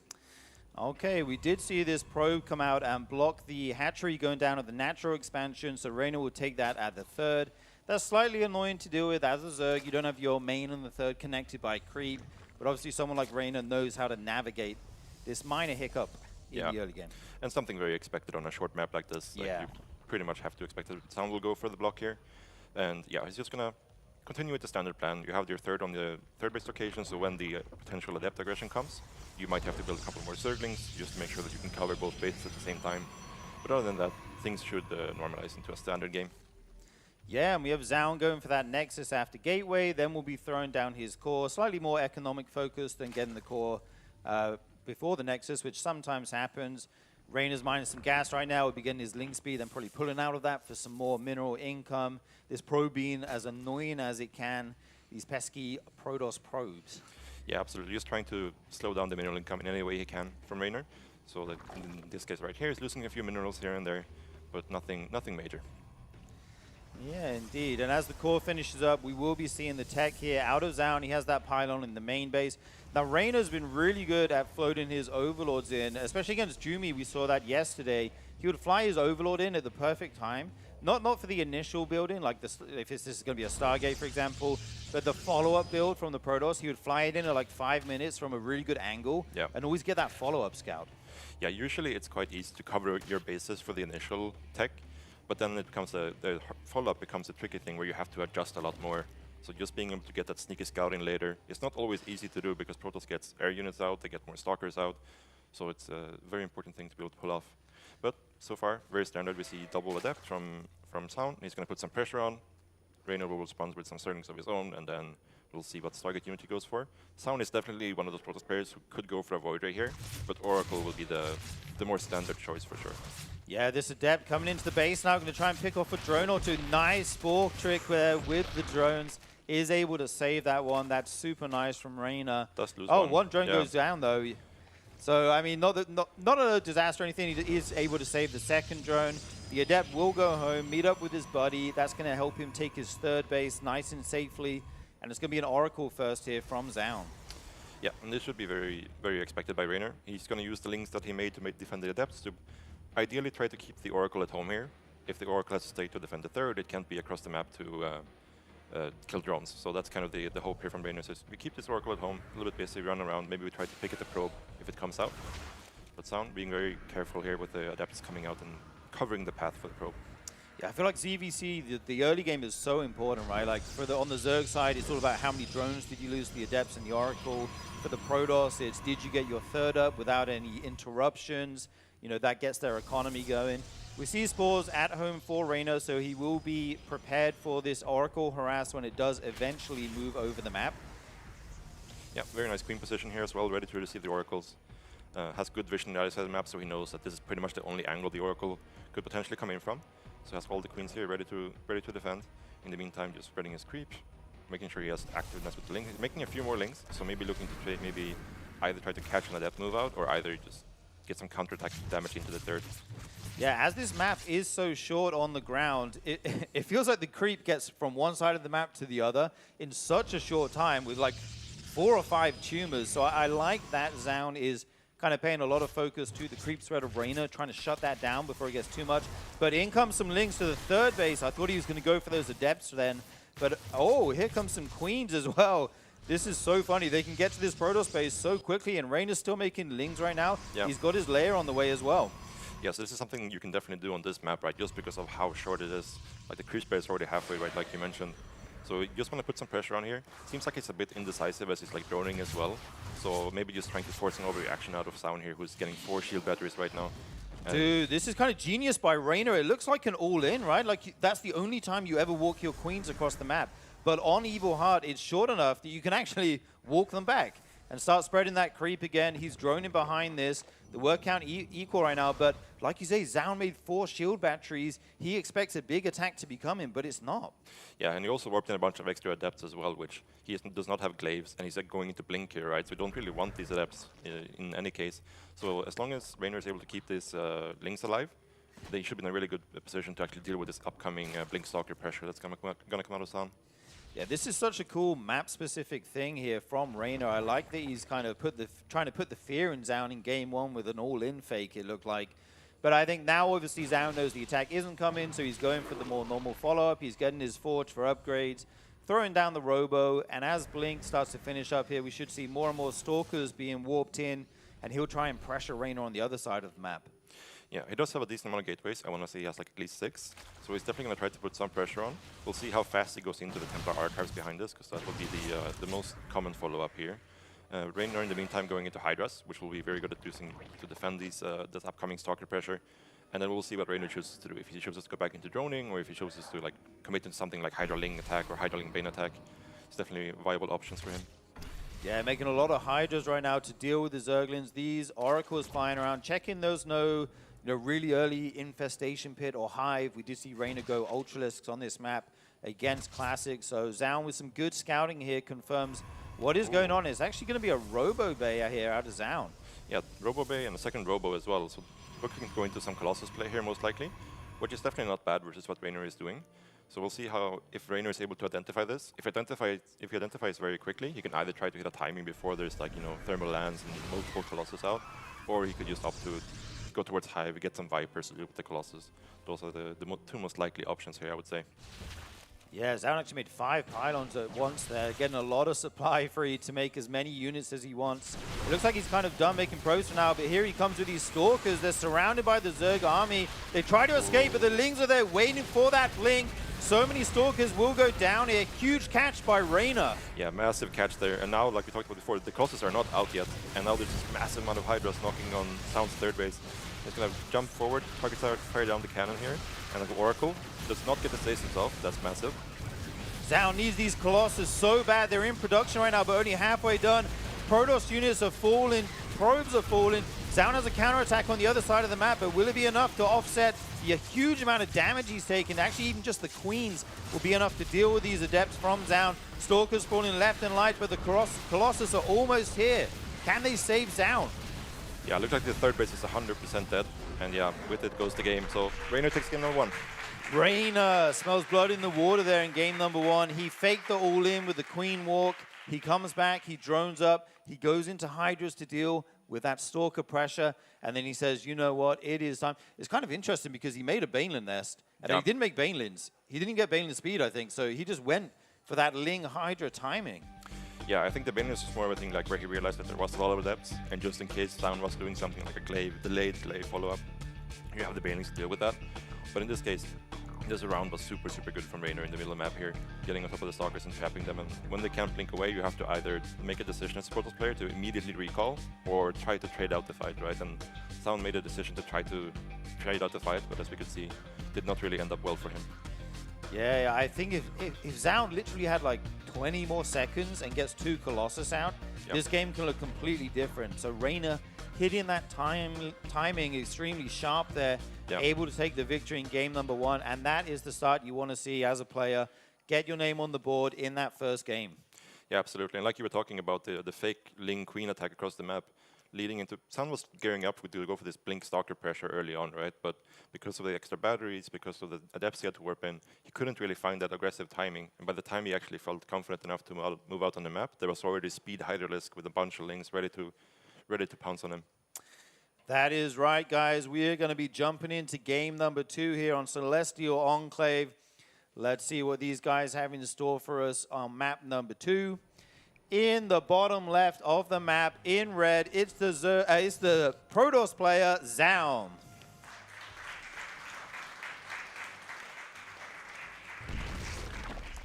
And in the top right, in the blue colors, we have the Zerg player, Reynor.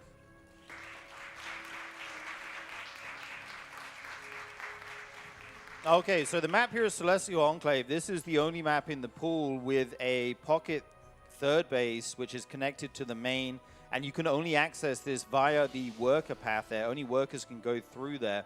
Talk to us about how this can kind of affect the strategies we might see on this map, who this might favor, that kind of thing. Yeah, you're way more likely to see something like a faster third from the Protoss player, and then they can decide if they want to actually use that to try to hit some mid-game timing, or just use that extra income to power through into a faster tech and faster fourth base as well, and just play very defensive. Because as the base layout is in this map, securing your fourth is also quite easy with once the rocks are down, you just go out to the rocks, and there's only still your natural ramp really to worry about. So it's a very easy map to just secure a bunch of bases on, and that's kind of what the Protoss would like to do in this situation, where you have a map like this, you want to try to drag it out and go for the late game. Reynor did something interesting here, where he went for the 15 hatch before Overlord, very quick, so he's delayed his gas a little bit to compensate for that, to be able to make use of this earlier hatchery, and probably looking to play something fairly economical here. Yeah, going 15 hatch, then the Overlord, then the pool and gas is slightly different to the order we sometimes see. The good thing about this build is you basically never get your hatchery blocked, like we saw in game number 1, so you don't have to take it at your natural. You do have to delay your gas a little bit, but that's not the biggest of issues. You still have your speed well in time. This probe, again, going to be annoying. Try to deny the mining of the Zerg a little bit here. Yeah, and Reynor obviously being aware how this map layout is, and that Zaun is more likely to go for something very defensive. He might have some aggressive option in mind as well with this follow-up, so we'll have to see how he spends his gas, if he keeps mining gas after Ling speed or not. These were the big things to look for. I think as a Zerg player, you're not really too tempted to take this back base early on, because it is a lot less resources on it. So most likely we'll see Reynor take a normal third, and then we'll see what the options is going to be with the Ling speed. For now, it seems like he is completely pulled out and is just happy to get a Ling speed and then go into a normal game from there. Yeah, the payoff for that third base seems to be a little bit lower for Zerg compared to Protoss, for example. You do only have 1 gas down there and less minerals as well. Talking about tech, Zaun is going for a Stargate again, not doing anything crazy here in game number 2. Seems to want to stick to the game plan for the moment. He might mix it up. He might go for some Void Rays instead of the Oracles. We'll have to see as this Stargate does finish up. Reynor, on the other hand, he's got his Queens at the front, going to try and spread some more creep spread and get that going. Yeah, Reynor actually going for a very forward third here on the rich gas. So this could definitely lead to some potential, Muta play, or maybe even some Roach Ravager, Queen timings, these kind of things, because this gas is very tempting to get, because if you're going for something like an all-in, you obviously need less drones to get the double gas income, right? Just from that rich gas. So we'll have to see what he chooses to do. He could just play a normal game from this hatch, but as soon as you see this as down, you gotta be thinking about there could definitely be some aggressive mid-game timings coming out here of Raynor. Yeah, for sure. And Down has actually gone for the Void Ray first this game, so he'll be able to clear out the Overlords of Raynor, fly it around, try and be annoying with it. Sometimes you can get a drone or two, but you can also try and slow down the Zerg's 4th base if you're able to get the Void Ray there before the hatchery gets too much HP, and the Queen's Ray able to help it. We do see a pylon going down at that pocket base for Zaun, so it looks like he may be thinking about taking his 3rd base here. The Zergans poke in and see a couple of depths and then just go back.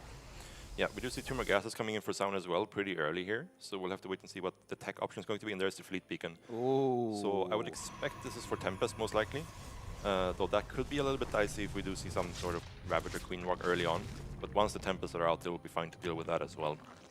Yeah, Zaun definitely likes his Tempest, doesn't he? He really does, yeah. Especially, like, doesn't matter if it's early build Tempest or if it's late game, he really likes to go into those Tempest compositions. Oh, this Void Ray actually going to pick off a drone, forces another Spore Trick. Oh, and meanwhile, the Oracle catches another 2 drones, transferring from one base to another. This is already decent damage. When you make a Void Ray first, you don't necessarily expect to get as many drones as if you were to go double Oracle, right? So the fact that he's able to get 3 drones here as well is really nice for him. Yeah, definitely something should be up done. Actually, carriers, not Tempest. So he definitely wants to keep this hidden for a bit longer. Because the carriers, if the Raynor gets a whiff of this early on, he could really take advantage of this and be very, very greedy. But if he doesn't, then it could be very, very strong for Sound to suddenly show up with 2 to 4 carriers and start putting pressure on the Zerg as well. Yeah, especially because he has that forward base, and the carriers can get to that so quickly here. So this game is going to look very interesting. Raynor did take that rich gas before he even took all the gases in his main and his natural. Wants to make use of that. It's just more efficient, right? You get more gas for the same amount of workers as a regular gas. So that is awesome for him. He's going to be going into Hydras here, adding some more gas now. And the question is, how does Zaun want to play this? Is he going to keep making carriers, try to take another base after this and sit back? Or is he looking at some kind of timing here? Yeah, I would think it's more likely he's looking to some kind of timing, as he's not getting +1 range weapons. Which is, if you were planning on keeping on the carry production, you would want to get that early +1 air attack so you can actually scale into the longer game. But we'll have to wait and see. Raynor going for the Hydra then. There's definitely some Hydra timings you could hit versus a 2-target play like this. But that's the kind of thing where the timing window is quite short. As soon as carrier starts to get up into like 5-6 counts, they start to do really well versus Hydras as well. Ooh, and we actually see Overlord speed on the production tab for Raynor. That's often a cue that they want to go into drops or make a creep highway, something like that. Something which you can use to be aggressive. He is making a lot of Hydras right now. I'm curious if he knows about this Sky Toss transition, as he's making nothing but carriers, interceptors, and even a mothership on the way right now for Zaun. Yeah, definitely going for this Hydra timing here. And we'll have to see if we can hit it just in time, because the carrier count is up to 4 now, I believe. And the mothership coming online here as well in the upcoming moments. This is the timing that Raynor needs to hit. If it waits much longer, it's going to be very, very hard to break through here. Yeah, once the carriers hit a kind of critical mass, it becomes very difficult for the Hydralists to be able to out-DPS the interceptors and actually win the fight. And ooh, nice pick off there. Those queens do get that Oracle. And these units have to be so careful on creep because Raynor's making nothing but Hydras right now. He sees his moment. Well. Yeah, the speed finish as well. He's able to take down 1 carrier. Will he be able to get a second here? This will be an absolutely huge pick-off for Raynor if he can get 1 more. They're slowly floating away here, and it looks like this carrier will go down. Huge win for Raynor. Huge win. Mothership just finished, so that could maybe be the saving grace here for Sound, but this is so far looking really, really rough. The timing here from Raynor is going to do a lot of damage. Yeah, Raynor not making any more drones. He's on 63 right now. Another carrier is going to go down. 3 in a row. Absolute disaster for Zaun. He's trying to mass these carriers and hit a timing. But Raynor, on the other hand, is just making Hydras and also sending it. He's going to follow this up with 20 lings and 13 Dropper-Lords right now. The pressure, he'll be able to send all those Dropper-Lords into that pocket base. Yeah, that's going to definitely be something that can either work out really great, or if Sound catches this Overlord, it could work out really bad as well. So we have to wait and see what actually happens, but this was an amazing pickup for Raynor, getting all these carriers. Right as he's standing up to go for his own timing, Sound moves out right into him and is able to get 2 carriers, maybe even 3 for 3 towards the end there. And yeah, now going for the follow-up timing. Let's hope he has an Overseer with his army, because that could be the one saving grace for Sound if there's no Overseer in the Mothership Cloak. I have not seen an Overseer. I'm very worried about Cloak going down and these units not being able to see anything. It looks like they're just attacking interceptors right now, sort of. The Mothership will just... Okay, it does go down, so now he can see the Protoss army, and these Hydras can get to work on these carriers, on these Zealots. Reina looking super strong right now. Yeah, that was probably the best scenario Sound could hope for, but Reina was just so far ahead in supply after that initial trade with the carriers. Just too many Hydras for Sound to actually deal with at this stage of the game. Yeah, everything seems to go Reina's way here. GG is called. Reina takes map number 2. And look at the smile on his face. Yeah. He's happy with that one. That's the dream scenario, right? Your opponent tries to attack into you with air units as you're doing like a Hydra timing. Yeah, especially on a map like that where you're a little bit concerned about this is probably a good map for Protoss to drag the game out into the late game. And then you're going for this timing too, because you don't really want to play the longer game on this map. And then you get the freebie by the carriers moving right into you. It feels great for Reina. Kind of a map you've kind of written off in your mind already, and you're just like, let's just try something aggressive and go to the next map. And then you actually get the win out of that. It feels really, really good. Yeah, I really like Reina's kind of game plan coming in here. His choice of builds working out very well for him in this series. Like we were saying, these are the kind of unique maps that we've got coming up here. The first 3 maps. The next one will be our 3-player map, Mothership. What do you kind of expect to see on this? Oh, forget that. We are so back. StarCraft 2 forever, baby. RSL, let's go.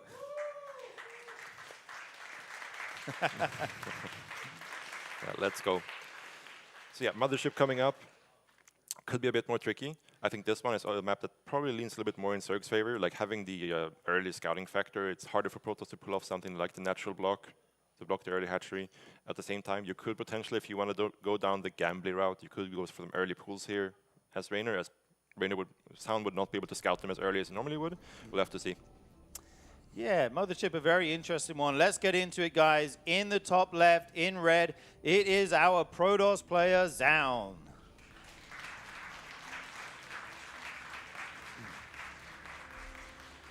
And in the bottom right, we have the blue Zerg player, Reina.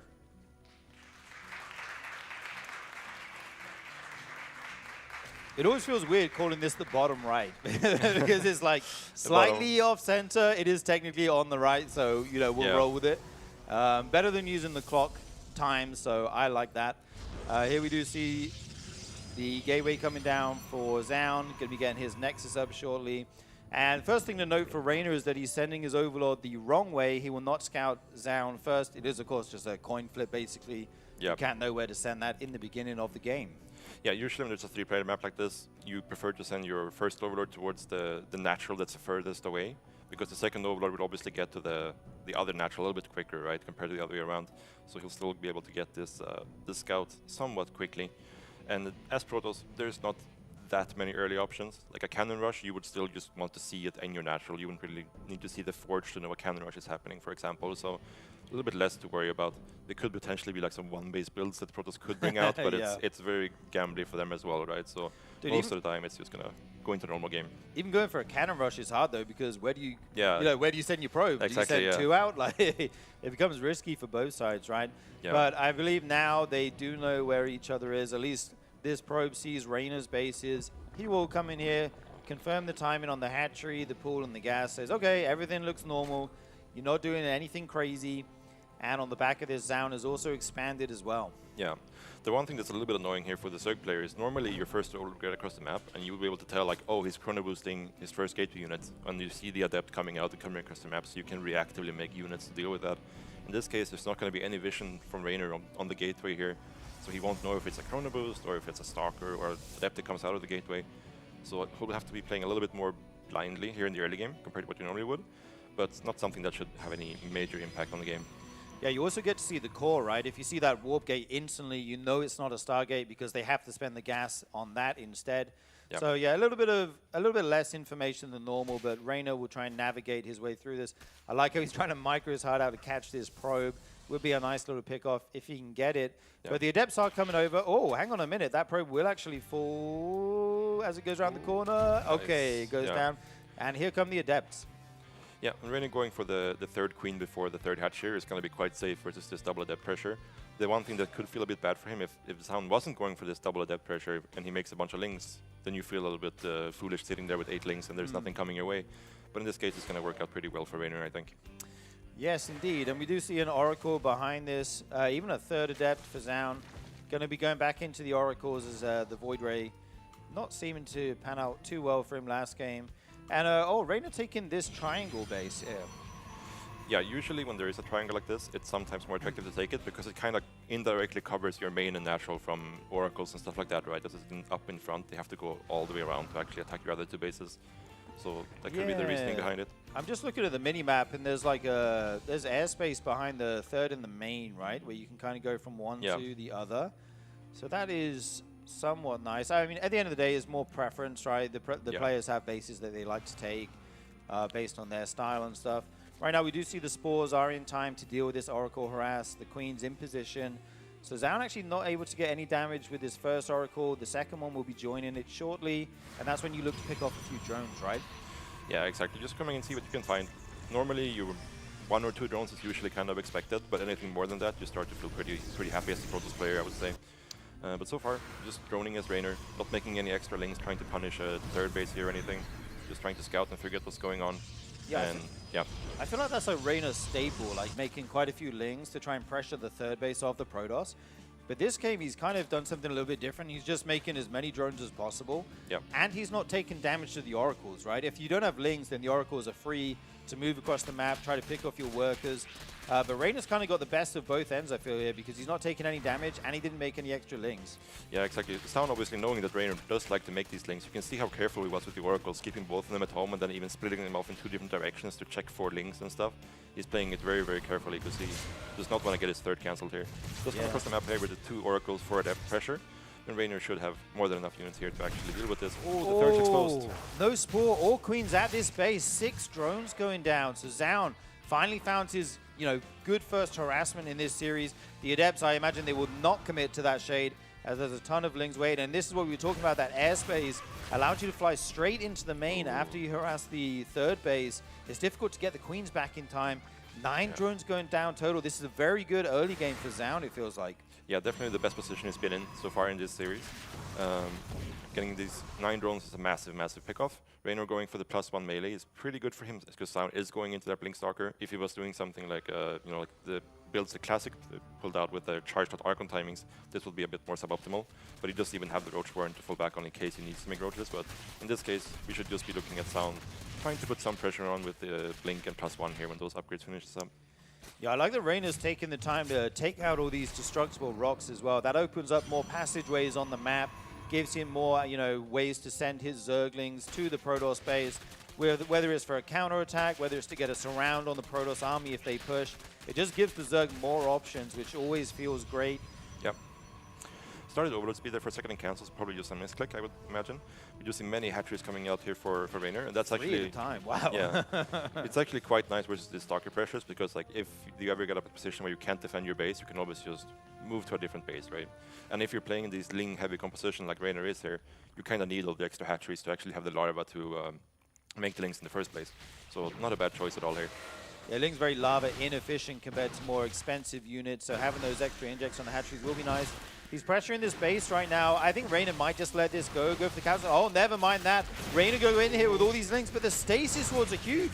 More than a half the Lings getting tied up, but he will pick off a unit or two, fall back, wait for that stasis to wear out.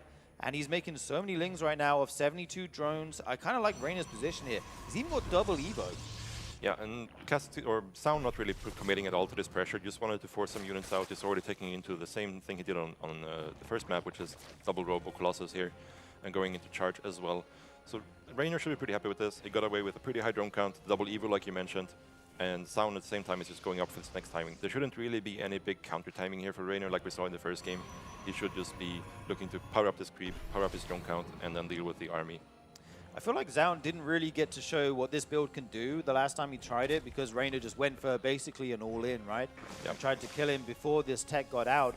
But this time we do see that the Colossus will be able to spawn, and Zaun's got his 4th base going up. He's got thermal, the range upgrade for the Colossus on the way, thermal lance. He's getting charge and upgrades. I think this looks like it might be our first kind of macro-orientated late game of the series here. Yeah, absolutely. And this sort of like Colossus Stalker composition is something that can definitely hit very powerful mid-game timings here, but it's also, the Colossus is a unit that doesn't really scale super well into the later stages of the game when units like Lurkers, Vipers, Ultras come out. So definitely, most likely we'll be seeing some sort of timing coming out here from SEOUL. It could just be a timing to deny a base and then go back home and get Storm behind it or something like that. But so far we don't see any Templar Archives. We see a couple of sentries getting warped in as well. So most likely he's just going to actually commit to this double Colossus production timing here. Yeah, kind of the mortal enemy of the Hydraling Bane army is Storm. Kind of anything other than that, and you feel like you can fight it, especially on creep. So we'll have to see what the follow-up is for SEOUL as he sees this big army, but he will not have time to do that. Reyna's making almost 40 Banelings at once, going to pull the trigger here, try to hit a timing before there's too many Colossus. Yeah, I think SEOUL should be pretty okay here actually. Like, he has a lot of force fields. He has, I believe, now 4 Colossus out, and he has Thermal Lance and +2 about to finish. So unless he gets a really good fight here with a good surrounded Rainer, this should be pretty hard to break. Baneling speed wasn't finished there. Those Banelings waddled forward and very slowly, and it just finishes now. It feels like a bit of an awkward moment there with the upgrade timing for Reina. Yeah, and then seeing all the Colossus in the sentries, he just pulls back to creep. He's probably going to make a few more Banelings here, as he has 11 more Banelings coming in.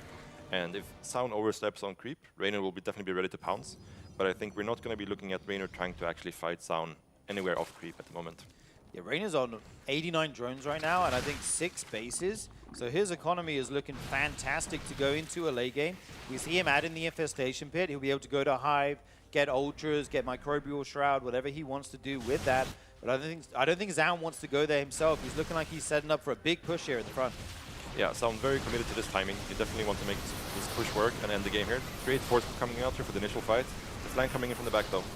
So much Link Bane stuck on those force fields with the flank from the back. Huge damage with those Banelings. A lot of Zerg get deleted though, and SEOUL takes game number 3 here with a sharp timing. Those Colossus plus the force fields, it became a meat grinder for the Zerg. Yeah, the force field are really key, right? When there's no Ravagers to break the force field, there's no Ultras, there's no Vipers to pull Colossus to actually break the force fields. There, you have no real way to actually get on top of the army. You need to get on top of that army with your Baneling army, otherwise they're just completely wasted, right? All the Banelings. Yeah, the fight kind of happened in an awkward spot for the Zerg. Normally you want to be coming in from, 3 or 4 angles, but just the way SEOUL was pushed this here, he only had to fight on 2 fronts, right? He force fields at the front, then he tries to protect his Colossus as well as he can with this blink here. Actually tanks a ton of the Bane shots on the Stalkers. The Colossus are able to reign free and just zap down all these Zerg units once the force fields do dissipate. Beautiful timing here from SEOUL. Yeah, definitely a strong timing versus this Hydraling Bane composition. I do wonder if Reina was maybe a little bit too eager to take that fight. Maybe he could have given up the base and tried to fight in a bit more open area where it's harder to force field off an entire side like that. But either way, great executed timing from SEOUL, and we'll move into the next game. Yeah, I wonder if he should have waited there, because I'm thinking like Reina was maxed, right? Both of them were almost maxed, and the situation for Reina doesn't get better until he gets Hive. Until he gets Vipers, where he can abduct the Colossus into his army and take the AoE splash damage away from the Protoss. Yeah, no, I think he was very set on hitting that Hydraling Bane timing himself. Yeah. But then he didn't quite realize what composition that SEOUL was on, right? He saw the Blink Stalkers initially, but did not realize that the Colossus Sentry was the follow-up. Right. And I think if he knew about that, he probably would have tried to hit the Hive a little bit faster and just be a little bit more defensive, maybe try some Baneling Runbars or something. But either way, here we go into game number 4. It is going to be on Winter Madness, guys. Map number 4. Reina currently leading the series 2-1. In the top left, the red Protoss. It is SEOUL.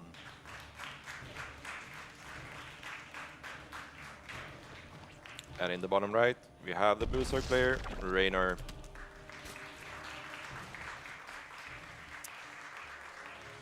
Yeah, in that last game, you'd love to get to Hive as Reina, but you just didn't have the time, right? Yeah.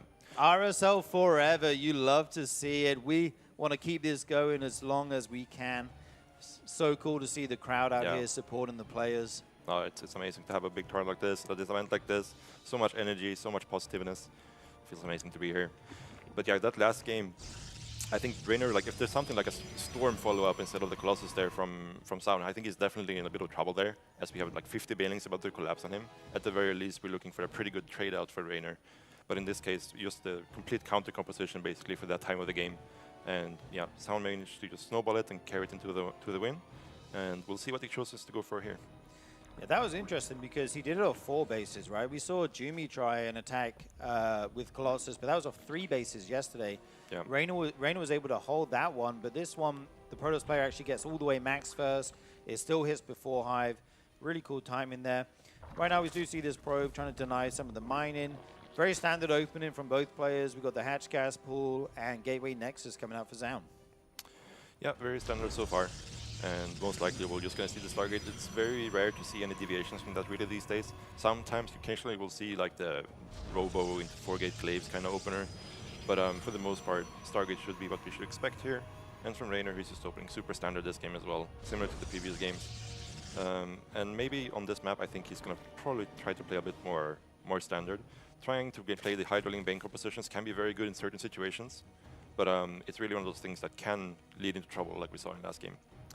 Yeah, I like this map kind of going for a mid-game or even late game as the Zerg. Once the Protoss gets up to 4 bases or even 5 bases, it feels like you have a lot of ways to attack them and harass them. You can go into lurkers with Nidus networks. You can use the drop overlords. There's lots of ways to harass your opponent here. The Stargate is coming out for Zaun. The question as always will be, will it be an Oracle or a Void Ray? We will see that shortly. Yeah, very shortly. And in the meantime, Raynor actually going up to 3 queens here again before the third, and just getting ready to deal with any adept. And the adepts coming across the map. Nice pylon block here from Sound. Doesn't really cost him anything, and will delay the hatchery a little bit. Raynor starting the overlord here just so he can make some use of the minerals he's trying to save up for the hatchery. Yeah. Okay. It's nice that he made 4 lings, because if you don't kill that in time and the adept gets across, you can suddenly lose your drone, and then your build can be thrown way off. Yeah, absolutely. The adept tries to shade in the main, but with the Zerglings there, does have to cancel. Yeah, and Sound being very conservative with the second adept as well, so no double adept pressure here. Just gonna be looking to scout a little bit with the adept, force a couple of links, and be happy to go back home again here. And we're probably gonna see the same dance as last game, where Raynor is gonna try to move out across the map with these links, try to force the Oracle to stay at home, and in the meantime, just getting out as many drones as possible. Yeah, we do see this Oracle finishing up. Last game, Zaun was actually able to get quite a lot of damage done at the third and the main of Raynor. I think he picked off a decent amount of drones, which always sets the Zerg economy back. You don't want to be losing those if possible. So he will take his third base here, and then once the second Oracle comes out, they will join up, fly across the map once he's safe. And again, Raynor not making too many. I think he has 4 lings already, so with these additionally, he may be able to pressure this base slightly, try to keep those Oracles at home. Yeah, definitely. So we can definitely see the respect that Sound is giving to Raynor, because this Oracle, if you have the 2 adepts still at home, it usually prefers to just go straight across the map. Yeah. But he left both the adepts at home and the first Oracle, definitely respecting Raynor's potential to make a bunch of links and try to cancel that third, right? Playing it very safe. Yeah, we do see the Oracle already taking a decent amount of damage on it. Shields, that's nice for the Zerg player. You're able to shoot these Oracles away before they commit to diving your drone line. We have a shield battery coming down at the third, just trying to be super safe, make sure he's airtight here. Roach Run on the way for Raynor, so this looks like for the first time it could be one of these lurker builds we were talking about. It could also be a Roach Ravager timing or something crazy. We'll have to see what Raynor's cooking up. Yeah, should see the lair coming in here any second as well, combined with these 2 buildings. Just gonna deal with this Ling or Adept Oracle pressure, and so far it's a better defense than last game, definitely. Yeah, I'm kind of surprised Zaun committed to this. It looks like there were lots of Lings and Queens waiting for this Protoss army. Raynor target firing down the Oracles as best he can with the Queens, leaving those Adepts to the Zerglings. And right now he hasn't lost anything. Oh, no target fire on that, so only 1 drone going down total. Very good defense by Raynor. Yeah, the one thing I'm a little bit puzzled about here is the very late lair here from Raynor. Normally when you're going for this fast Roach Warren delayed Evo build, you usually time it with a fast lair, especially when you're going to something like +1 melee or range attacks here as Raynor. So I'm kind of thinking maybe that was a bit of a mistake. We'll have to see if we have something planned here in the meantime. And Sound is just going into the same thing as been doing in all these games and just going into +1 and blink. Yeah, indeed. We do have 4 more gateways coming down, so he will be able to make a lot of Stalkers, pressure the 4th base of Raynor, try to slow down that Zerg economy, and tech up to a fleet beacon behind this. Alright, so I would most likely suspect that this is for either blink stalker pressure into carriers, or he's just going to look to get like a super fast mothership out there. Those will be the 2 options that come into mind right away. Raynor, we'll have to see if we can sniff this out. Normally, when you see like 6 gas here from the Protoss and you see some Blink Stalkers, you would expect it to be either, well, most likely Storm, or it could be like in the last game where you showed the Colossus. So kind of a nice mind game here from SEOUL, where it's going to show the same thing as it did in the previous game, but it's actually going to be something completely different. And with the second Stargate coming down, you would kind of expect that this is for most likely carriers. Could maybe be Tempest, but usually when you go Tempest, you would like to pair that with Storm, right? Dude, I had a ladder game the other day where the guy went Fleet Beacon and 3 Stargates and then didn't make any capital ships, and I made a bunch of Corruptors like an idiot, and I just died. That was really annoying. I don't think we're going to see that this game. Reyna, much better than me. It is the Mothership coming out, and I imagine we'll be seeing some Tempest or carriers. Yeah. There we go. There's the first Tempest here. Blink is done now, and +1 is finishing up. Reyna already taking his 5th base right now, and his Infestation Pit. Hive already on the way before 7 minutes. Yeah, so this is definitely kind of build where if Raynor was doing what he was doing last game, which is going for this massive Hydroling Bane timing, it would be close to impossible for SEOUL to hold, right? With no Storm, no Colossus, no massive amounts of gateway units. But in this case, kind of reading out on the mind games here right a little bit, doing the same thing, selling the information to Raynor, and he's going to get the best case scenario for him, I think, is actually playing versus Lurkers with this setup, because normally when you're playing against Lurkers, you want to go into Tempest eventually anyways. Yeah. But he's just going to skip a couple of steps and just go there right away, right? Yeah, nice move by Raynor, by the way. He was able to cancel the 4th base of SEOUL one time, slow down that eco a little bit, and I think now he knows it's going to be these capital ships. He has his Spire on the way. His Hive is almost done.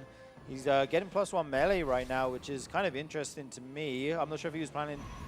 I'm not sure what exactly he was planning with that. You think if you go in lots of Hydras and Lurkers, the missile upgrade would be good? He's getting a second Evo here, so I suspect he's going to get both eventually here. But when you're making a lot of Lurkers and you're going to Hive like this, you're going to be pretty gas-starved in the long term. So you do want to end up making a lot of links down the line. So just getting the upgrades, when once you get Adrenal and couple of attack upgrades, these links become super, super powerful at dealing with Zealot run-bys or counterattacks or whatever, right? Yeah, wow, a lot of upgrades on the way. He's also got armor and Adrenal, the range for the Lurkers as well. Meanwhile, Storm is being researched for SEOUL. He has a couple Tempests out with that Mothership. No carriers on the way right now. More gateways finishing up here. This game is starting to heat up a little bit. Yeah, basically just getting to the standard late game composition, just a little bit out of order by going the Fleet Beacon before the Templar Archives. But should end up in a very standard late game here, actually. And this is going to be the first time we're going to see a proper late game between these two. Dude, Reynor's on 101 drones. Yeah, this is definitely... Oh my god, I just noticed that. Yeah. I was like, oh, SEOUL's got a lot of workers. He's on 80 probes. Yeah. And I looked at Raynor and there was 3 numbers there. I was like, what is going on right now? His economy is going to be amazing. I mean, you probably want to put some of those into some static defense as we go into this late game. Yeah, that's kind of the big benefits for Raynor of SEOUL doing this Fleet Beacon first, because normally if they go Storm, you still kind of have to respect the Protoss Grand Army and be a little bit careful. But seeing the fast Fleet Beacon and the fast Skytoss units here, you can actually go a little bit higher on drones and then mine a bunch of minerals and gas with those drones and then turn them into static, so you have a much more stable setup going into the late game. Yeah, definitely. We were talking to Raynor before this series, and he was saying that he thinks if you can get to the late game against Protoss, it's not too bad, it's playable, you have chances to win. So it looks like for once we are going to be seeing this kind of late game here. He's getting his Corruptors on the way. Could be a Broodlord transition here as the Greatest Spire finishes up. He's going for the beginnings of what looks to be a Spore Forest here with all these Spore Crawlers coming down. Yeah. Yeah, so this is the time of the match where this is kind of the tricky part for the Zerg when you're trying to get into the late game, where you need to have a lot of upgrades. You need double Spire upgrades, you need Infestors, you need Vipers, you need Broodlords, a lot of expensive units to get. But as you can see, SEOUL pretty much already has his late game army up and ready. He's ready to go out on the map and start poking and looking for some fights. So now it's kind of on Raynor to try to keep SEOUL a little bit busy so that he can't put too much pressure on him, while Raynor is setting up his perfect late game army. And once we get there, then we'll see Raynor starting to look for some more head-on fights. Yeah, Raynor one of the best in the world when it comes to using Zerglings and being annoying with them. Running around, picking off workers, finding little groups of units like this and clearing them out. More of the Protoss army will come over here, so these Zerglings will all fall. But it's nice for him to trade those out, because now he can make Broodlords. Yeah, exactly. You know, having the Adrenal just makes your Zerglings so much more efficient at fighting Zealots, right? So you can actually take these fights head-on and keep some map control. You don't just want to give up the entire map and just get stuck in your corner and let the Protoss expand for free and control the entire map. So very nice play out of Raynor. gonna lose this hatchery most likely, but at this point in the game, you're not really super ready to actually saturate this space because you kind of have to keep everything nice and tight as a Stoic player here, not to get pulled apart by a War Prism or a potential like Mothership trying to sneak around the map. So Rainer, take it slow. Yeah, I kind of like that he went for that base. If you take kind of the bases on the bottom left side of the map, that's very close to the Protoss 4th base, so they can warp units in there like Zealots, run them down to your base super quickly. So that does kind of make sense. We have a second Spire coming down for some more upgrades. This War Prism is hanging out in the airspace right now, and when the Zerg's not looking, he's going to try and warp in a ton of units in the natural or the main. This one Stasis gets a lot of Zerglings here. Yeah, at this stage of the game as Rainer, you're pretty much just looking to avoid the army, because the way the Tempest function with their long range is that if you're close to the army, you're just going to constantly be bleeding out units. But you can actually fight it, but you just want to take one big fight against it. You don't want to have this constant trading back and forth. So Rainer is just going to try to avoid the army, keep him busy, and then once he's actually ready to fight, then we'll see him try to engage. Doing a good job here with the Lynx, just keeping a little bit preoccupied. In the meantime, securing up this base again, like you mentioned, getting the second Spire online, getting more Corruptors. Probably going to see a couple of Infestors get added in here as well. Yeah, that was kind of funny to see a drone go to take a base in the top right, and there's just two Zealots waiting for him there. Denied. But here comes Down, finally looking to make an aggressive move on the map, at least clear out a little bit of creep, even if he doesn't want to go too far.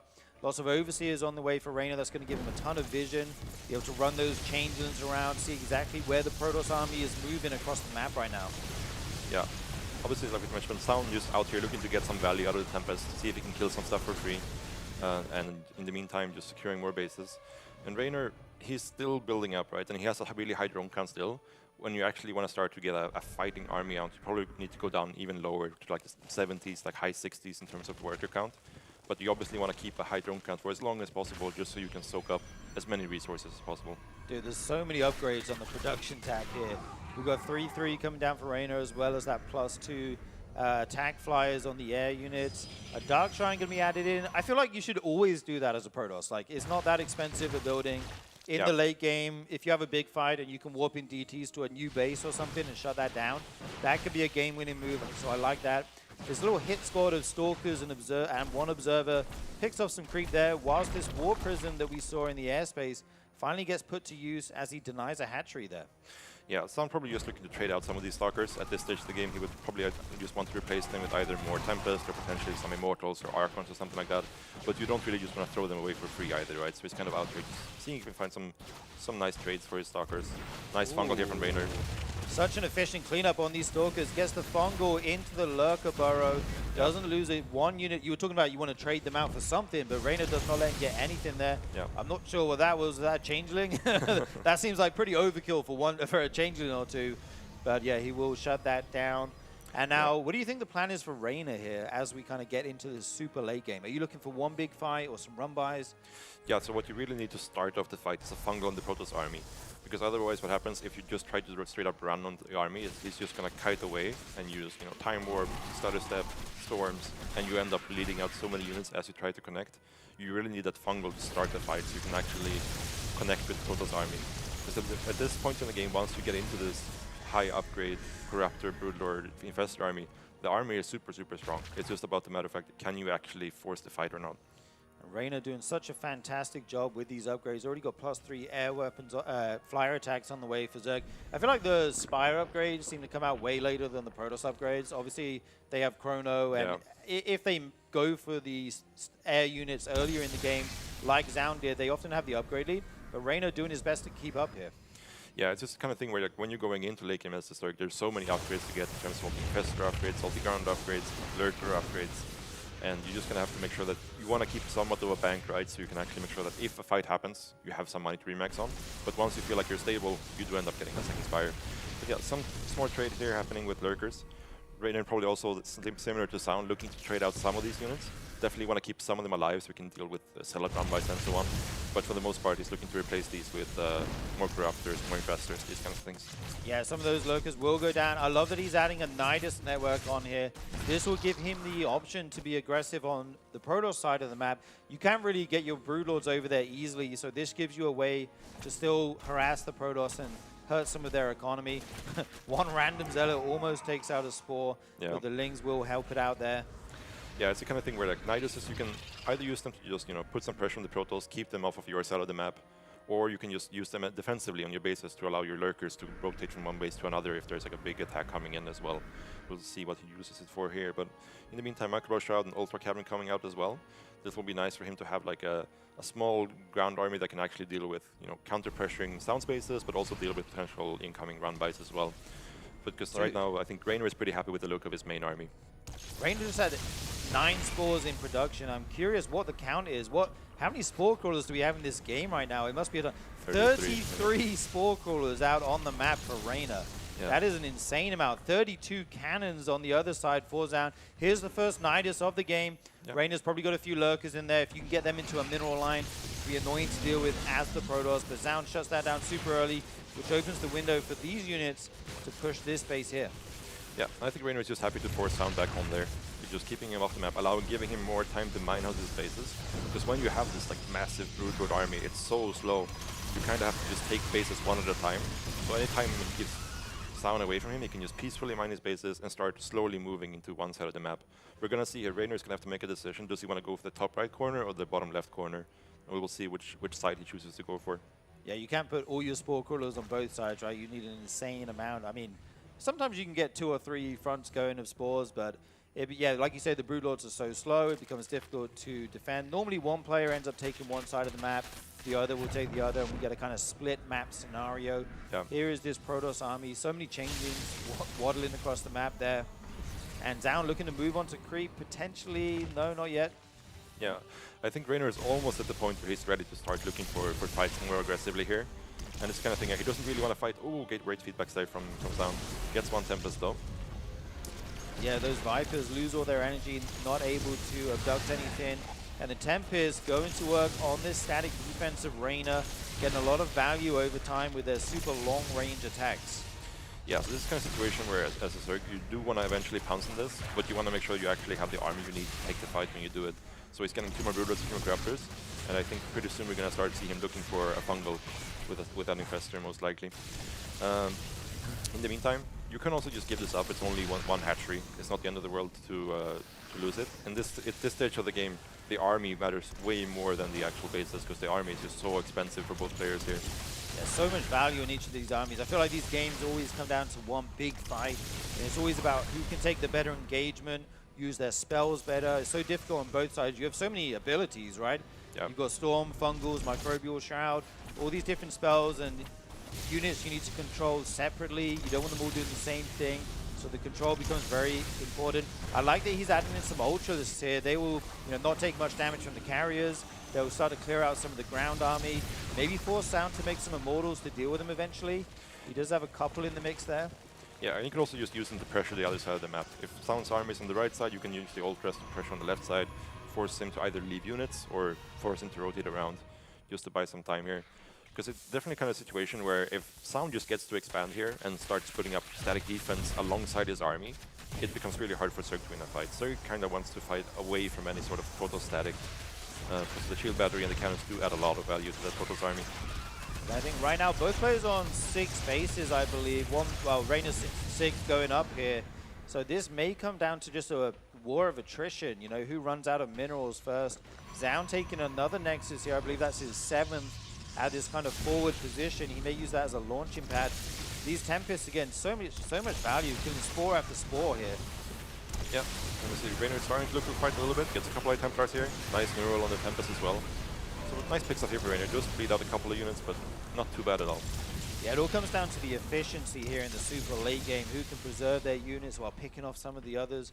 I kind of like to see Raynor take the bottom left base. That feels like maybe an easy one for him to get at some point. There is a DT there. Oh, so he did try and take it, but it was denied. Yeah. Yeah, that's difficult to deal with. You need nice fungals here.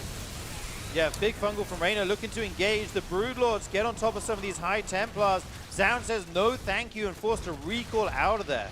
Yeah, makes the decision to recall right away. And that's the kind of thing where if you're going to recall as the Protoss, you have to do it right away. There's no point in waiting 10 seconds and you just lose more units, and then you lose even more units as you're recalling out.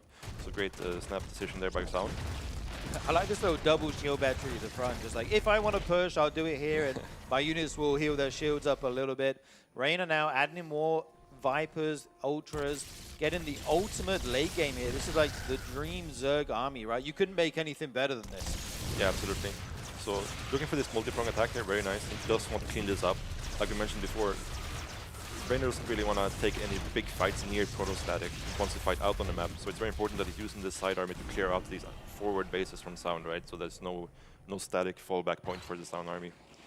Yeah, and this little side army becomes so extremely efficient with the Microbial Shroud. Just saw like 100 lava at that base, by the way. Rainer is going to have an instant remax. And if we look at the banks, as the players do start to mine out these bases, Zaun actually has quite a good bank. Normally we see the Zerg with a bigger bank, but he's already got 10k, 7k in the bank, 11k, 7k for Rainer as well. Both these guys can afford to make their army maybe twice more, I would say, maybe 1.5 times, I'm not sure exactly. But they will both have a huge remax behind this. Yeah, like you mentioned earlier, I would like to see Rainer start pushing a little bit into the bottom corner, because he is getting to the point where his first 3 bases are basically completely mined out at this point. And you do need to start moving over to the other side of the map, not to make sure that Sound doesn't get to fortify too much of the map. You do want to be able to force the rotations out of the Sound army, so you can actually get the chance to clear out some of these outer bases. Yeah, we do see him take that hat tree now. That is nice. Meanwhile, he's going to push this base with quite a lot of Ultralists, actually. This will tear through the static defense. This High Templar can't really do anything. Basically, anything except Immortals or air units are not going to be able to deal with these Ultras.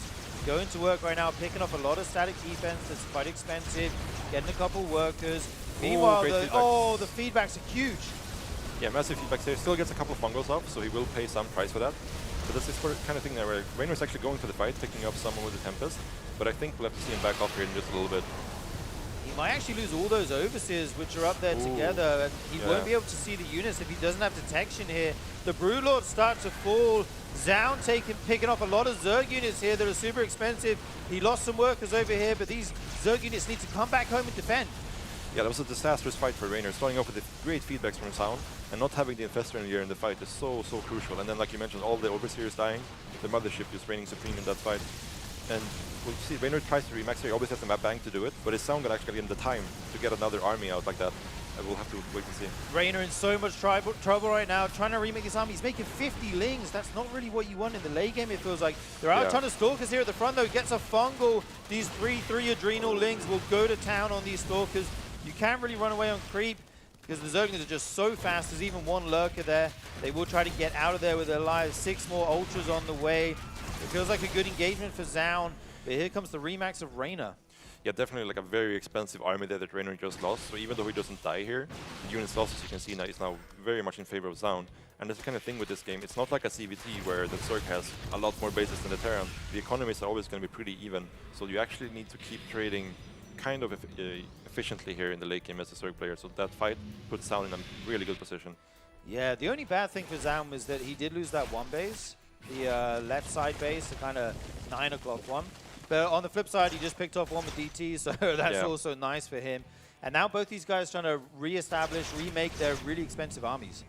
Yeah, this fight not being it for Rainer. Obviously, fighting right next to the Proto-Static here. There's a warp-in point right there. It's really hard to win the fight if you're fighting this close to the Proto-Spaces. So, amazing fight there from Zaun. And Rainer going into more of like Ultralist-based composition now. And it's definitely something that can work, but the Grand Army is quite big from Zaun. Yeah, and if we just look at the banks once more as that fight concludes, 6.6k, both minerals and gas for Zaun. Rainer, a little bit more mineral heavy, doesn't have quite as much gas, which is what it all comes down to with these expensive armies, right? You often have the minerals, but the gas is what really kind of limits how many of your tier 3 units you can make. This one Immortal seems lost. Yeah. A little bit of a problem right now for Rainer is that he was worried about Zaun pushing after that last big fight, so he actually ended up remaxing on 9 Ultras. But now that the game is slowing down again, you kind of want that same army back where it's more Broodlords, more Corruptors, more Infestors. But now he doesn't have the supply to make everything he needs. So the next fight is going to be kind of awkward for Rainer here, where he kind of needs to find a way to get some good value out of these Ultras. Yeah, it would be nice if he could trade them out for some bases while the Protoss army is somewhere else. It does move quite slowly. Of course, you do have double recall available with the Nexus and the Mothership, so you always have that option as the Protoss, who's continuing to build up his Archon count, getting a couple more observers here. Yeah, absolutely. We'll probably see Rainer is just going to run away from this army, I would expect, and try to run over to the right side, but he's kind of trapping himself here a little bit. Yeah, indeed. You don't want to lose these units for nothing. You'd like to trade them out, but they are still expensive. Oh, these Ultras are all going to get caught by these Archons and Tempest. A couple of them go down. He comes back to this bottom left base. And this has been the difficult thing for Reynor, establishing this bottom left base, right? It keeps getting denied. Yeah, he's not really in trouble. Oh, the Infestors! You cannot lose these Infestors. They're so important in the late game fights. They're 150 gas a piece. They're very expensive. But finally, it looks like Reynor does find an angle to take out some static defense. Yeah, so this is a great scenario for Reynor. Now it's just a question, does he actually have enough to take this fight? Because SEOUL is definitely bringing the fight to him. Yeah, I only see one Overseer in this army right now. Got to be very careful not to lose out. The same thing can happen. The Storms go down. The Fungals go down. There is so much splash damage on the screen, but it looks like Zaun will be coming out victorious in this fight. The consolation prize for Reynor is he'll get one Nexus, but I don't think it's enough. Yeah, he does up to remax on Ultras here, and the plan is just to try to wipe the ground army and then remax on Corruptors, but as you can see, the bank is very limited right now for Reynor. There's not really going to be a Corruptor remax. He realizes this, cancels some of the Ultras that are in trouble down there, but still, he can most likely win the following fight, but these Zealots are clearing all the hatcheries, so there's not going to be any larva. I think Zao may be on the brink here of making progress in this game. Finally, Reynor's bank, at least the gas has been depleted. All these Zerg units so expensive. You need that gas to remake them. He's got a ton of Lings and Ultras, which can't shoot up. Yeah, so he can still win the ground fight, or maybe he can try to force some weird base trading scenario, but he's gonna need a lot of time to actually, make Infestors, make Corruptors. He has the Vipers out already, luckily, but he needs time to get more economy back out, and you can see his production and everything is completely havocked here. Yeah, he's lost so many hatcheries, making two on one base right there. Yeah. But it's the bottom left locations he needs to get again if he wants to get some real mining. 1DT here does confirm those hatcheries going up. Sound says, okay, you're trying to expand, that's my cue to put the pressure back on. Gonna take out this hatchery, a bunch of creep here, even the Queen. And Reynor's down to 5 workers right now. Yeah, taking the fight here, probably gonna be the last fight of the game. This is the kind of fight where he might win the ground fight, but then there's the remax. Great fight from Reynor, honestly, though. Amazing spellcasting, getting a lot of the ground army, all of the ground army, and most of the air units. The problem is there's just no money left in the bank for Reynor. GG is called. Zaun takes map number 4 with a very excellent late game army composition, and we are all tied up here in the series 2-2. Yeah, definitely just taking very slow there, right? Just going straight into the fleet beacon, just getting the army he wants to get from the start, and just very slowly taking one base at a time, being very active, or not super active with his army, but very positional with his army, getting some values with Tempest here and there. And as soon as he saw some weakness, and he picked off those Infestors with the feedback, he immediately knew that he can take a good fight. And I probably think Reynor should have just pulled out of that fight, but then ended up happening. And on the remax, it gets very, very messy. Yeah, very complicated late game to navigate there for both players. Zaun able to come out on top. Let's take a look at this fight one more time, the last fight of the series. There's just so much here from Zaun. Reynor had a very good ground army, like you said, but he wasn't able to deal with all the capital ships of the Protoss. Yeah. Playing as fast as he can right now to try and take out something. Yeah, it's the kind of thing where maybe you end up taking a good fight at this point, but because of how all the earlier fights went, you need to somehow equalize the units lost time. And if you can't find an extremely, extremely good fight, it's really hard to do that. So it's really important that the first couple of fights go away. All right, guys, we are going to give these players a short break here, as that was a very long game. They played 4 in a row right now, so they need a moment just to recoup themselves. Yep. We will also be taking a break, but don't go anywhere. More StarCraft 2 action coming up soon. He's got the 4 Templars. The Lings are going to hit over here, but I think he wants to basically come... He wants to try to kind of flank the army as it would come over here. So he didn't even defend. So he's on 3 bases. The 4th base has been picked off. Another stasis trap gets defused there by Solar as well. And looking at the minimap, he's setting up for a mighty big surround. A ton of units here. This junction is centrifugal hooks finally now completed. Now the full surround coming in on Zaun's army. Those Bailings also from the top ramp. There are storms everywhere, but not enough coverage to deal with what Solar's dishing out. And just as you predicted, Tasteless, this timing attack completely barrels over Zaun. GG. We're tied up 1-1. Super smart here, and +2 melee is on the way as well. I think the next wave could be where this gets decided here. Yeah, and you can see the War Prism coming in kind of signals that Max Pax, if he holds this, is going to be ready for a counterattack. Or maybe he's going to use that to harass here. But either way, he's got plans further along in this game. But man, dude, Solar's got so much. I think he can just overpower the situation. You can see the Nexus is almost undefended as MaxPax tries to reposition to at least not lose his army. Probe is being mowed down, 10 killed already, as the smaller army over here for Solar is still just toying with this army onto the side. Wow, all that Protoss army moving up through the middle, they're going to leave this fourth base to just potentially die. It actually will go down. Huge pickoff for Solar here. He's looking in control. He actually lost a lot of army there as well, and these Zealots are running wild at this base on the other side of the map. This game is getting out of control here. The Lings are going to come surround this. I don't think that Protoss has done enough, and I don't blame MaxPax for moving out, but I don't think this ends well for him. I think this is a real Hail Mary moment. Oh man! Okay, Even the War Prism going down there. The harass is not going to happen now. And Right. I mean, you would have to push through so much. And we're looking at a Protoss that's like barely on 3 bases, you know. Yeah, it's hard to defend against Hydraling Bane. It's even harder to attack into it on creep with similar numbers. Like, yeah. These Lings are going to find the fourth base trying to go up again. They will get the cancel there, presumably. And you can't attack onto creep here as MaxPax. Well, I mean, the Zerg army is too fast. The Banelings will get the connections.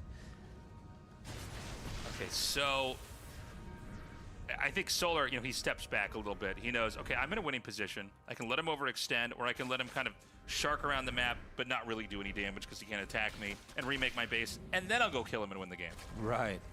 Yeah, he's still on a really good work count here, up in the high 70s. And these storms have been so pivotal in keeping MaxPax alive, but at some point they may run out here. Oh, I like that. The Contaminate on the Nexus. Keep that probe count low. Don't let it make too many. Yeah, it's smart. I mean, you know, at this point in time, Solar's doing the final punishing, killing blows. This is going to be, I think, a 360-degree amount of damage coming through. Welcome back to the RSL, guys. I'm Surgeon. Joined with me on the desk is Sort of. We are currently in the 3rd place match of our offline finals here at the RSL. It is currently 2-2 between Reina and Zaun. We just finished a super long late game here, Sort of. Yeah, this series so far is definitely delivering. We've had a bit of everything. We had fake Queen Walks, we've had Colossus Stalker Audience, we've had carrier rushes, and now a super long game. So we'll have to wait and see. Obviously, we talked about the map pool earlier here, and now we're going into Botanical, a bit more standard maps. So maybe we'll see more of the late game, or maybe they'll try to bring something out. Oh, and Tyrant Control. Much love, guys. We are going to be jumping into this game here. In the top left of the map, it is the red Protoss Zaun.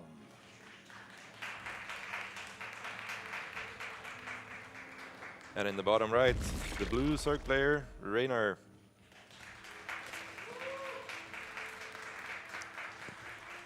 Now, if you want to talk about big maps, Botanical is about as big as it gets. I can't count the number of bases. I don't have enough fingers, but there are a lot of them on this map. Yeah, there's a lot of them. So it's definitely potential for it to go very long again. But I'm been more expecting to see something like he did versus Classic from Raynor here, where we see maybe some lurker play, but he goes into a more aggressive route, like single Evo chamber and just trying to put heavy pressure on him. We'll see if that ends up happening. We could see Sound doing something crazy again, like a double Stargate play or something. So we'll have to see how this plays out. Yeah, indeed. I mean, you have the choice to go for a really macro-orientated build here on a big map like this. You can also flip the script and say, okay, that's probably what you expect. I'm going to all in. I'm going to be aggressive. Try to deal some damage to you. We'll have to see what these guys want to do. Right now, we're looking at a standard hatch gas pool. The Gateway finishing up here. Probably be taking his Nexus shortly. And the probe does come over. Not early enough to block the hatchery, though, this game. Yeah, not early enough, but still going to be annoying here in the middle line. And force some drones of mining and just losing a few minerals for Raynor. But yeah, on this map, you could definitely expect some of the more standard play. But again, Raynor, looking at last game, he might want to take it a bit more aggressive, or maybe he looks at the game like, actually, no, I was fine. I just needed to take the fights a little bit better, and I would have been completely fine. That's also another option for him. Yeah, I kind of liked his choice of builds in the first couple games where he was aggressive and he took it to Zaun. It looks like he's going to be, like, we haven't seen him go for Quick Storm yet, right? He's often going into quick air units, which can be punishable with some timings. So Raynor may be thinking about that as we do go into game number 5. And this feels like such an important game, right? Yep. Because if you go up this game now, you kind of have a free game that you can throw away with an all-in or something, or you just need the one more to close out the series. So this game is very pivotal for both these players. Yeah, I think like the build that Rainer did on Mothership, where he just goes with massive idling main timing, would be great versus all the other Sound builds. But he might be a bit hesitant to bring it out again, because what if Sound does go back to the Colossus Stalker play, right? It's the thing where it can still work, but your timing window is way shorter versus something like Colossus Opener compared to a double Stargate follow-up. Yeah, indeed. We're kind of getting a little bit ahead of ourselves, as Yeah. right now the Stargate is on the way. Yeah. Third base goes down for the Zerg. He's getting his Zergling speed. He did take drones out of gas, so he's not going to be too aggressive here in the very early game, and it'll be up to the Protoss to try and harass the Zerg player a bit with these air units. Yeah, just first step coming in here, getting some scouting done, just making sure that we actually have the Zerglings and stuff like that. He might finish this trade, actually. Oh. Good microphone Rainer, keeps the first round alive. Oh. Does lose the second one. One drone goes down, more drones pulled here. He loses a second one. This is just one Adept. It shouldn't be getting this much damage. Okay, finally it goes down, but 2 drones go down. A Spore Crawler trick was forced, and you lost a little bit of mining time there. That is a big success for SEOUL. Yeah, massive success, I would say. Like getting 2 drones there, and also, like you mentioned, forcing the idle time on the rest of the drones. That's a massive, massive damage that you don't really expect to get from a single Adept like this. And look at the income advantage already up in the 300-400s for SEOUL. He is following this up with double Oracle, so he will have the opportunity to go for some more drone kills. Sending it instantly across the map. So normally, we've actually seen him keep them at home a lot, respecting Rainer's ability to pressure that third base with Zerglings. But this game, he's feeling a little bit more confident after that early start. Going to fly this first across Oracle straight in. There will be Queens here, though, to greet it. Yeah, and Spore's already up. Might lose a drone or 2 here, but that's kind of okay. And the fact that he did choose to send his Oracle straight across the map does mean that his third is slightly delayed. It is a few seconds late. Rainer not being able to find the probe on the way out, though, so he will get it down at a decent timing, at least. Yeah, I like that Rainer has a creep tumor in the main here as well. It's like quite a big main base, it feels like. Yeah. Having being able to run your queens around it quickly to zone out the oracles feels very nice. Absolutely. I feel like sometimes the Zerg skip the tumor in the main, like... Yeah, there's so many directions you want to creep, but you kind of have to pick and choose in some situations. But yeah, definitely in a situation like this, having that creep tumor there, and you can eventually send it down to the low ground from the main base, right? So definitely not a bad choice at all. Oh. See the fast Evo chamber coming in from Rainer into the standard Twilight Forge from SEOUL. Yeah, so he's going for that quick Evo chamber that lets you get +1 melee. This normally leads into, you know, a Hydra build where you go with Zerglings as the opener. He does have a Roach Warren on the way as well. That could just be for safety in case there's some crazy all-in coming his way. We do see on the back of this, Zound's going for a Twilight Council as well as the Forge, adding a couple more gateways on. Everything looking quite standard right now. Yeah, everything looking super standard. Rainer, most likely, like you mentioned, he's going to make some links, and we'll see what the tech choice is here from SEOUL. It's going to be the Blink, and that's kind of what you're hoping for when you're going for the +1 melee like this. It should be a good position for you to just hold on to any Stalker pressure. The Links are very efficient at fighting the Stalkers, and they can also threaten counterattacks that the Stalkers have to go home and deal with. So, great start here for Rainer, I would say, other than the messy early Adept defense. Yeah, he actually put a stasis ward on Rainer's 4th base, which caught the drone trying to make it there. So that's actually going to delay this 4th base for Rainer by quite a lot, as that drone will have to be free from its paralysis, able to make that base. A couple more drones go down for Rainer, but he is getting his lair on the way. +1 will be finishing soon. Oh, it would be very nice if he's able to catch these Zealots.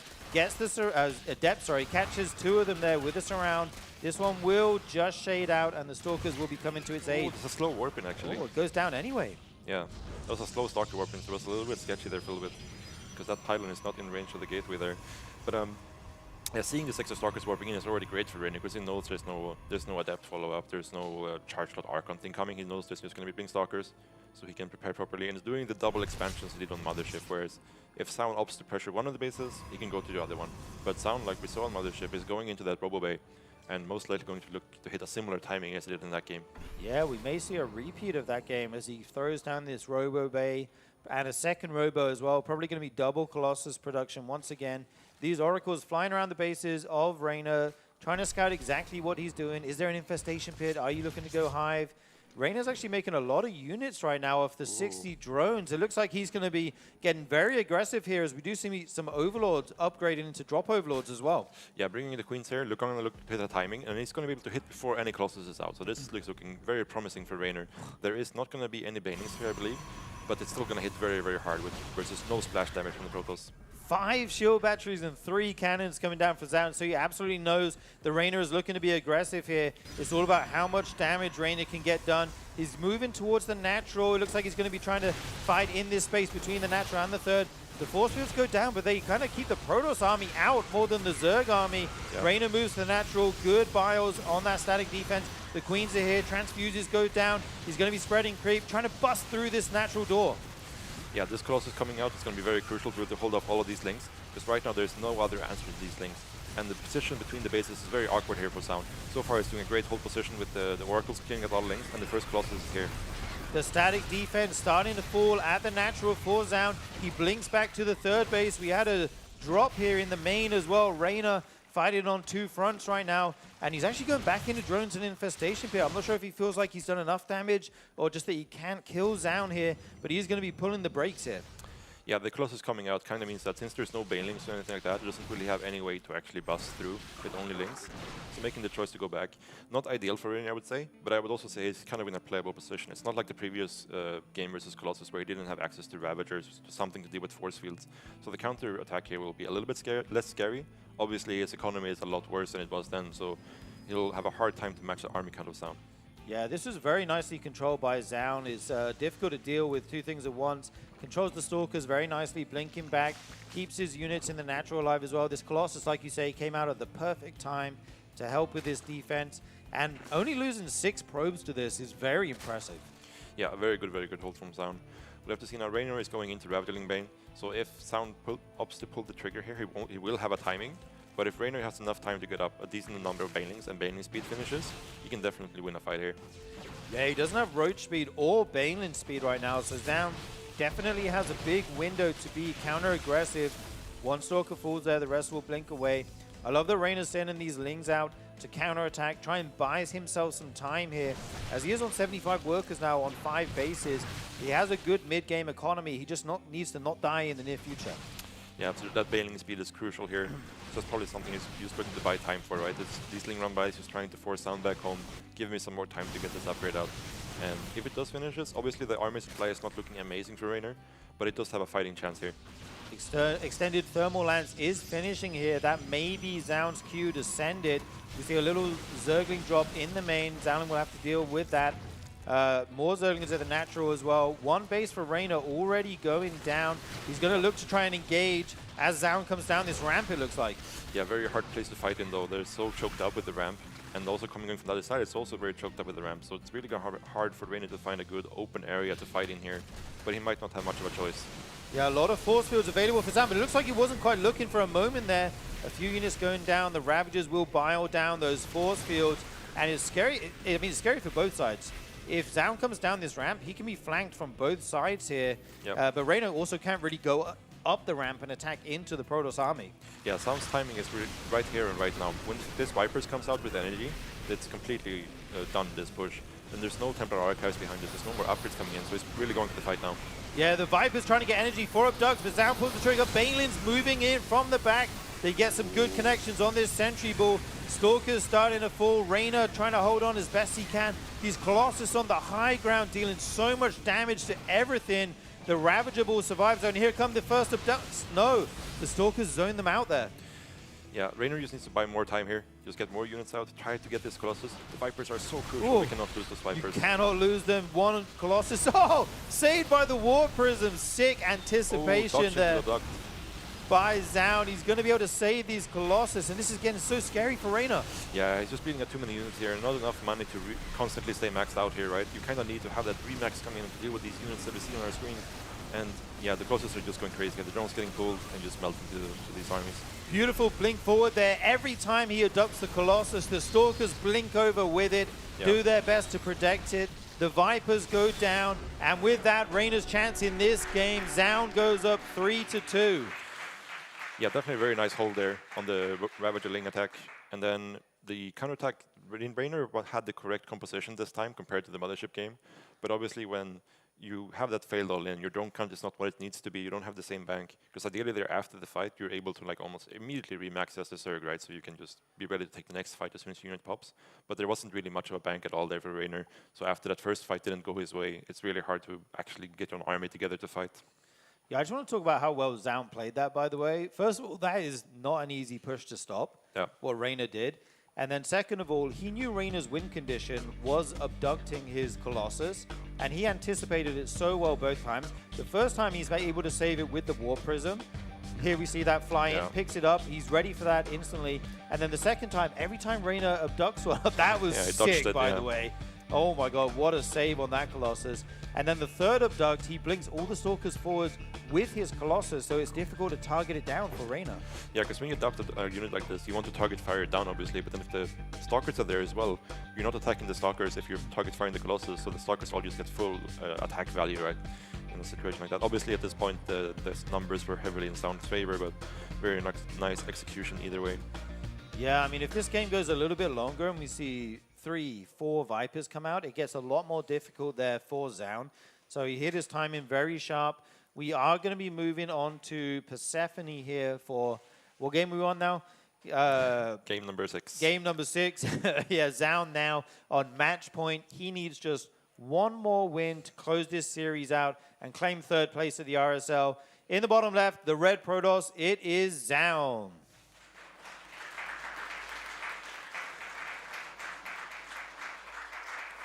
And in the top left, the blue Zerg player, Reina.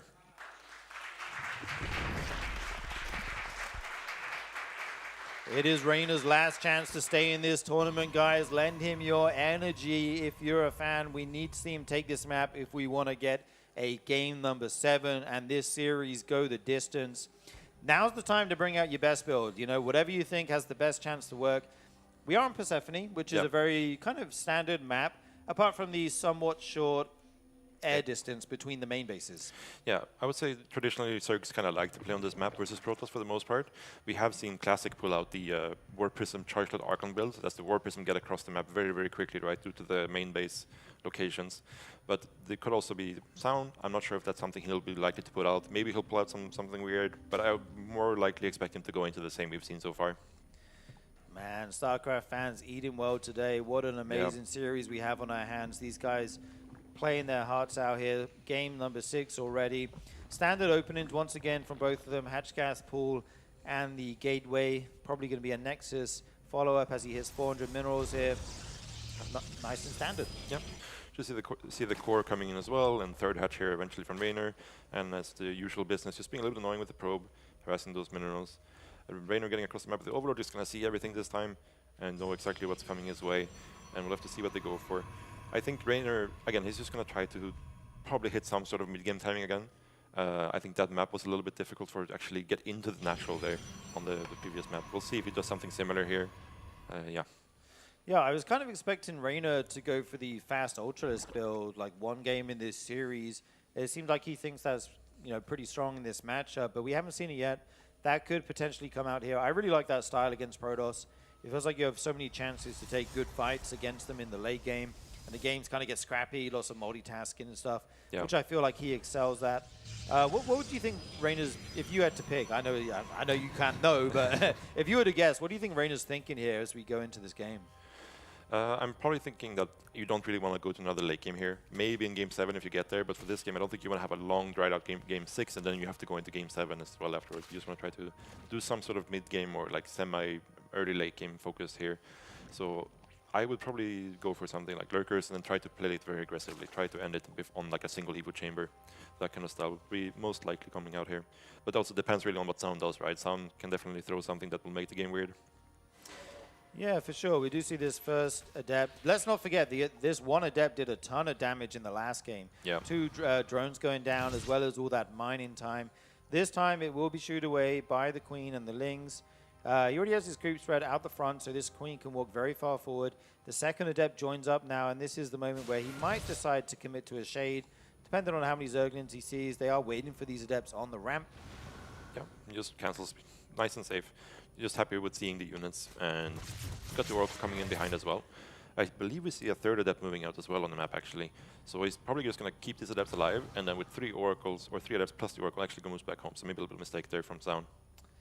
Yeah, turning around here. He does have Oracles on the way.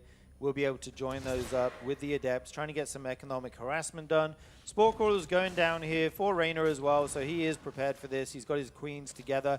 No creep to him in the main this game, but the Oracles will see those queens and turn back around. Oh, sorry, Reina. There it is.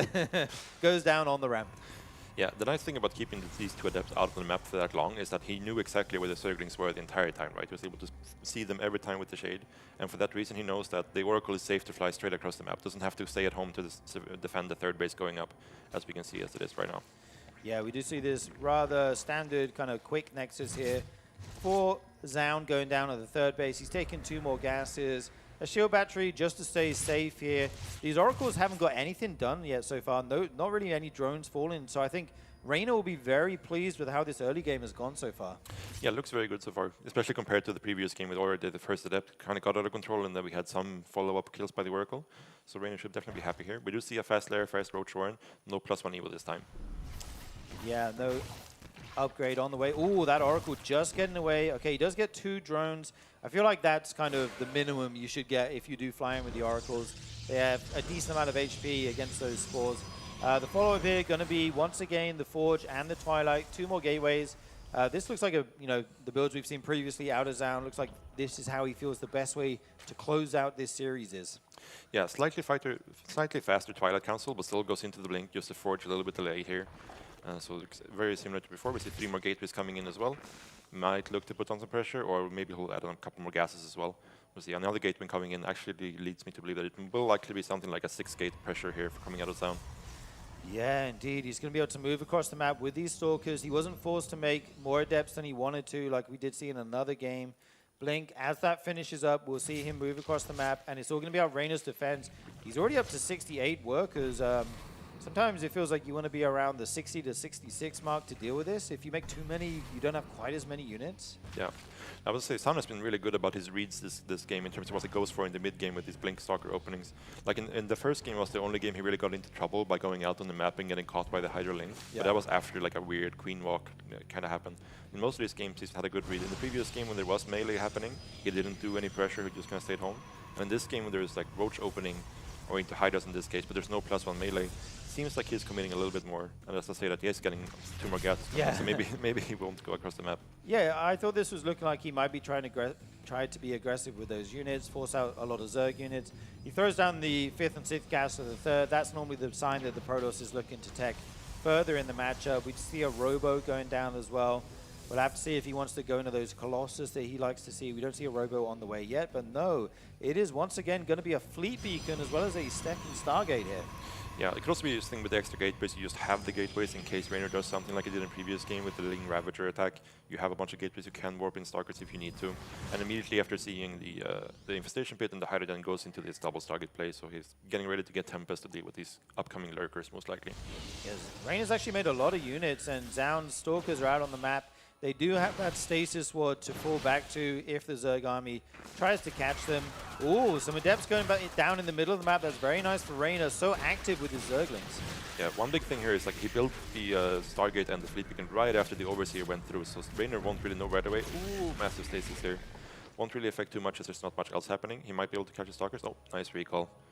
So yeah, this timing is actually kind of scary for Zaun, because if Reina was just going into Lurkers and going into 90 drones, the Tempest would be great. But now Reina is actually just making more Hydras and coming across the map here. And the Tempests are not going to be super useful in a scenario like this. Yeah, they do a lot of damage, but they shoot very slowly. So if you waste those shots on Zerglings, overkilling them, the DPS feels somewhat wasted. He is going to lurk at them behind this. Just now adding the drones on. So I feel like he wanted to be a little bit more safe in the mid-game. Not sure exactly what Zaun was up to. We see him scouting here with the Overseer and these Changelings. Oh, the Changelings will actually, taken out by the probes. Yeah. I would say Zaun has been really good about just making it hard for Reina to know what's going on. Doing different build paths every game, and every kind of path he's taking requires a very strong reaction from the Zerg player. And Reina has not been able to quite figure out exactly what's going on to hit the correct timings at the correct moment. Yeah, we do see the Tempest starting to come out here. I don't know if Reina knows about them. This might be the first time he sees them, but that 4th base, okay, now he definitely knows about the Tempest. That 4th base being forced to cancel is nice for Reina. He's up to 5 hatcheries of his own. I think he's on already up to 9 gases with the 84 drones, so he has a very strong economy here. Going to be going for some Lurkers, and you can kind of play on Lurker Hydra Ling until the Skytoss army gets to a certain critical mass, right? You can kind of distract them, hit multiple locations. Yeah, absolutely. And definitely in a case like this, it's a little bit scary for Sound because there still is no Storm. It's just the Stalkers and the Tempest. And Raynor's standing army is actually quite hard for him to deal with at the moment. We'll see if Raynor realizes how strong his army actually is right now. It looks like he's actually gearing up for this fight, and I think it's going to be quite hard for Sound to hold on. Yeah, Raynor attacking in 2 locations at once. The 4th instantly cancelled by Zaun. He realizes he can't hold this as this massive Ling Hydra army storms in here to the 3rd base. He's trying to get us around on all these Stalkers. The Lurkers burrow. The Tempest firing as much as they can, but there's so many Hydras here. They fall back to the shield batteries at the 3rd base. Zaun trying to hold on as much as he can. Raynor's maxed out, reinforcing this instantly with his bank. And the Stalkers are starting to fall. These Tempests, if they go down, it could be the end here for Zaun. Stalkers falling one by one. Is Zaun able to hold on here? So many probes starting to fall. Yeah, already a really great trade for Raynor because it's 17 Hydras was in production. So even if Sound somehow managed to actually stabilize here, there's going to be another wave coming. And we still don't have any Storm anywhere near completing. The only thing he has going for himself here is a Mothership coming out, but there's already multiple Overseers out, there's multiple more Hydras coming on. He's going to hold his 3rd base for now, but the 2nd wave is going to be extremely hard to stop. Yeah, the 4th base cancelled by Raynor.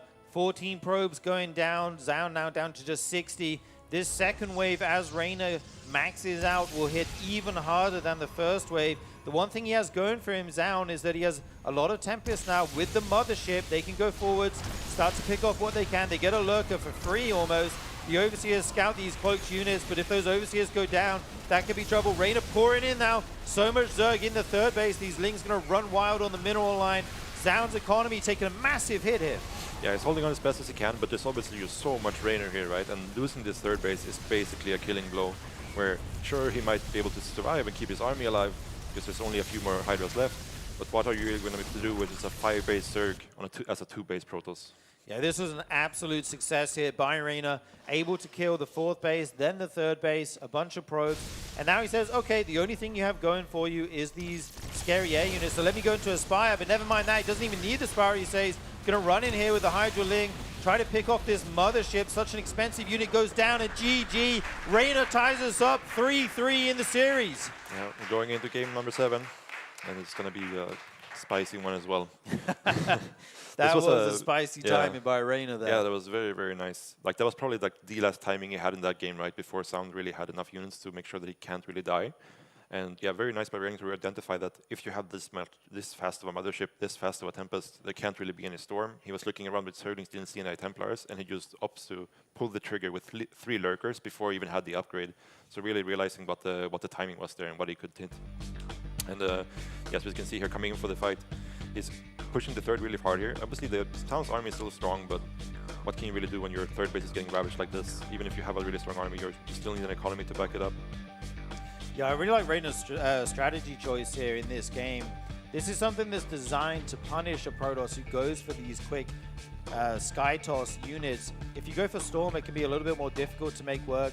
The Tempests gain a lot of value over time, but they don't kill Lings quickly enough. They shoot so slowly, and you can be overwhelmed by some kind of Hydra Ling timing, as Raynor showed here.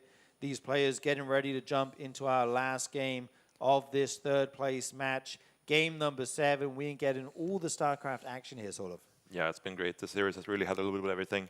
And we've seen some amazing late game as well. And going into Tokamak, one of the more standard maps in the map pool, I would say, where we could definitely see another long game, or we could see something similar from Raynor. I wouldn't be too surprised, because having this like Lurker build with the option to hit before the Lurkers as well, versus this fast Tempest stuff that Sound has been doing, kind of covers all his bases versus Sound, right? If he's going into something like a Colossus push, he will have access to Vipers and Lurkers if he needs to.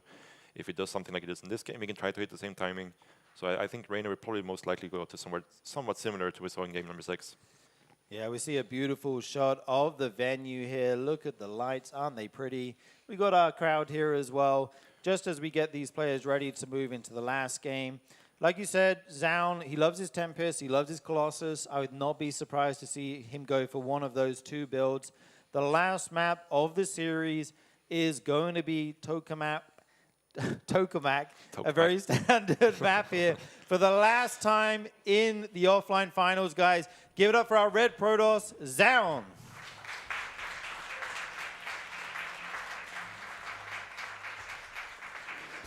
And in the bottom left, we have the blue Zerg player from Basilisk. It is Rainer.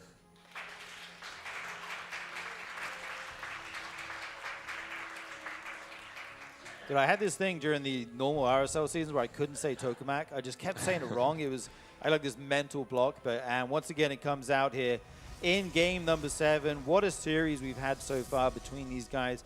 We've seen we've seen early time-ins, we've seen mid-game time-ins, we've seen the ultra late game between these guys. I don't feel like Rainer wants to go back to that, considering how it went.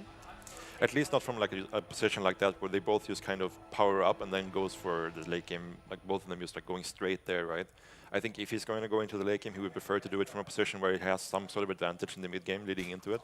So you have this like bigger bank where you have a traded efficiently going into the late game, so you have some sort of buffer. Yeah, it seems like Rainer's done really well with these Hydralisk time-ins against Zaun because he often goes for the quick air units or even able to hit them before the Colossus come out, which obviously are really good against Hydras and Lings with that light tag. Right now, though, we're just starting to build up here. We got a Nexus on the way. Hatch gas pull for Rainer. Wasn't blocked at the natural, so can take his base there. And yeah, it's all about the tech that we see come out in the near future. Yeah, it's a really cool play from Sound where like he has this like opener where he does pretty much the same opener every game, but then he kind of reactively decides where he's going to do it. It feels like if he sees an early Evo chamber, he's more likely to go into something like Colossus. If he doesn't see the early Evo chamber, he's been leaning more into these fast Tempest builds when he sees the Infestation Pit and the Hydra Den. So we'll see what it ends up doing this game. Rainer might try to do something tricky, like throwing an Aspire in there. Could definitely mix things up like that. But it is game number 7. I would suspect most likely we're just going to see him go for something similar to last game. Yeah, and it's interesting to look at how well the early game goes and then how much that affects the outcome of the match. Like the games where we see Zaun pick off a decent number of drones, he often ends up going on to win. But I mean, it can be 20 minutes later or it can be 10 minutes later, but these small amounts of damage you can deal in the early game, they start to snowball things in your advantage. You get that income advantage and you can take that all the way to a victory. Right now, we do see him making the Stargate as well as the Adepts. Looks like he'll be doing his normal thing. Yeah, obviously, CVP is such a timing-oriented matchup, right? Where there's aggressive timings for the Protoss players, but there's also counter timings from the Zerg player. And like you mentioned, a lot of this comes down to, do you get successful harass off as the Protoss? Do you manage to get your third up without any delay from the Zerglings and so on? Like these things matter a lot as they snowball into the later game. And yeah, so far, everything looking very standard. First Adept coming in here, 4 Lings ready from Rainer. I don't think we'll see the straight finish. It does get cancelled. Yeah, that would be a very risky one. This Adept trying to do what it can. Already lost a decent amount of shields. I don't think that would do anything except wait for its buddy to come across the map. If he... Oh, we actually don't see a second Adept coming here right now. It's going to be stuck in the wall, making sure there's no Zerglings running in there. As we see the Oracles coming out here for Zaun. Yeah, just playing it nice and safe this time, keeping the second Adept at home. Doesn't want to let any sneaky Lings in to see what's going on. And Sound most likely just going to secure his third here. We can see he's kind of keeping the Oracle home a little bit, respecting the fact that there could be Lings out of the map. We've seen in the games where he does still have his Adepts out on the map, he will send the Oracle straight across because he knows where the Lings are, right? In this situation, he doesn't really know where the Lings are, opts to keep the Oracle at home, and secures the third. Yeah, Rainer does see it exactly as it goes down though, so he knows this is an early third base before 4 minutes. That already gives you a lot of information. You can't be all in it if you're also taking this third this early. So good scout there by Rainer, gets confirmation of that. And he didn't make too many Zerglings here. If you make a lot of Zerglings, you kind of have to try and delay the third, but he only made a couple, so he's able to get his drone count up as fast as he can. He will overtake Zaun in the 40s, which is kind of normal, I would say, in this matchup. Yeah, Sound warping a couple more Adepts here. Most likely going to be going for his 4 Adept 2 Oracle pressure that he's been going for in most of his games here. In the meantime, getting a battery on the third, just securing that up. He might wait for this battery to finish before he moves out, or he might not. We'll have to wait and see. But at the same time, Twilight Forge coming down once again at the same timing as in most of the previous games. Yeah, and then the question will be, what is Zaun going to do after this? Will he go for those Tempests? Will he add on some Robos with the Robo Bay? Rainer going for the standard Leia and Roach Warren time in, adding in some more gas here. I like this Stasis Ward at the 4th base of Rainer by Zaun. Last game we saw, the Colossus push game, we saw the drone actually set that off. This time it's a Ling. That's very nice for Rainer. Yeah, also very nice from Rainer. He actually went around and came in from the other side. Because sometimes if you send the Zergling straight in, that Zergling is stasis on top of the place where you want to build a hatchery. So very nice play there from Rainer. Oh, that's actually so smart. I didn't even think about that. Yeah, very, very cool play. Gets one drone here. It's a little bit annoying. It's going to delay the fourth hatch a little bit, and that is something you really care about. In this case, it's not going into +1 melee, so you're less larva starved with this kind of opener, right? More likely we're going to be seeing the Hydra then, maybe a Spire, but the most likely it's just going to be some sort of Hydra-based play into Lurker would be my guess here, looking at this. Yeah, I feel like this is a good Muta map. You have that airspace behind the third and the main base of the Protoss. We do see the Hydra Den going down. Like you said, Lurker's probably the more common option. Reina said he feels like this is a very dependable unit choice in this matchup. Or basically always gets you into a decent position in the mid game. Yeah, we have seen players like Shin also favor like Roach Hydra timings as well a lot in this matchup, and we do see Reina making some amount of Roaches. There is still no Roach speed though, so I'm actually not very confident in that happening. Some pressure coming in from Sound. Blink is still quite far away, so I don't suspect we'll see him commit very hard. More so just like move out to just force some units, make sure Reina doesn't get the drone up his fourth right away, and that's exactly what happened here. Yeah, good play by Zound, slowing down that Zerg economy. Infestation Pit is on the way now, so it's likely going to be those Lurkers eventually. Reina taking some more gas to fuel that Hive economy that he will need. And it's going to be Colossus again as we see the Robo Bay and second Robo going down for Zound. Yeah, I think maybe Sound got a little bit tripped out here by seeing so many Zerglings. So he's actually going into this Colossus response again. But this is actually pretty nice for Reina because he's going to have a very fast Hive, and he also has the option to go into Lurkers, both very good answers to the Colossus. We could see him deviate into something like Disruptors, but they're also very hit or miss in this matchup, so most likely he's just going to commit to the Stalkers and the Colossus, and maybe try to get the timing. We actually do see the Templar Archives and Charge coming in as well, so he's already deviating a little bit. Yeah, this is going to be the first time we see the Robo Bay versus the Lurker build. Got to cancel that hatchery. Okay, just does so in time. Links forward onto these Hydras. Nice transfuse on that one. We'll be able to save it. Got to kill that Stasis Ward. You want to set it off on all the links. Oh, nice flip by Reina, but still a ton of Zerg gets caught there. Yeah. And the recall goes down, and some Zerg, some Stalkers are left over and get picked off. Things are getting sloppy here in game number 7. Yeah, very messy. Nerves are on, and you have to really be on top of you, not mess up this fight, right? One bad fight and you're out of the series. You lose the series. So both players really feeling the pressure a little bit. But absolutely, we have seen a big difference. Sound actually scouted the fast Hive here from Reina, and now he's going into the Templar Archives as a response, which I think is a good call. So if you try to commit into double Colossus versus a Zerg on a fast Hive, there's just going to be Vipers out by the time you hit, and if the Zerg has a big army and Vipers, it's really hard to get any big value out of a big Colossus army, unless you have High Templars with it as well. Yeah, I like going into High Templars as well. The new Storm, while it has less DPS, it does more damage overall. So if you can, oh, never mind that. These Stalkers actually get caught out here. The Zerglings getting a wrap around. The Hydras come to back them up. Some of them get away to the high ground, but it feels like Reina's picking off a lot of the Zound's units here. Yeah, really good pick off. Obviously, recall being on cooldown from earlier, not able to recall out of that, and you have to be very careful when you're out on the map where it's like that, where there's a lot of Zerglings out. If you overstep just a little bit and you can't really blink away anymore, those Stalkers die very, very quickly. Yeah, one key thing to point out with the Colossus here is that one game where Reina was abducting them, Zound would blink forward with the Stalkers to protect them. That's a much scarier option against Lurkers. If you blink into a bunch of Lurkers, you can just lose everything. Yeah. So Reina looking a little bit more prepared here, but Zound is going to try to pull the trigger. Oh my god, that Stasis will get so many Zerglings there. Yeah, I think Sound is just mostly looking to posture a little bit here, as he is getting Storm and +2 behind us and the fleet pick, and he's probably not looking to commit super hard to the fight, but also doesn't want to let Reina just scary blink forward there. Yeah, we talked about blinking into Lurkers, and there we see exactly that. There you go. Uh-oh, I got to get out of there. They will leave. Yep. This hatchery will be defended by these Zerglings, or will it go down, actually? The Hydra's coming over to add some DPS. He's just able to save that. This bunch of links sees the Protoss army return. Reina keeping good tabs on his opponent there. Yeah, it is important for the Protoss players to be out on the map at this stage of the game when you're playing versus Lurkers, because the Lurkers would love to just run up to a base and burrow and just start sieging down that base, right? But if there's a Protoss army in between those two locations, you gotta respect the army and take it slow.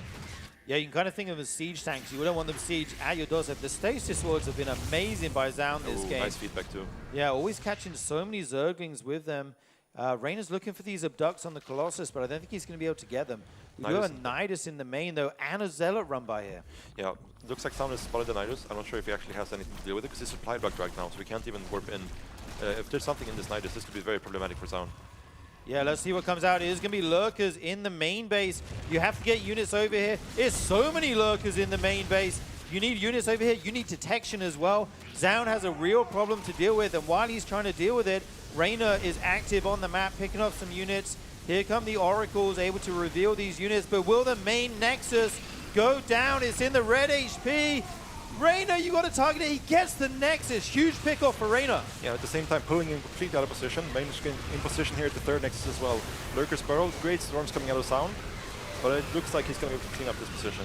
Dude, there's so many storms going down on all the Zerg units, but again, this is the issue here for Zaun. The Zerg unit's just killing all his production in the main right now. Yeah, in the meantime, Reina is just remaxing on more Hydra Link. He's going to probably make even more Lurkers and just try to keep this momentum going, right? Keep riding this high, because you have production disabled right now for Zaun. There's no gateway swipe online, there's no Stargates producing. We definitely have a full of timing here now as well as Reina. And all this production is depowered as the pylons go down, so Zaun frantically making 4 in the main to try and get his production online again. He's making another Stargate, going into these Tempests.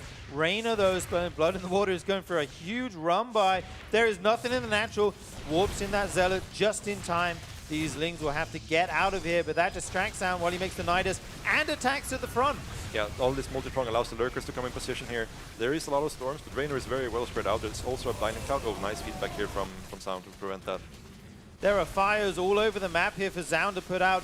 Reina stressing his multitasking as well as he can. There's just so much to deal with here as the Protoss player. Yeah, he's giving up the third base, but that's also kind of a death sentence in itself, because now the economy is very, very poor here for Zaun. He does have a big bank still, but once he spends his money, he's going to be very, very poor.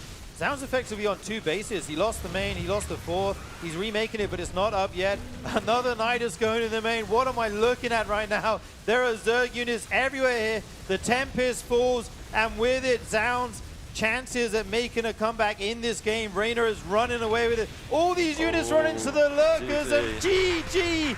Reina takes 3rd place here at the offline finals of the RSL. Amazing play there from Reina, really turning up the tempo in the end of that game. Just realizing that this is my timing and I'm going to be all over the place. Eventually you will be out of position, and then the Lurkers just get in there, and it's so hard to break once they're in there. And Reina absolutely chuffed with that victory. What an amazing series here, guys. Going to the very last game. The handshake, lots of respect between these players. Zaun put up a fantastic showing, but Reina just looking too strong in this final game. Yeah, he really identifying what went wrong in the previous games and just adjusting his play a little bit and finding these very, very crucial timings that he missed in the previous games, right? He did try to hit it on Mothership, but the army composition wasn't quite there. But then just small adjustments and great play from Reina in the last couple of games. Yeah, I'm so impressed with both of them here. Really long series, a lot of long games. It's kind of mentally exhausting to play that many games. Yeah. But Reina makes it look easy. I think he's going to try and walk through our camera shot right now. That's fine. He's lost. He's going to the room at the back of the thing. Okay, we're figuring this out here. It is a bit of a maze in here, guys. It's not easy to get to the RSL couch as Reina joins us for his winner's interview after taking 3rd place here. I'm very excited to hear what he has to say about this series. Yeah, I think we're going to be jumping over to the couch to hear from the man himself. All right, thank you very much, guys. We're here with Reina, who gets 3rd place in the RSL. Congratulations. Before Tesa says anything, I wanted to jump in and ask an actual game question here, and that would be, we were sitting out back with Hero, and he was assuring us that Colossus are trash in the match, but it seems like all of Zaun's success came on the back of Colossus timings. So what would you have to say about that? Well, Colossus are really good, specifically against Hydra Bane, and I wasn't really scouting his main base much. I was trying to go off info at the front, and I got pretty unlucky with my build order choices. Like one time I went Lurkers, he went fast Tempest, and one time I went Hydra Bane, he went fast Colossus. So I was like, okay, I'm gonna start scouting. And yeah, Colossus are pretty bad if you scout them, but if you don't, they can hit hard. Reina, congrats on getting 3rd place. Thank you so much for participating in this tournament. Before we close it out, this segment, is there anything you want to say to your fans, and what's next for you? Yeah, thank you guys, all of you, for coming. Thank you for watching at home. Thank you so much for supporting me and the tournament. And hopefully it's uphill from here. Just want to add that I don't want to see a Protoss player at least for 10 days. And yeah, other than that, I'm pretty happy regardless. Excellent. Well, thank you so much for participating. We got a quick plug here, guys. We want to say thank you to Pulsar. They make amazing stuff, and they've been supporting our event. And also thank you to Archon Studio. They are making the StarCraft tabletop miniatures game, and we were lucky enough to have them sponsor us for the entire year. We got the first piece of Zeratul set. There's a lot more to come, and we're going to be going to the finals next here, so stay tuned. We will be right back. Zoun is not actually full scouting either. You're He's right. left his probe in the main that he sees as empty. So he's not going to have any information that this has been a Nexus first for an incredibly late amount of time. He's basically going to get it when his Sentry hallucination comes out. And depending on if he actually boosts it or not, might even make it even later. We'll see if he decides to do that. He's going to kill this probe first. Will he actually recharge the Sentry for the faster scout? He doesn't. He hasn't. So he's getting this as late as possible, this information that it's a Nexus first. This Nexus is going to be like half mining by the time he even realizes it and by the time he has his own Nexus down.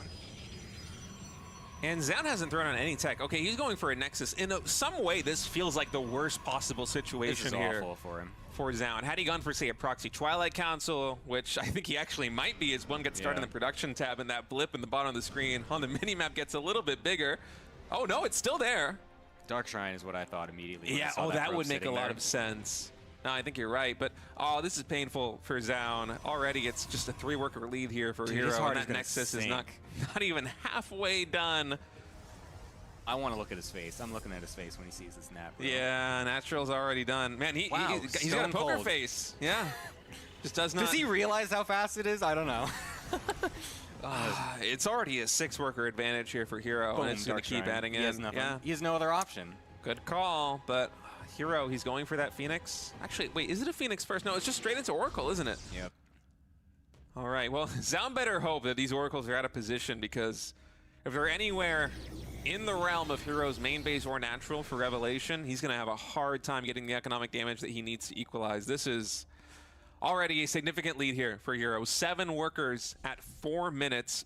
No workers even. That's still potential for some damage here because it is still the only thing available. So maybe this will actually get some equalizing damage, and he's even going to track it. I love this, not only because it helps to defend it, but it also keeps awareness of where it is to know where the DTs should be going in to get maximum value.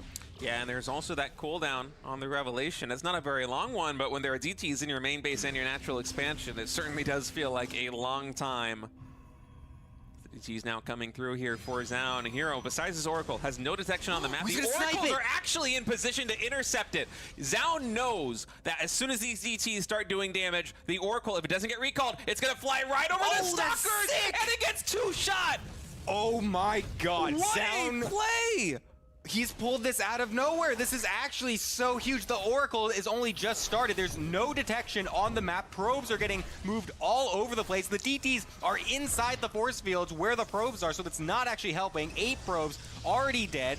This is going so perfectly for Zoun, considering the fact that he started this game off with almost no hope at all. Oh, this is unbelievable. Hero, had he recalled, the Oracle would have been able to circumvent disaster, but instead 9 workers going down. Zoun now with a 10-worker lead. The probes are not mining from the main base. There's minimal mining here at the natural expansion. The Forge is getting unpowered. Eventually, Hero will be able to get the situation under control. But my goodness, this has been so impactful. Even there, the third base, looking at the minimap, it gets canceled by Zoun's pressure. God. More probes are falling. I feel like this game is basically over, and oh man, what an awesome start from Hero. Basically gets bungled by a killer play. Hero's laughing about it right now on screen. You have to respect the move coming in from Zoun. The Hallucination Scout confirming the position of the Oracle, and then the 3 Stalkers to intercept was just so beautiful. Yeah, I mean, it's just like textbook. Yeah, this looks so tough to break, and he's making that Sky Toss transition right now. Here come the Locusts. Raynor going to go for it here at this base. They fall down on top of the Stalkers who blink back. Big damage actually coming out from the Locusts, able to take out an Archon. So much static defense here, though, sort of. Yeah, but he's out of Storm for now, which is a big problem for Classic here, because without Storm, there's really nothing to do with the massive amounts of Hydras and Lings. Where are the carriers? Okay, finally the carriers arrive. They will be able to push back these Hydras for now. It can, you know, Hydras, you can kind of sometimes deal with carriers in small numbers, but once you get up to like 4, 6, even 8, it can get a little bit out of control. And right now, Classic does not want to take the risk of pushing out onto creep. Yeah, for sure. I think Rainer definitely has like 1 or 2 more waves in him before the carrier counts get out of control, right? So the next Locust wave here, combined with the Hydras, is going to be very crucial. Dude, this is so many Locusts. I love the split on these Locusts by Rainer. Not going to be able to storm everything. So much Zerg here. The carriers doing what they can. The High Templar run away, just trying to stay alive. They morph into an Archon. Probe's starting to fall. It looks like Rainer's making headway here. The carriers are basically all he has to be scared of right now. And he might be able to pick this one off. Will he get away? Oh, it's so close. Yeah, but there's 16 more Hydras in production here. There's going to be another wave coming real soon. And like we mentioned before, the carrier count is still not really at a critical mass. And +1 is also really, really far away. So this is still far from over. Dude, I can't believe how brave Classic is being right now, pushing out on the map, on creep when his supply is so low. More than double the army supply here for Rainer, but a lot of that is in swarm hosts, right, which don't shoot up. So I think Classic's win condition right now is just getting those carrier mass. The swarm hosts send a Locust wave onto the Nexus and actually pick it off here. Yeah, that's a really good pickoff, and it puts Classic's economy about down to 2.5 base, right? You have to remember that back third is actually not an actual third base, it's a half base. So the economy right now is really, really bad for Classic, and carriers are nice and all, but with these numbers, it's just looking very, very dire for the Korean Protoss right now. Yeah, I love Rainer's position here on 5 bases, 81 probes. Might even get this War Prism. Oh, big storms go down, but Rainer's still in the driving seat here. Should get the War Prism now if he pays attention and sees it. Okay, he's doing something else. That just flies right over the Hydra Ball. We don't see that every day. Tons of the Interceptors actually being picked off here. Yeah. That's when you know when you're winning, when you can fight Hydras against Interceptors, right? Yeah, exactly, yeah. Yeah, at this point it's just a numbers game, right? Like, it doesn't really matter what Rainer throws at him. It's not enough in Classic. Okay, the Locust going to shift around to this other base over here, and that's just too much. Rainer yeah, I think he did sneak Blink in at some point, but there's no cannons here, no batteries, nothing. I mean, can the Archons even fit through the wall of the Natural? I'm not sure. Maybe you have to recall them. I don't know how big the wall is. It looks like it won't be able to. The probes evacuate. This is going to be huge damage, and Rainer doesn't have to mass mutas or anything like that. He can just kill a bunch of probes here, go back into Hydraling Bane. Okay, yeah. Stalker's getting warped in here, but this is already a lot of damage. Classic down to 40 probes right now.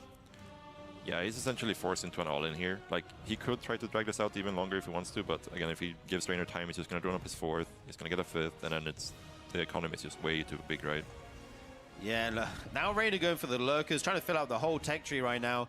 I mean, if you get a big number of Lurkers against what Classic has, I don't even think you can attack into it. Maybe you can storm them. The storm does last longer on this current patch, which can be good against, burrowed Lurkers. Obviously, you can move them when you have the upgrade. You can do that quickly as well. Yeah. But Rainer going to continue to do economic damage here while the Hydraling Bane rushes into the 3rd base. This is so many probes going down. He even saves all these Banelins. Oh, that storm on the probe as well. Yeah, but Rainer at this point, he can just chill. Like, I think he just kind of wants to end the game as soon as possible, but he doesn't have to actually run into these storms, right? But it's looking very, very dire for Classic. Just the numbers game is not in his favor. Yeah, there's so many Hydras here. Classic cannot back off here. If he loses the 3rd base, that's basically game. Rainer's back up to 4 bases right now. Only 28 probes as well. Classic can't really make anything. Look at the production tab. It's completely empty for the Protoss. Good. He's making units. Again, he's poking the 3rd, trying to see the unit comp here for Classic, but he has no idea right now. Yeah, the big difference here is Rainer has +1 melee, and there's no +1 for Classic, so the links are actually a lot better in this scenario, like a lot better than last game. And Rainer already has made a lot of links, so as long as he can get them in position here and keep his queens alive, he should be very well equipped to actually deal with this. Okay, Rainer takes out those zealots down there. The queens, even though they died, they actually bought a lot of time for the lings to get back. The drones will have to be evacuated, but Rainer looks like he's defending well now. He's going for Infestation Pit behind this. I don't know if that's going to be more swarm hosts or what, but he's just trying to hang on as best he can. More zealots being warped in. Stasis Wards frantically going down here for Classic as he continues to try and make this push work. Yeah, the lings are just trading so effectively versus these zealots, right? Like +1 for the lings, no +1 for the zealots, so they take 3 shots to kill the lings. The lings are so much more effective here, and he gets a good cleanup. He did lose all the queens, and he's also probably missing injects during this time, and his drone count is still kind of low. But again, Classic has no forge, the transition is very slow, so he has to do a lot more with this. Yeah, Classic is still probing a little bit behind this. Maybe there's some way he can try and play this game out once the attack is over. And, I mean, Storm is finishing up here, which is the one saving grace for Classic. The Ultra Cavern is finishing, though, so Classic has to make something happen, because once those Ultras come out, like you say, they'll be pretty much uncontested. They'll shred through these Zealots, High Templar, etc. And Classic's going to try and make this happen. Yeah, there's +2 melee now. They just have a healthy amount of Archons, but if these Archons go down, like the Lings will just clean up completely everything. There's so many Queens here as well, doing a good job tanking all these Zealots. The Lings try to get us around here, but there's actually a lot of Archons here, sort of. Yeah, this has actually turned very, very badly for Rainer very, very quickly. I think he was a bit, maybe too confident in his position here, where he probably could have pulled back and waited a little bit more for a bit more units, the first couple of Ultras to come out. The G. Yeah, GG. Not even GG, just the G. So this is going to be a pretty close defense, I think. Yeah, Classic actually waiting for another warp in there. Gonna throw down some initial force fields. Easily cleared out. I don't think he got too much for those, but he has plenty of energy. There's plenty more where that came from. The Immortals actually not shooting right now. A couple of them in the back. Gonna try and deal some damage here, but it actually looks like Rainer has quite a decent amount of units, but they're just all stuck right now. There's so many force fields. The low Ravager count can't deal with them all. Yeah, like he expended a lot of force builds there, but looking at the supplies, I guess the defender here, when you're defending with Roach Ravager, if the supply is even, it's usually a very bad sign, and there's a lot of adepts here. Yeah, dude, so many adepts. These Lings gonna get absolutely shredded before they can even engage onto this Protoss army. I feel like Rainer needs some big bios that like hit everything or something crazy like that, or take out the War Prism. He's actually got the supply advantage right now, although I don't know, there's more warp-ins. This is so hard to call right now. Yeah, the adepts are obviously like not great when they don't get to actually attack, but they get stuck on each other like roaches do, right? But it's actually a very awkward position for Rainer with this hatchery in the force fields. It's a very close fight. It looks like Rainer just barely has it. Yeah, the sentries go down. No more force fields remaining. Bile's going down on that War Prism. Not enough to kill it, though. But it looks like Rainer is somehow going to hold this, sort of. He's pushing back the army. The Immortals have to be picked up and shipped out of there. Yeah, now this is a very, very bad situation for Classic. Like, he can fall back and, you know, he's getting Templar Archives, he's getting +2, he's getting more Immortals. But the thing is, like, you don't have a Templar Archives up, you don't have any Storm, you don't have a Robo Bay. You all you really have is these gateway units you can make now. And there's no charge, there's no blink, there's just glaives. And he warps in another on the glaives, which basically means, like, okay, we're taking a fourth, but really we just gotta go again, because these adepts are not gonna be useful in a longer scenario, right? There's a lot of time he needs to buy here to Storm, to a higher Immortal count. So yeah, we'll have to see if we can actually do anything to catch back up on this. Yeah, but even if you buy... Yeah, it was always going to be a very hard defense for Classic, but with the move command there, it just makes everything that much more tricky. Yeah, indeed. And now he's trying to fight again. There's actually not too many lurkers here. Only one in the back there. I think the rest of them are still burrowed up by the fourth base of the Protoss. So this is Classic's kind of best chance to get a trade. But this is so many lurkers, dude. How do you deal with this? Yeah, like as the Protoss player here, like even though you don't really want to, you kind of have to try to push him out on the map a little bit, right? Because you want some space between his army and your base, so you can actually buy time and be in position, and not let the lurkers actually siege up on your bases. So he's trying his best to actually get out on the map here. Yeah, there's just so much Zerg right now, though. Lurkers here, Lings forcing all these storms to come out and kind of be wasted while the lurkers run into the third base. Yeah. And I think once they get on top of this Nexus, there's no way to stop them. And GG is called. Rainer takes the second game of this. He keeps limiting Shin's progression onto the map, right? Like Shin is just getting stuck on these like almost 5 bases, but he needs kind of a bit more than that to actually keep up with the cost efficiency of this Terran army. Oh, another hatchery getting picked off right here. I don't know if we have any infestors in the mix. Doesn't look like we do, so Bio able to actually boost all the way towards the third base, or potentially the main base here on Winter Madness, as Maru simultaneously was able to deny the re-expansion there on the left side. Bio now dropping here into the main base. Shin going for a big counterattack, judging by the minimap. Infestation pit goes down. There are no infestors on the map. This planetary fortress is just Ultras going for it, but that's not enough SCVs to repair, so it will get taken down. But Maru, he's been able to snipe so many bases. Even the Hive is under threat right now against +3 Bio. Oh man, Shin, you gotta keep that alive. Yeah, it's a situation now where like he kills the fifth base, but Maru just instantly retakes it, and Shin is still stuck in his corner on the map. So even if he somehow clears up this army efficiently, he doesn't have the quickly distract you, like get back on the map and like start punishing the rest of Maru's teams, or on Maru's positions on the map. Yeah, Maru's just looking so good right now. 1,000 minerals still on the bank. He's continuing to macro up. This base might get denied again here at the 3 o'clock expansion. Another drop simultaneously into the third base. The natural expansion also under siege. Maru is everywhere right now. And shit, he's struggling to put out all of these fires. I mean, the trades aren't the best here for Maru, but the important thing is that Shin is so flustered, he can't get any pressure done. You can see the cost efficiency there in the top left. 6,000 resources in the advantage of Maru. Which is not something you would expect at this stage of the game. That's something you would look at, like, okay, once there's like ghosts and liberators out, okay, then that makes more sense. But this has just been like bio trading into banelings and infestors and roaches and ravagers, right? So it's very rough for Shin. And Shin, right as it is right now, his economy is not that good. Yeah, and the creep spread is just dismal. It already wasn't in a good place, but Maru's done such a good job of keeping the creep spread under control up until this point. We actually have 2 tubers that are just isolated in the center of the map. And one thing I've noticed here from Maru is that he just keeps hitting bases that have no creep spread. He's attacking the 3 o'clock from the angle where there isn't very much creep spread in front of it. And then all the way down in the bottom left base near the 6 o'clock position, he was also taking down that hatchery, which had very little creep spread, just not giving Shin anything to work with defensively, as a Widow Mine drop of the natural expansion is going to force those drones to evacuate 3, also get taken down.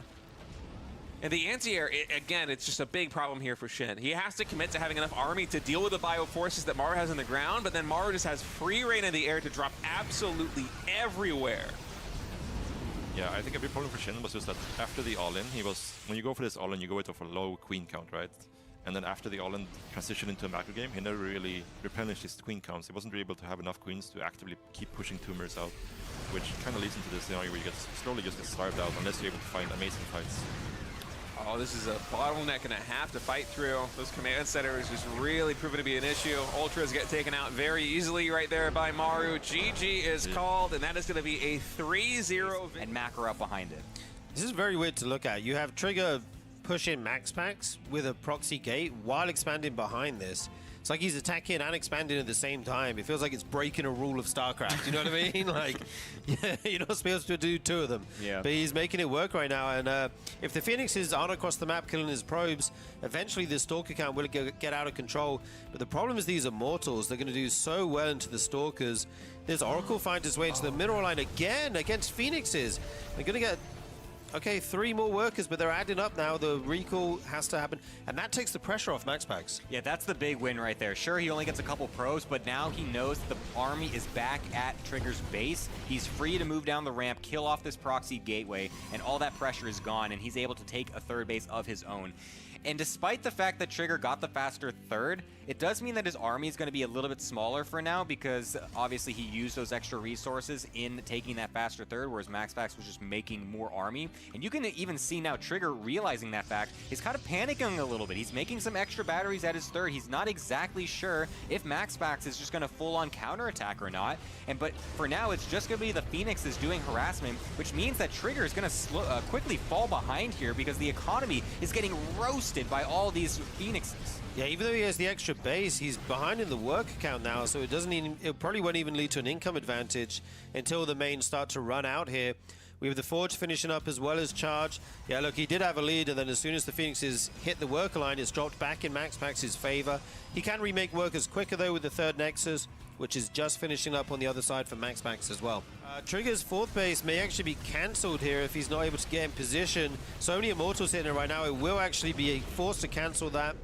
And Trigger's standing army has a lot of Stalkers with some Archons being added in, but the Immortals look so scary on MaxPax's side right now. Yeah, it's very difficult for Trigger to actually engage into that. Wisely does not actually pull it. I almost did it, pull the trigger. That's so hard. Just keep doing it. Just commit. I'm not even doing that on purpose, I swear. He nearly pulled the trigger.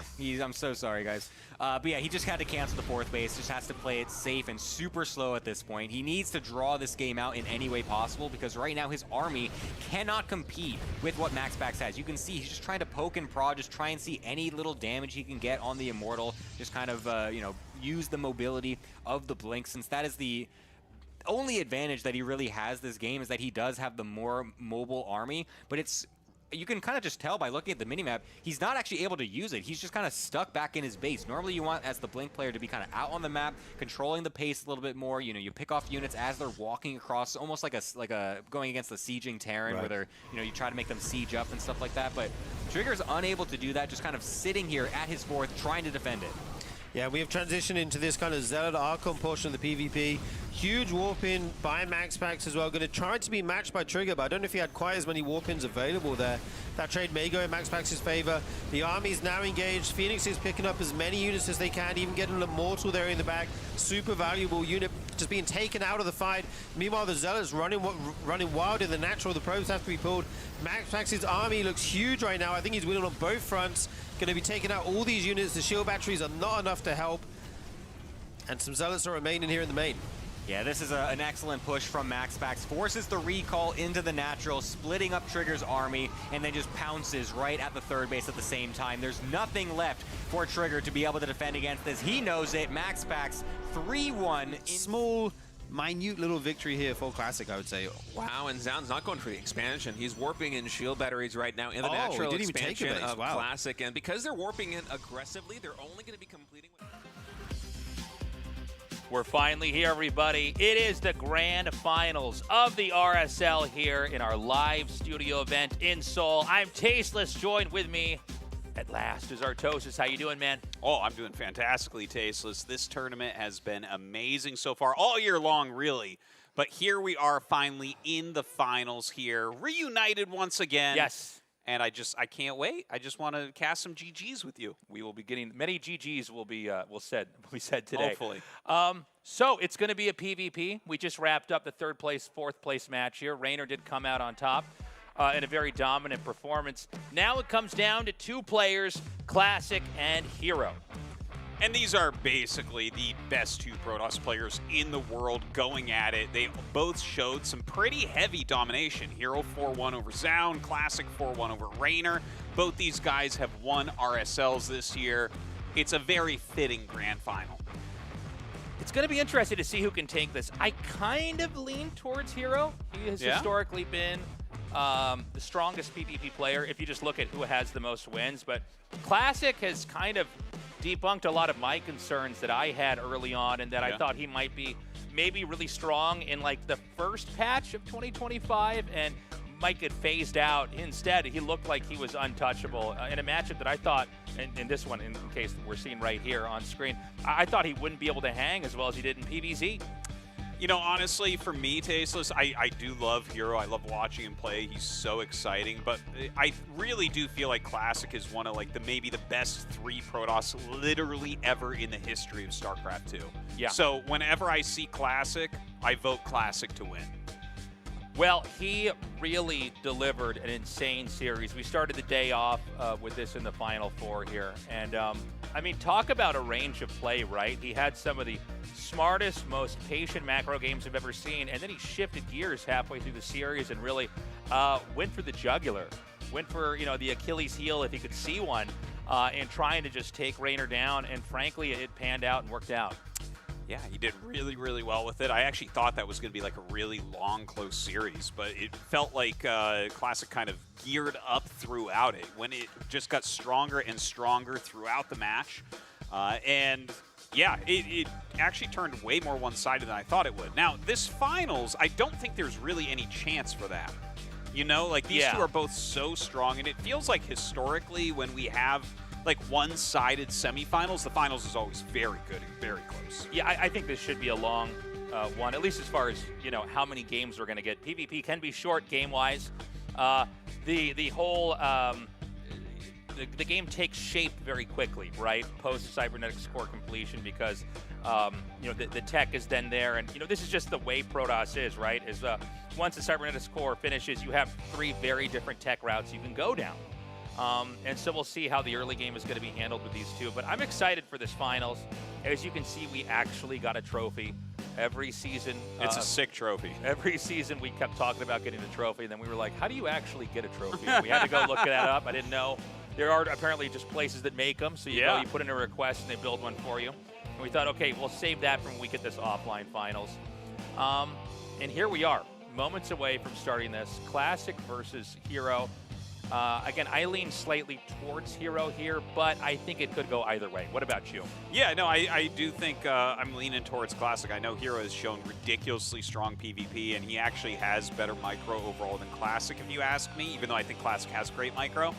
It's just, Classic is like this otherworldly Protoss. Like, he has so many times been the savior of the race, the rock of the race, that has just maintained high-level performance, championship-level performance, for longer than any other Protoss in the game. And that's a fact. That's a fact.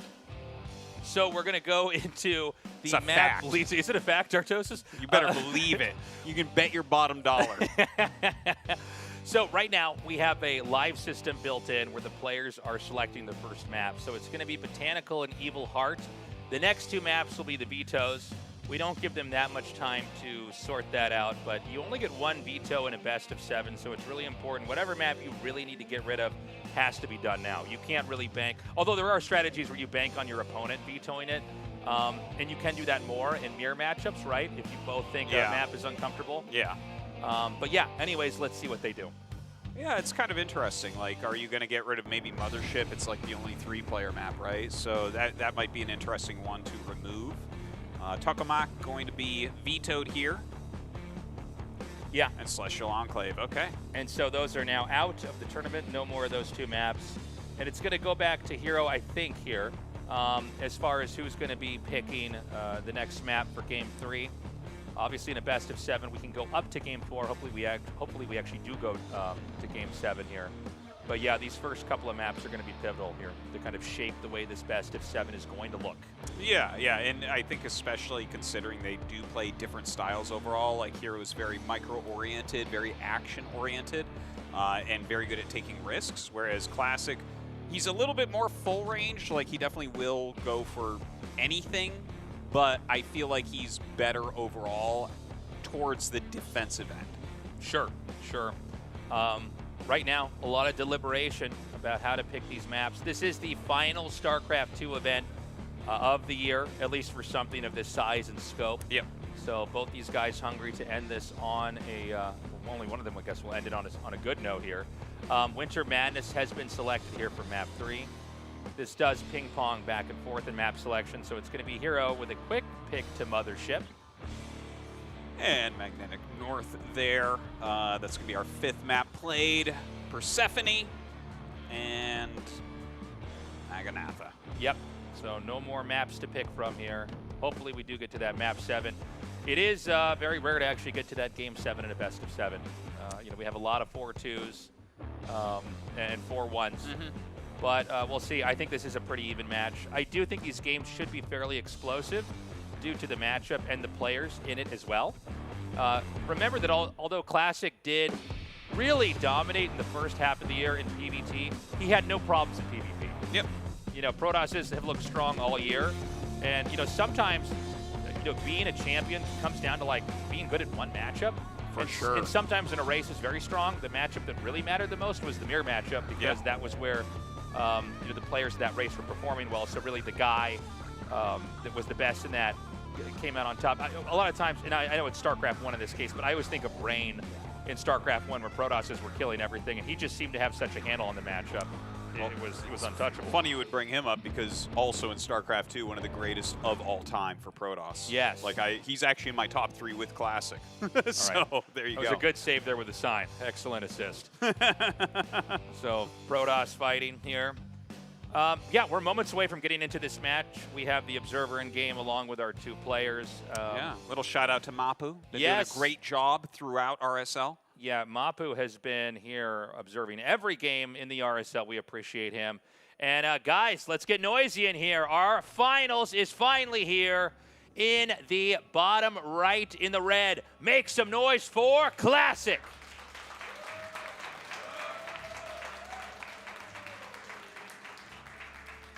And his opponent here in the top left in the blue, he is Hero.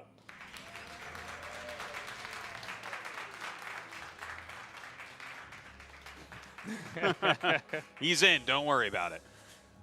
Okay, so on this map, both players are going to go for a pylon at the expansion. That's because there is another low ground outside of your expansion. A lot of times, you almost always have a low ground outside of your main base, but this one there's another low ground outside of your would-be second base. And so they basically set the wall in up over there, and then we'll see what kind of techs it is. And they don't have to expand right away. We do have some tech games from this too. Well, raised naturals normally do result in a fast nexus, but then you know that it's raised natural, so both players send the probes, block the nexus, a zealot gets made, some gas gets mined. Like, we see this pattern pretty often in Protoss versus Protoss on bases that look like this. But of course, we'll have to wait and see. Like, you don't necessarily have to play that way. Yeah, we have the scouting probe inside the base on both sides, so there could be a nexus block on either side as well. You can see that Hero's already banking up. Well, he was a second ago to make a nexus. It was actually Classic that ditched making the nexus earlier and just switched into other tech. And yeah, I mean, it's important. You have to decide pretty quickly, are you going to try to get rid of this probe and push it off, or are you going to go into more of a tech game? Yeah, I actually really like the quicker switch where it's like, yeah, just grab the gas, make the zealot. You know that this is happening, but with that being said, the Nexus is going to come up quite a bit quicker here for Hero, which you would generally consider to be a bit of an advantage. Yeah, that's pretty big, getting your first base up a little bit faster. We see Classics' Nexus starting just now. And what we're waiting to see from this point on in the game is what is going to be the Cybernetics core tech. Is it going to be a Stargate? Is it going to be a Robo, a Twilight? And it is going to be the Stargate here for Classic. So we'll see if there's going to be mirrored behavior here for Hero, or if he's going to take this game into a very different direction. Yeah, because if it is the Stargate, like, you might actually end up in Phoenix versus Phoenix, and I know that that's not something that Hero in particular likes too much. And I think that that's an area where Classic would very likely outplay him. So I don't think that that's what we're going to end up seeing. I'd be very surprised if Hero were to throw down a Stargate. And yeah, he hasn't as of yet, and there's no reason you would do it this late. So I don't think that's what we're going to see. Yeah, I guess if you make it that late, if your opponent had made the Stargate that early, you're just behind in an arms race. You're never going to catch up, and assuming the other side plays correctly. So it's going to be a Twilight Council coming down here. Probably for Blink, but, you know, there's still other forks in the road there. And it is going to be the first Phoenix, actually, here for Classic, not an Oracle. Yeah, he might be looking at this and saying, oh, there might be a Stargate across the map, right? Yeah. And, like, if you go Oracle into Stargate, you know, it doesn't take as much damage as it used to from Phoenixes, so maybe you can get a couple kills, but the Phoenix player is going to be far ahead. So it makes sense to open up with those Phoenixes. But if you're going to go Phoenix against Blink Stalker, you're probably only going to want to get maybe 3. Yeah. So he gets that first one out here.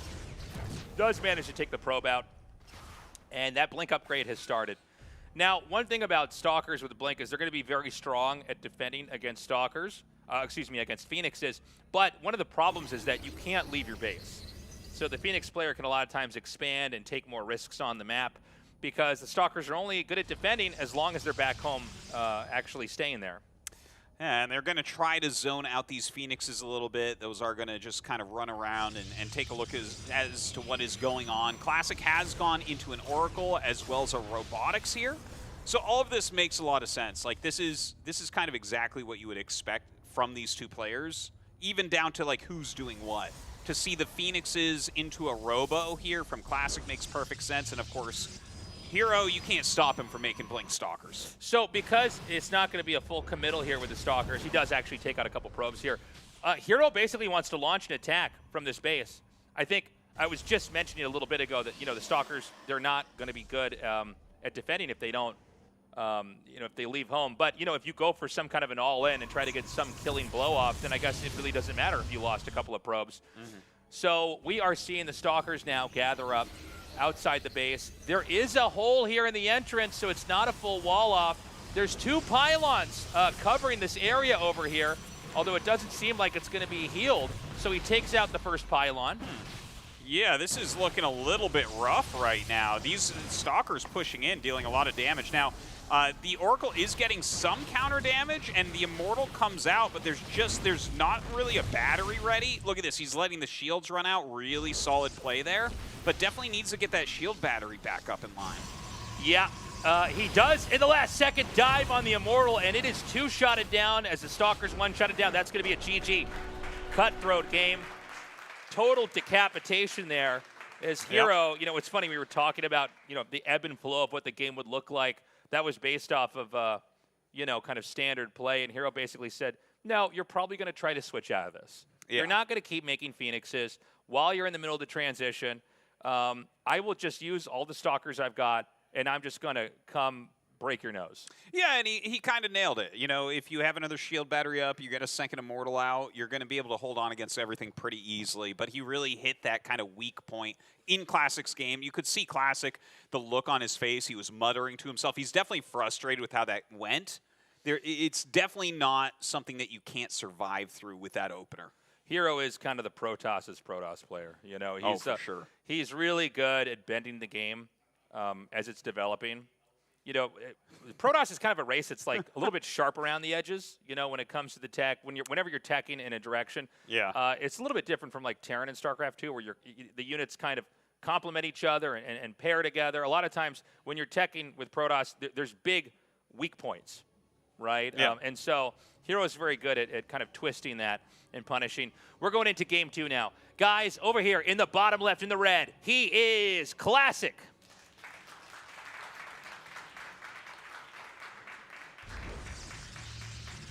And his opponent here in the top right in the blue, winning game 1, he is Hero.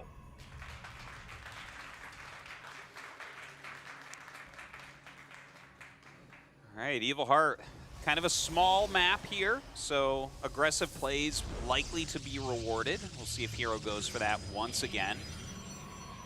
You know, that first game, I feel like it played out kind of like how I expect games to play out, not necessarily with the Hero victory each time, but like strategically it made a lot of sense from both sides.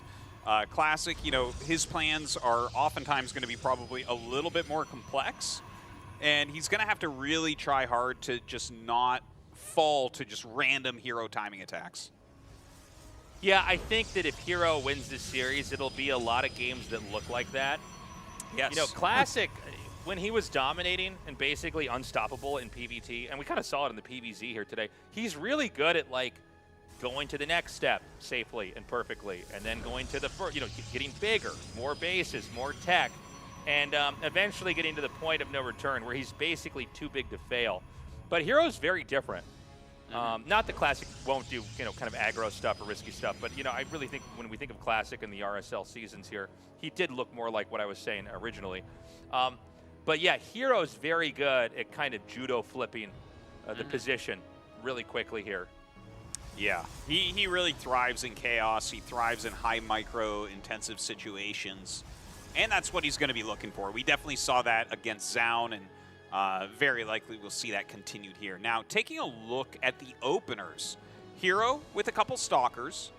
That is kind of his key unit. He's just God mode on Stalker micro. And then Classic over here, 2 Adepts and a Robo. Yeah. Huh. So, very cool. No Robo yet here for Hero. Now, we don't know what the tech is here for him yet, but he did invest in Stalkers a little bit sooner. The Robo's back at home. Doesn't mean you can't be aggressive with it, but, you know, we do have, there's actually a lot of proxy Robo stuff happening. Yeah. Nowadays. It's just a really strong way to play. If they're not ready for it, they're going to die. But, you know, an early Robo versus a later Robo, there's not a whole lot you can make of this position right now. And look at this. He actually snipes that probe there, but it does get a pylon down, at least momentarily. He had his Adepts coming up, so there was definitely an idea. But look at that. Hero immediately jumping on that pylon back at home, but a couple Stalkers pop out and will push him back, putting a lot of damage onto those Stalkers. Yeah. We have now Hero just moving across the map. He's going to ignore that now. 4 Stalkers is a lot more than 2. And now that there's 2 Adepts up here, we got to see exactly how Classic hangs on. There could be a little bit of a hole here, and this punish could actually really start to snowball.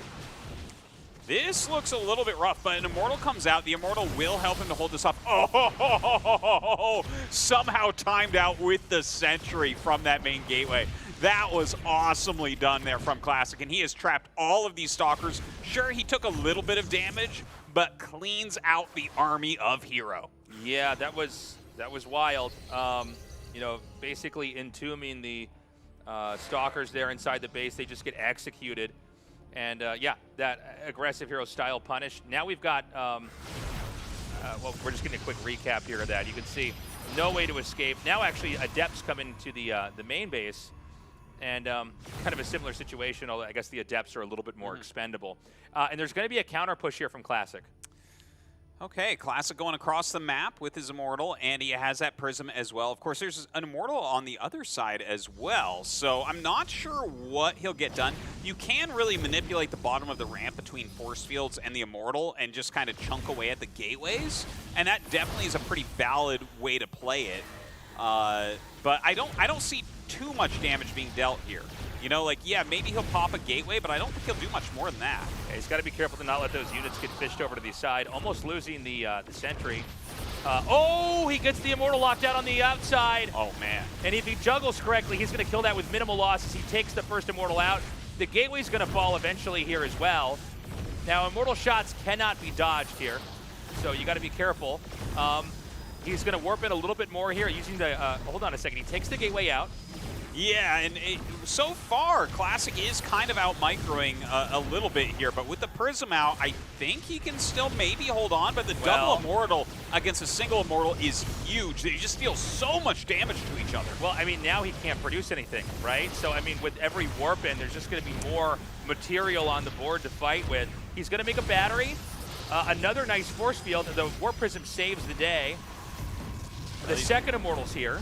Yeah, the Immortals are really, really key here. He does have another gateway as well. Some great juggling going on here from Classic. Trying to deal damage to this Immortal. If he can pick an Immortal, that's going to make all the difference. Okay, he's going to try to push forward here. The juggling continues. The probes are going to come out. There's enough money to make a Nexus behind this as well. I think this game's almost over, Artosis. Yeah, third Immortal coming out is huge. But the micro here of Hero has been amazing so far. Unfortunately, he ends up losing an Immortal. He's trying to pop his opponents, but it won't happen. GG! And Classic is going to take game number 2. Beautifully done. I almost didn't believe that push was going to work. But, No. you know, the reality is the damage just sort of built up over at the entrance. Eventually, there's no more gateways. And, you know, with the 2 gates back at home for Classic, he's just able to produce and produce and produce.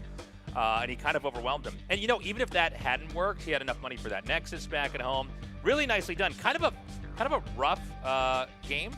You know, they both ended up dropping units early on. Kind of a game that's, I guess you could say, hard to recreate going forward. Yeah. Here, a chaotic one. Oh, for sure, for sure. I think the big mistake there, we were just showing it on that replay, was allowing one of his Immortals get trapped behind force fields, because he went Immortal, Immortal, Prism, whereas it was Immortal, then Prism, then Immortal from Classic, right? So the Warp Prism is going to allow you to juggle and basically never lose Immortals, and that's why Classic was able to just push him right down.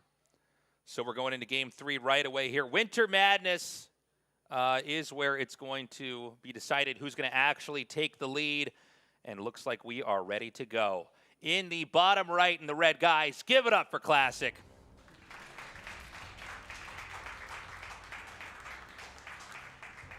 And in the top left here in the blue, his opponent, he is Hero.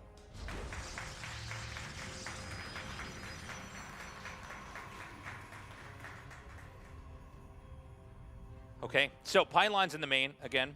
You know, you can have games in PvP where you're both, you know, expanding and trying to tech up. The last map, it kind of creates a situation where there's a lot of incentive for 2 gates. The same can be said about this map. Yeah, you know, if you have these smaller maps, sometimes you definitely want to put that pressure on.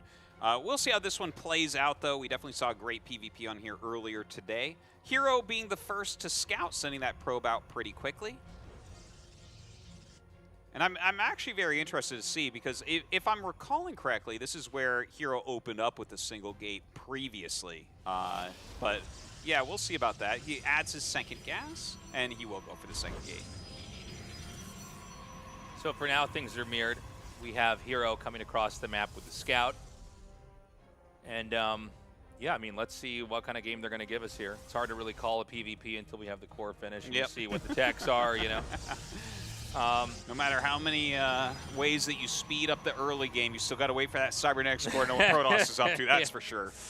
I've been really happy, though, with the maps we've had this season. Yeah. With the fact that Patreon supporters have voted.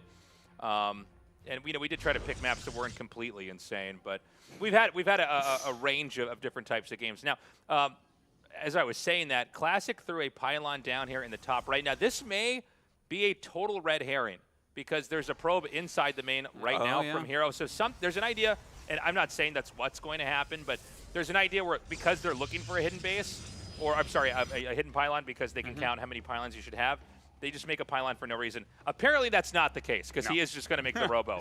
Pretty cavalier move here. Yeah, it looks like it probably will be an Immortal Rush, but a proxied one this time. So we'll see how that works out for Classic because suddenly a Stargate goes down for Hero. And, you know, theoretically the Stargate should be able to beat the Robotics, but it's not necessarily going to happen, right? Like you make an Oracle and send it across the map and your opponent shows up with some Stalkers and an Immortal, you're going to be in trouble. So it's hard to say exactly how this will go down. So the Adepts are going across the map. And, you know, when you make a Robo this close. Oh, hold on. They're going to cross each other over here. A lot of this is going to come down to how that first exchange goes. So he gets a little bit of hull damage there on him. He does plug up the entrance with a pylon. Oh, hold on. I'm sorry. I actually got confused about whose pylon was what there. Yeah. He puts zone down so he can cancel it to get the Adepts in. So a triple pylon wall here comes up. Yeah, and of course he's going to have to cancel some of that too. The Warp Prism's coming. So what he wants to do is basically put pressure on the entrance. And remember that all these units that you have early on, like Adepts and Stalkers, they shoot little lasers that have to actually connect with the target. Unlike an Immortal or like a tank where it fires and the damage hits immediately. And because of that, you can actually dodge the lasers, which sounds ridiculous as I say it, that you're dodging lasers. But the Jedi can do it, and right. StarCraft units can do it. So what he wants to do is basically try to juggle. Oh, never mind. He wants to actually go right into the main. Okay. Okay, yeah. The juggling may come later, but I guess getting to Adepts in the main here, the easiest way to take a ton of damage early on that you almost can't recover from is to have 2 Adepts get in your main and just kill enough probes. Because remember, you're both on one base for most of this. And so far, so good here for him. Really good damage so far, that's for sure. Look at this. He's already got 4 probes and actually gets both the Adepts out of there, which is really nice. Now, the Oracle going across the map is going to run into a couple Stalkers, so probably not going to get the damage that he was looking for. And I do wonder if he wants to make another Stargate unit. I would actually really love to see one. I mean, a Phoenix would be really helpful in a lot of ways. A Void Ray's a little bit expensive, but obviously if you had one, it would be great in this situation as well. Okay. He's going to try to chip. I think he went for the pylon and realizes the gateway's a juicier target. Now, the 2 Stalkers here can fight the Oracle up here. So the Oracle's going to have to back off, only getting 2 kills. Meanwhile, over here, insane trap, getting 2. He does end up losing an Adept. I guess that's pretty forgivable considering he's going to get the double Stalker as well as the Gateway. That's going to put him on only 2 gate tech. There is another Gateway in the main. We've seen this multiple times now where it's just a little bit too far forward of a dive when he doesn't have the Prism ready. I feel like Hero is too aggressively trying to protect his gateways. Yeah. Now 2 Immortals in his base once again. Is he going to lose in the same way? Yeah, this is kind of insane. 2 possible losses in a row here. Let's see if he can hang on. He's going to go for the pylon. And that does actually supply block Hero. I didn't even realize it until right when it happened. The double Immortal dealing a ton of damage, going to unpower this Gateway as well as the shield battery. Very painful indeed. The single Immortal trying its best to help out. Another one's about to pop out, but there's so many units here. Now, this is actually going to make a big difference. The Oracle coming back to help on the defense. Okay, he's going to try to come in here. It's all going to come down to this. The probes have been pulled. There is such good juggling right now with the Warp Prisms here. And it looks like Hero actually drives him. Oh my God, he really misplayed that, just dropping the Immortal and losing it. So Hero survives, but it's 12 probes at 22. So nearly a 50% lead here in workers. Yeah. 1 base to 1 base. Looks exceedingly bad for him right now. Yeah. Some great juggling coming out of Hero, but not enough. Loses all of his Immortals. GG is called. And Classic goes up 2-1 with pure Immortal rushes.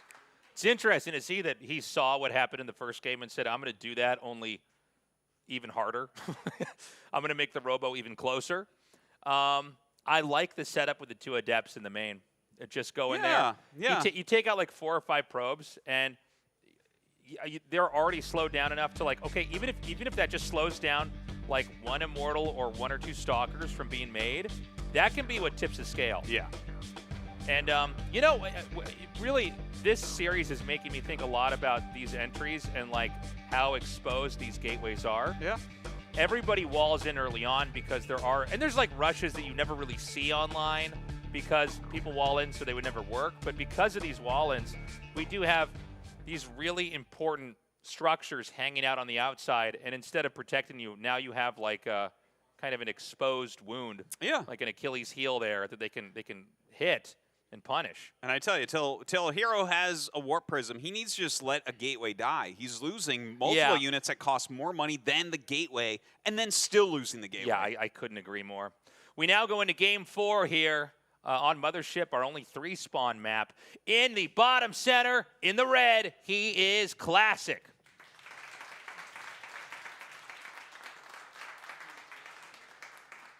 And his opponent here in the top right in the blue. Give it up for Hero.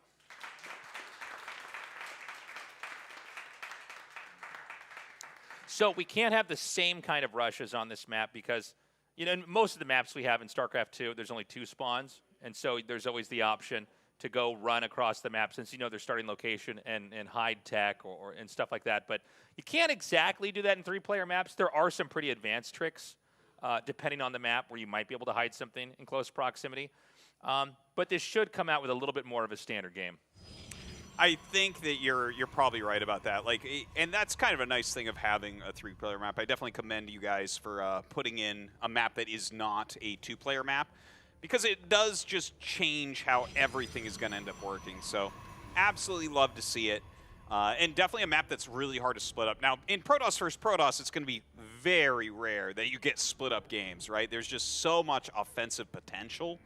But I would love to see a big macro game PvP here. That would be a lot of fun. Yeah, I definitely welcome a longer game. I'd like to see, you know, 2 or even 3 bases made, but we see a proxy pylon. Artosis, I think Classic is going to do the same thing again. I can't say that I blame him either. I think that on some level he's going, okay, well, what works? Do I have to stop doing this if he can't stop it? I don't think so. Well, he just keeps on engaging and losing units trying to protect his gateways. So, yeah, I think you're right. Like, you can kind of just continue forward until he's shown that he can learn from his mistakes, which so far he has not. So, you might be right. Like, what if Classic just goes proxy immortal and just goes like 4-1 here? It's like, wow, wow, that's kind of crazy. I kind of respect it, though. I think it's a situation where he's going, well, I don't have to do, you know, the entire range of play and show everything I've got. Why don't I just keep doing this and see if he really knows how to stop it? Maybe I just have more nimble micro. Maybe I can just eke out a little bit more damage every time and kind of close the game out. And hey, man, a win is a win. So I can't say I blame Classic for going for this. Now, this could backfire. It could be a situation where Classic tries this and fails, and maybe even tries again and fails, in which case Hero comes back. And it's why usually in a best of 7 you try to be unpredictable. And, you know, then again, we've also talked about the fact that sometimes the most unpredictable move in a pro match, especially at a high-stakes final, is to kind of have build order redundancy for a second. Very true. Very true. You never really expect the same build like 3 times in a row. Yeah. That's for sure. You expect that against that same guy you keep getting queued in on the ladder. Yeah. You know, you're like, all right, this guy is trying this one trick. This is the one thing he knows how to do. Okay, so a lot of scuffles going on, but so far this Robo has not been scouted. Hero has walked past it a couple of times. Oh, he's finally going to scout it. He sees, oh my gosh, it's the exact same build that he's been playing against. Now, here is Classic with the literal exact same move. What is this move where he just shades and then doesn't move it? Okay. Yeah, he wants it to be not scouted, so they just suddenly appear. Yeah, got it. But that one doesn't do nearly as well. Much better defended here from Hero so far. Last time, what did he, I think he got 3 probes or 4 probes last time he did that. Yeah, I think it was 4. So, you know, again, it's literally like the same trick, you know. But already, Hero's doing a better job of holding it. And, you know, Hero's trying to make the same move as well, but he only has 1 Adept. And is he going to lose a Warp Prism trying to get 1 Adept to kill probes? Oh, man. Dude, that's think so he's low. gonna lose it. Oh, God. Oh, just barely not. Just barely gets out of there. But it's so low, you have to actually be really careful with it now. Yeah, there's something really depressing about having a, like, super low HP Warp Prism. Yeah. You're almost like, I should just make another one of these, but that's also not efficient. But it could be much easier to lose the game. He's going for the pylon, then decides to fight the Stalkers. Taking this out will stop the Immortal from coming down. That's crazy. He gets it. Now, it looks like Hero is going to catch 1 Immortal over here, which is nice with the Force Fields, but look at how many Stalkers we have there from Classic. Oh my God, the damage is so high that almost nothing recalls. Man, Classic is really good at this. Yeah, I think he looked at those other games of Hero versus Sound and said, wow, he's really good with Stalkers. I should make a unit that counters those. So the Robo is back up and running. Oh, we've got 2 Adepts in the main. I didn't even realize 5 probe kills. Yeah, Classic getting some good damage there, but Classic's push is coming up. He's got a lot of Sentry energy, which is nice. Drops that Immortal out. I think Hero's going to be fine, though. Even though this started out a little bit bumpy, he's done so much damage to Classic. If he just defends this cleanly, I could definitely see him taking this game. Yeah, he's going to keep pushing up here, though. And you can see a Hero being a lot more conservative about fighting. He's just going to let him over... sorry, he's going to let Classic, I should say, overextend. 2 Immortals are out. Yeah, a third one comes out here as well, so definitely going to help out. Ooh, picks him up in that Prism. The Prism is low, but he saves it there. The Gateway has lost all the shields. It's kind of hard to actually get over there and hit it. And it doesn't seem like Classic is going to give this up yet. He is just going to stay out here, and I think Hero's starting to trade a little bit better. He's actually ahead in supply at this point in time. It looks like they're kind of testing each other's micro there. Yeah. Right? Like, they're both looking for each other to mess up and just capitalize and win the game. Now, the Prism with the Immortals is going out. I think he's going to hunt the Robo. Yeah, I think you're right, and he's going to unpower those gateways here as well. This is a great move here from Hero to shut this down, but that does prompt Classic to just dive into the main here, and now the Immortals are running back. Look at the amount of damage coming down on these Immortals. The juggling doing so well here for Classic. Trying to pick those off. In the meanwhile, Hero is coming back with his own Immortals to try to save the day. Okay, so he comes back, but has there already been too much damage dealt? I think the 2 Immortals can actually pull through. A lot of kills over there, but he does save the day. And we're going to see Classic pull away. Now, he can't use his Robo because it's unpowered in the middle of the map. This is always what happens when you make stuff in the middle of the map. It's like the game goes on for a while. Now you have this key infrastructure just kind of out in the open. It can be abused positionally. Well, you know what? He's got to go power that up again. I think that's really important. And you can see he was actually looking for that probe, and the probe took a sharp turn there. So Classic knows exactly what's up, and he's trying to repower this to get some more Immortals out. Is he going to turn around? No, he's going to try to attack in here. Now, Immortals, you know, these things were made to kill things like siege tanks, but in PvP, they're actually just good at executing like stalkers and sentries. And pylons and probes they're tough, man. Yeah, I mean, the Prism, it's so hard to kill. The only way to stop him was with other Immortals. Yeah. So he's in here. He's doing a lot of damage, and now we see the rest of Hero completely full send his army over here. Woo. He's going to try to do a push. That War Prism is so low, and I don't know that Classic can stop this, man. Okay, whoa.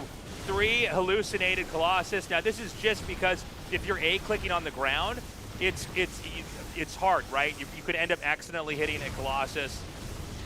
Also a bit of a diss. Yeah, a bit of a flex. They stand over the other units, so it's actually hard to target things down correctly. Yeah. So it is kind of a cool unit to pop out there. And look at the damage output here from Hero. It looks like he's about to maybe win the game, but you know, 2 Immortals and a Prism. He feels like he has a chance. I don't know that he does, though. All right, the probes are going to come to doesn't matter. Yeah. GG. Hero takes that up, tying this series up 2-2. All right.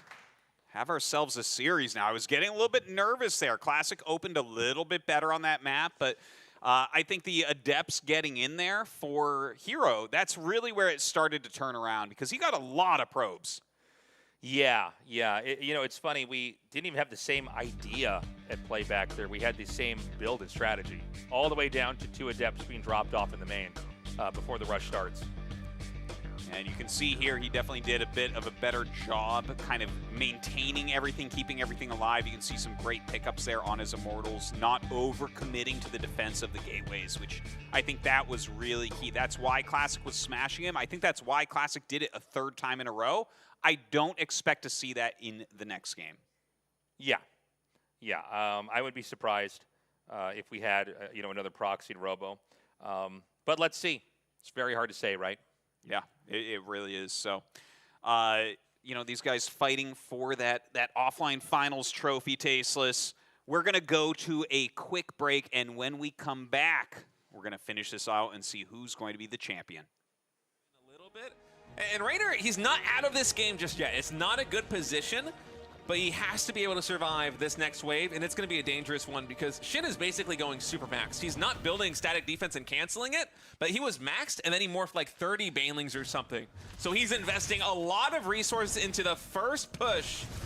And here we go. We may be seeing that now. A few Banes roll in, not committing the whole army right now. It's kind of coming in waves. So to avoid the fungals, I guess, going to roll in, pick off some drones again, but this one didn't feel like a success. Yeah, it's a little bit of an interesting choice because he sends in just the Ling mains. He doesn't send in the Ultras, and I wonder if this was actually an intentional move just to free up supply for Ultras. I think it is. We're now seeing 6 more Ultras in production. Parasitic Bomb is going to be able to kill at least one of these Mutalisks. As Shin, he's taken out of Lurkers, which is crucial. You want to get the critical mass of the Lurkers as low as possible so that your Ultras can do work. Yeah, but just look at the map right now. Yeah, and the tough thing for Raynor, too, even though he has a static defense in terms of the Spore Crawlers and the Evolution Chambers, it's difficult because he has Lurkers everywhere right now. Dude, look he's at this defending funnel. the 3rd base, he's defending the area between the natural and the 4th base, but it's all going to be about the 4th. So Shin about to push in. The Banelings, they take down most of the static defense. Oh man, Raynor, he's going to re-wall it right now. Okay, the Ultra's coming in.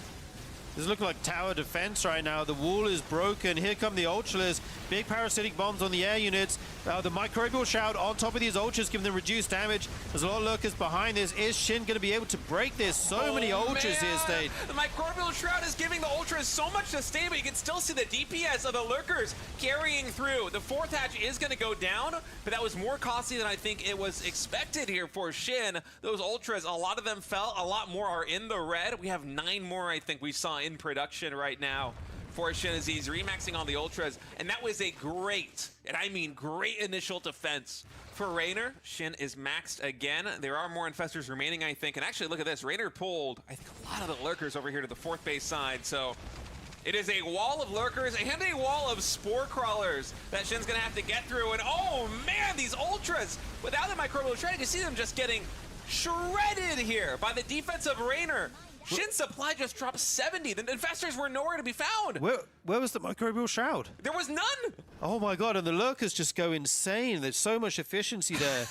You see the difference the microbial shroud makes there. Turns out for the 50% Ultras. is a big number, State. Yeah, it really is, especially before the armor gets added in. And Shin's like, yeah, I'm not making that mistake again. I think the Lurkers, with their splash damage right now. 5 drop Overlords getting morphed right now by Shin. Are we going to have an Ultra drop? Ultra drops? What is the plan with in the this? big 2025? That could also be for these Lings. I mean, +3 Adrenal Lings shred absolutely everything. We have so many Overseers as well. Yeah, it is just going to be a Ling drop. Yeah, it makes more sense to do with the Lings, but, you know, the fan in me wanted to see the Ultra drops just for the just for the memes. Welcome back, everybody. It's time to close out the RSL offline finals. We're tied up delightfully 2-2 right now with Classic versus Hero. Yeah, very nice that Hero was able to fight back. He made the necessary adjustments after losing twice to the very similar strategy in both games. And now I think the series is broken wide open. Really, anything could happen here. I don't expect to see the same strat from Classic anymore. So where do we go from here? We're going to load up Magnetic North here for map number 5 and see who is going to take the lead in what has so far been an extremely explosive, very one-basey series. In the top right, in the red, guys, let's make some noise for Classic.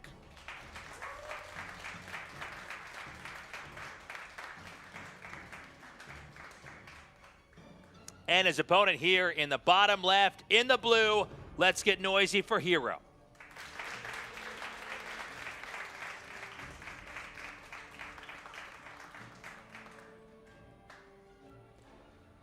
Okay, fast expand this time around, again, due to the nature of the map. Yeah. But it doesn't mean we're going to have necessarily a long game. I hope we do, but it doesn't mean we have to. No, well, last time we saw this, Hero just kind of went up the front door with Stalkers after the expansions got up and killed Classic off before he was ready.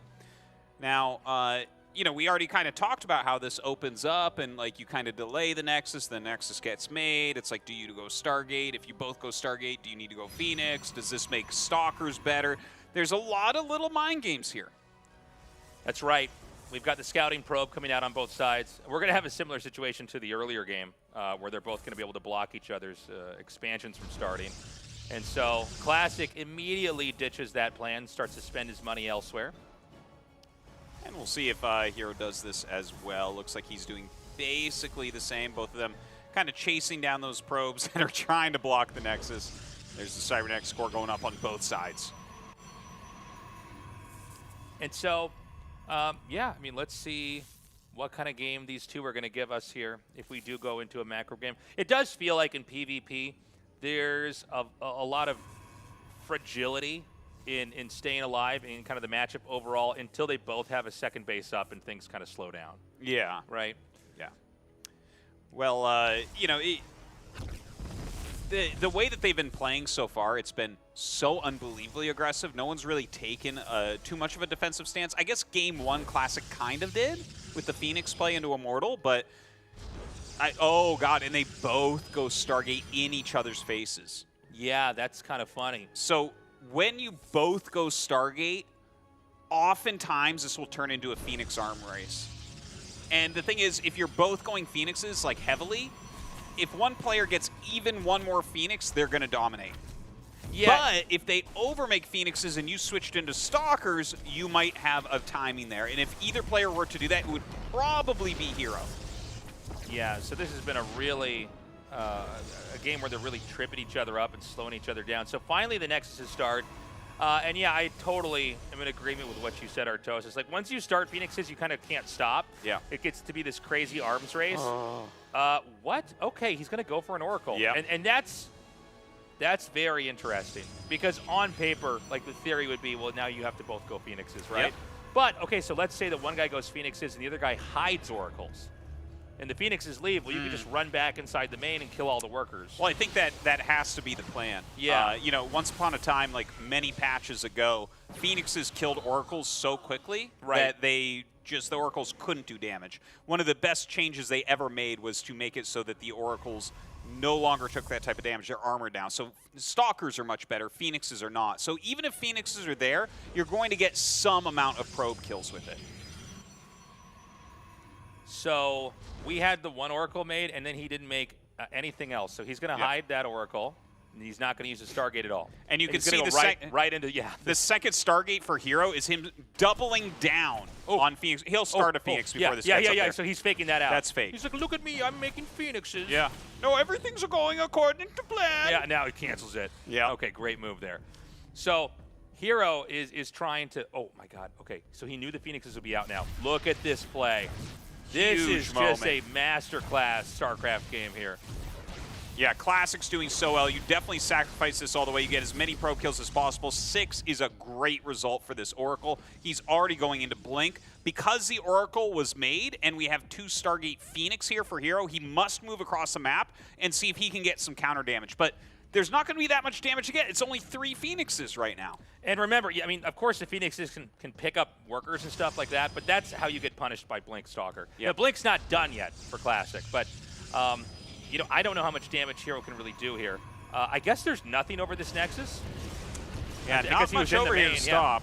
Even if you use all of your energy here, what are you going to get? 5, 6 probes? Yeah. Maybe a 7th if you're waiting around long enough. It's just not going to equal that much damage. It's a huge amount of money he's put into those Phoenixes and the double Stargate, which he can't even use anymore. And you can see that Hero stopped making Phoenixes. He realizes I'm in a very different game than the one I planned for. Oh, okay, he saves the sentry. So there's a pylon and a gateway being made just over there, and you can see Mapu showing us that there's no vision of that.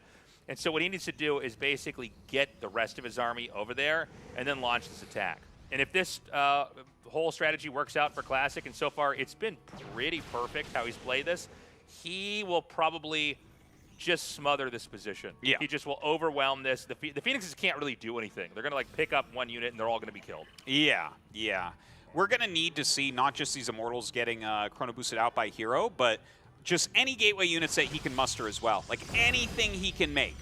Very, very important of him to just have some sort of damage raining down on these Stalkers as they try to come up to kill him.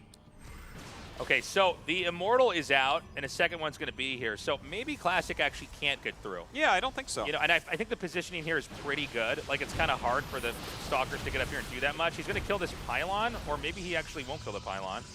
Wow. Okay, so that was a pretty bad overextension. This looks good for Hero right now. This is kind of opposite of what I was expecting. Now, he makes the Colossus to have the vision of that high ground, but it really feels like Hero is playing this position much better than what we saw from Classic in Game 1, although it is a little bit different because Classic slowed this push by making the Oracle. So, I got to say, I mean, I'm really impressed with Hero's hold here. It doesn't mean the Classic failed, though. You know, he was smart enough to expand behind this. He's still going to keep this pressure up here. If you're keeping pressure over here, your opponent's not expanding. Hero's going for a Dark Shrine. And I guess he will be able to take out this Gateway. What's the old saying? One behind Dark Shrine? Yeah. And I guess the Phoenix play is a smart move here as well. If everything is pushing at the front, you might as well just come in here and kill off workers. Yeah, some good solid kills. And that only makes the worker count even after all those workers were killed, which should give you an idea of how ahead Classic actually was in this game. So he's also going to scout the third base. There is a situation where Hero could just try to lean in to what he already has and just try to do a counterattack. And maybe that actually works. And by the way, while he's going to push here, the DTs could end up being the closer. Yeah. Because I think you're looking at this, you're seeing 3 Immortals. Even though you know psychologically DTs are always a possibility, a lot of games people are trying to hold this with everything they've got. And they're not ready. Actually, I take that all back. An Observer's about to pop out. So if he keeps that with his army, he's going to be okay. Yeah, he'll still try to do something with the DTs. We'll see if that works out for him. But right now, Hero is gearing up for what is probably just going to be a 2-base all-in. He's added a ton of gateways here. Even if the DTs kind of get found out and don't do a lot, maybe he can make an Archon or something out of them to help out. He is going to slip these up, and oh, I don't see anything there to defend against them. Okay, he's going to be out now. The Stalkers. The probes are going down. Yeah, so the DT is wreaking havoc over here. And, you know, to have the Observer is one thing, but you got to have it where the DTs are. So the second Observer is going to come out. But, you know, the other thing, too, is you can run away with the DTs. You can hide somewhere. He is going to, I guess, finally be able to kill this last DT off. But that was 15 probe kills, which, by the way, just like the Phoenix's earlier, which got all those worker kills, it brings the probe count back to even. So Hero has been behind, caught up, then been behind again and caught up. That's a good way to put it. He starts his own third Nexus, and not being behind on probes means that that's okay. He can actually do that and not feel like he has to all in. Now, that being said, his army is pretty solid right now. There are a lot of Stalkers for Classic. But, I mean, when you have some Guardian Shields, you have 4 Immortals in here, you have a bunch of charge lots, sometimes you feel like you need to hit this attack anyways.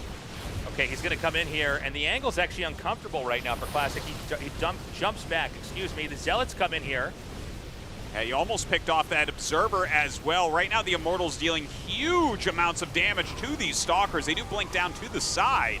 It looks like right now the Stalkers are surrounding these Immortals and might be able to pick all of them off, but still a lot of Stalkers left over here for Hero. Yeah, I mean, it's kind of crazy. Hero just sort of let those Stalkers tank damage, but at the end, seems like there might have been enough for Hero, but with another Warp in, I think Classic can drive him back. Well, right now, Hero is bringing up even more Blink Stalkers. This is the type of way that he does like to play, but that Blink forward from Classic looking really, really strong. He picks off several of those Stalkers. As the rest come up, he can turn and fight a little bit. He has more Stalkers right now, but you have to be careful about those charged Zealots. Real back and forth game over here. Remember, Hero has given up all the Immortals he made that game. We may not see a lot more Immortals made. We may see the tech kind of shift here. One more DT is being made for Hero. I don't know where it is on the map. Okay, he's going to pick it up in that Warp Prism. Yeah, it looks like I love how low his graphics are, but yeah, going to go ahead and pull all of this back. Yeah, right now, Hero is playing this on a PlayStation 2. Yeah, that's what it looks like just about. But yeah, a decent micro there overall. Now Hero going to kite away. He's trying to utilize these Blink Stalkers. He loves using active units to gain some value. And he has a lot more Stalkers than his opponent, but the charge lots really do make a difference. Okay, so in this chase, we see a couple of units getting shaved off here. The DT goes down. Classic's continuing to chip away. Army supply, it's actually Classic almost doubling as Warp-ins come in. first Forge of the game gets started. So oh, that's so funny. Yeah, it's like Forges. Generally, you see the Forges started and upgrades start in Protoss versus Protoss when you feel like, okay, no one's gonna kill anybody here. Like we gotta go to the next level, which is upgrades. Yeah, it's funny that you pointed that out, but yeah, nobody was treating the game like it was here to last. Yes. Right? It was all about the present. And when you see that Forge made, it goes, okay, this game's going to go on for a while. I got to invest in the future. Hero makes a hidden base in the very top left, and I really like this. Yeah. They've been so in each other's faces the whole time. Sometimes a hidden base will go completely unspotted. Yeah, it's hard to read if any minerals are missing because the game is in such a chaotic state. So right now, Hero does pull back a little bit. You can see still waiting for his charge. He's got to be really careful because right now, Classic has a way bigger, way scarier army. Okay, the DTs drive away the workers. And Hero's kind of, he's going to, well, hold on a second. Big attack coming in here. Does Classic actually have too much? Remember, the Hero spent that extra money on the hidden Nexus. And now, you know, these are units that were not made with that expansion being built. And I think that suddenly Hero might just get overwhelmed by Classic. Yeah, it looks like Classic is going to be able to push through everything. It was just a little bit too greedy there from Hero. Too many poor engagements. And Classic going in for the kill. Blinks into the probes on this third base. His charge zealots come back. And this should be GG. Yeah, I don't think Hero can survive. Classic played more of a straight-up, you know, fighting game here, where Hero, I think, tried to kind of bail out of the nature of what this game truly was. And from here, Classic can just keep pushing through, keep destroying everything. And, yeah, that's going to be it. GG. All right, Classic is the first one to go up to match point in this finals. And Hero, you know, I think he played well overall. This was like a really good back and forth game. Like you said, he was falling behind and catching up time and time again. But I think he did overextend a couple of times on those attacks. He was trying to switch the game up into an expansion, into +1. Maybe just a little bit too greedy with everything he was trying to pull off. The graphics that he plays on are insane. Look at that. Yeah. Wow. He's playing StarCraft 2 on an emulator here. Yeah, this is... I was just told this was 7.6 AP. So that's, all right. Well, to each their own, okay? 7.68p, all right. Okay. Must be a new kid's meme. Yeah. 6.7p, Protoss, all right, yeah. So if Classic wins the next game, I mean, that's it. He's the champion. Yeah, Hero's going toe-to-toe, but there was a period where Hero said, no, I'm out of this. We're going to go for a hidden base and try to macro up. I think he would have been better off either making a Forge and not hiding a base, or hiding a base and not making a Forge. But yeah, there was definitely just not quite enough there. Regardless, we now go into Game 6 here. In the bottom left, in the red, he is Classic. Well, the cheese might come. It's definitely a possibility. And in the top left, in the blue, he is Hero.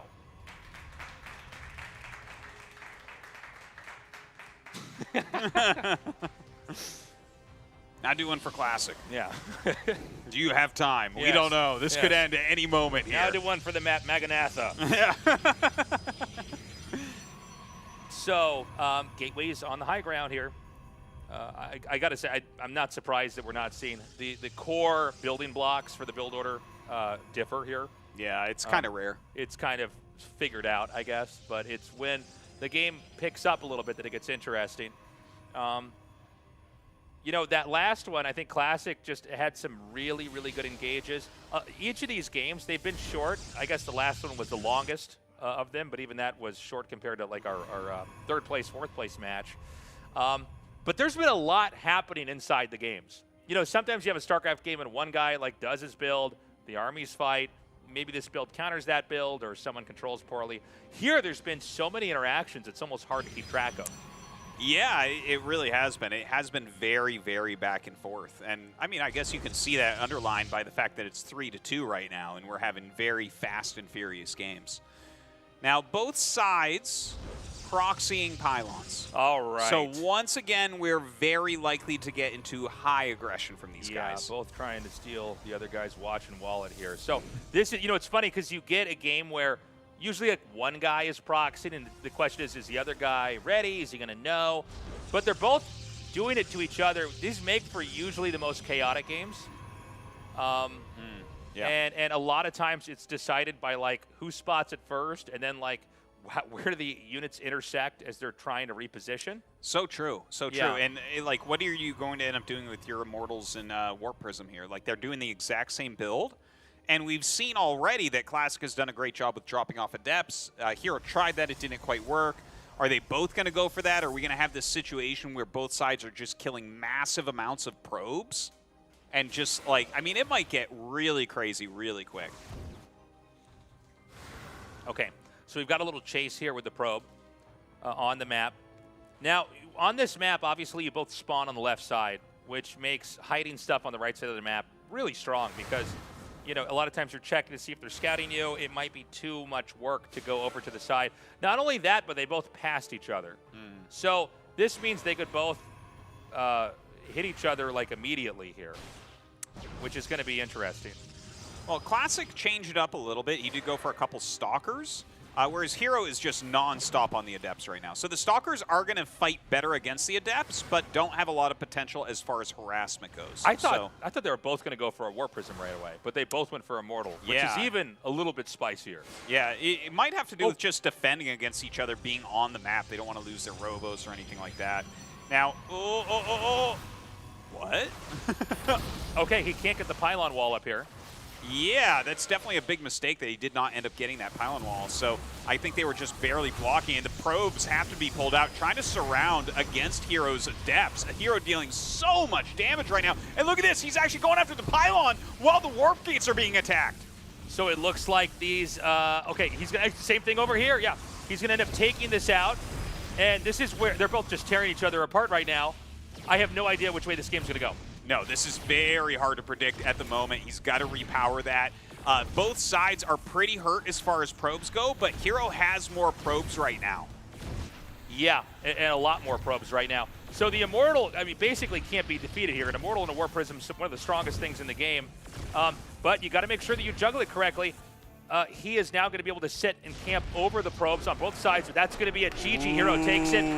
Hero had, that was probably a hard game for everybody to follow. Hero had just enough momentum that Classic included he can't catch up. He got those Adepts up, and the wall couldn't be made. I think he was just barely on the pixel that you need to make it or something. I'm not sure. Like, maybe he was out of money. Maybe it was a misclick. But whatever it was, he didn't get the wall up. The Immortal came up the ramp as he was killing everything. See right there? Yeah, like you want to get that pylon down before they get up there, but the Shade finishes, and then he comes up after the force field's gone, kills the pylon. You can't make any more units. Yeah, beautifully done. Again, a game where they both proxy each other, which is just insane and kind of crazy. We have it now in the final match. Game 7 coming up, Tasteless. This is it. Whoever wins takes home the prize money as well as the beautiful RSL trophy that we've got over there. And we'll close out the year with the final win here for StarCraft 2 in the year 2025. We will end this on the map, Maganatha. Guys, let's make some noise. Classic versus Hero, the final game of the night, starting now.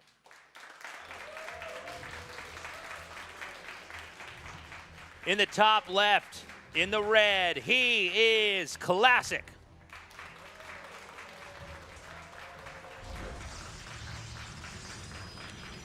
And in the bottom right, in the blue, he is Hero. It's been a great tournament here so far, and we're finishing off game number 7 on Maganatha, the one map whose mini-map really looks topographic. Giant mountain range through the center there. Yes. And this is a very big map. Yeah. Now, generally, when you have a big map, you say they can't rush each other because it's far travel distance-wise. But it actually isn't really true with Protoss. Yeah. Because obviously they can warp in and they can proxy. And, so. And that's exactly what they do, in fact. Yeah. But, you know, it does create different situations where, like, forcing recall is really important because if they do that, then it does cause a positional reset.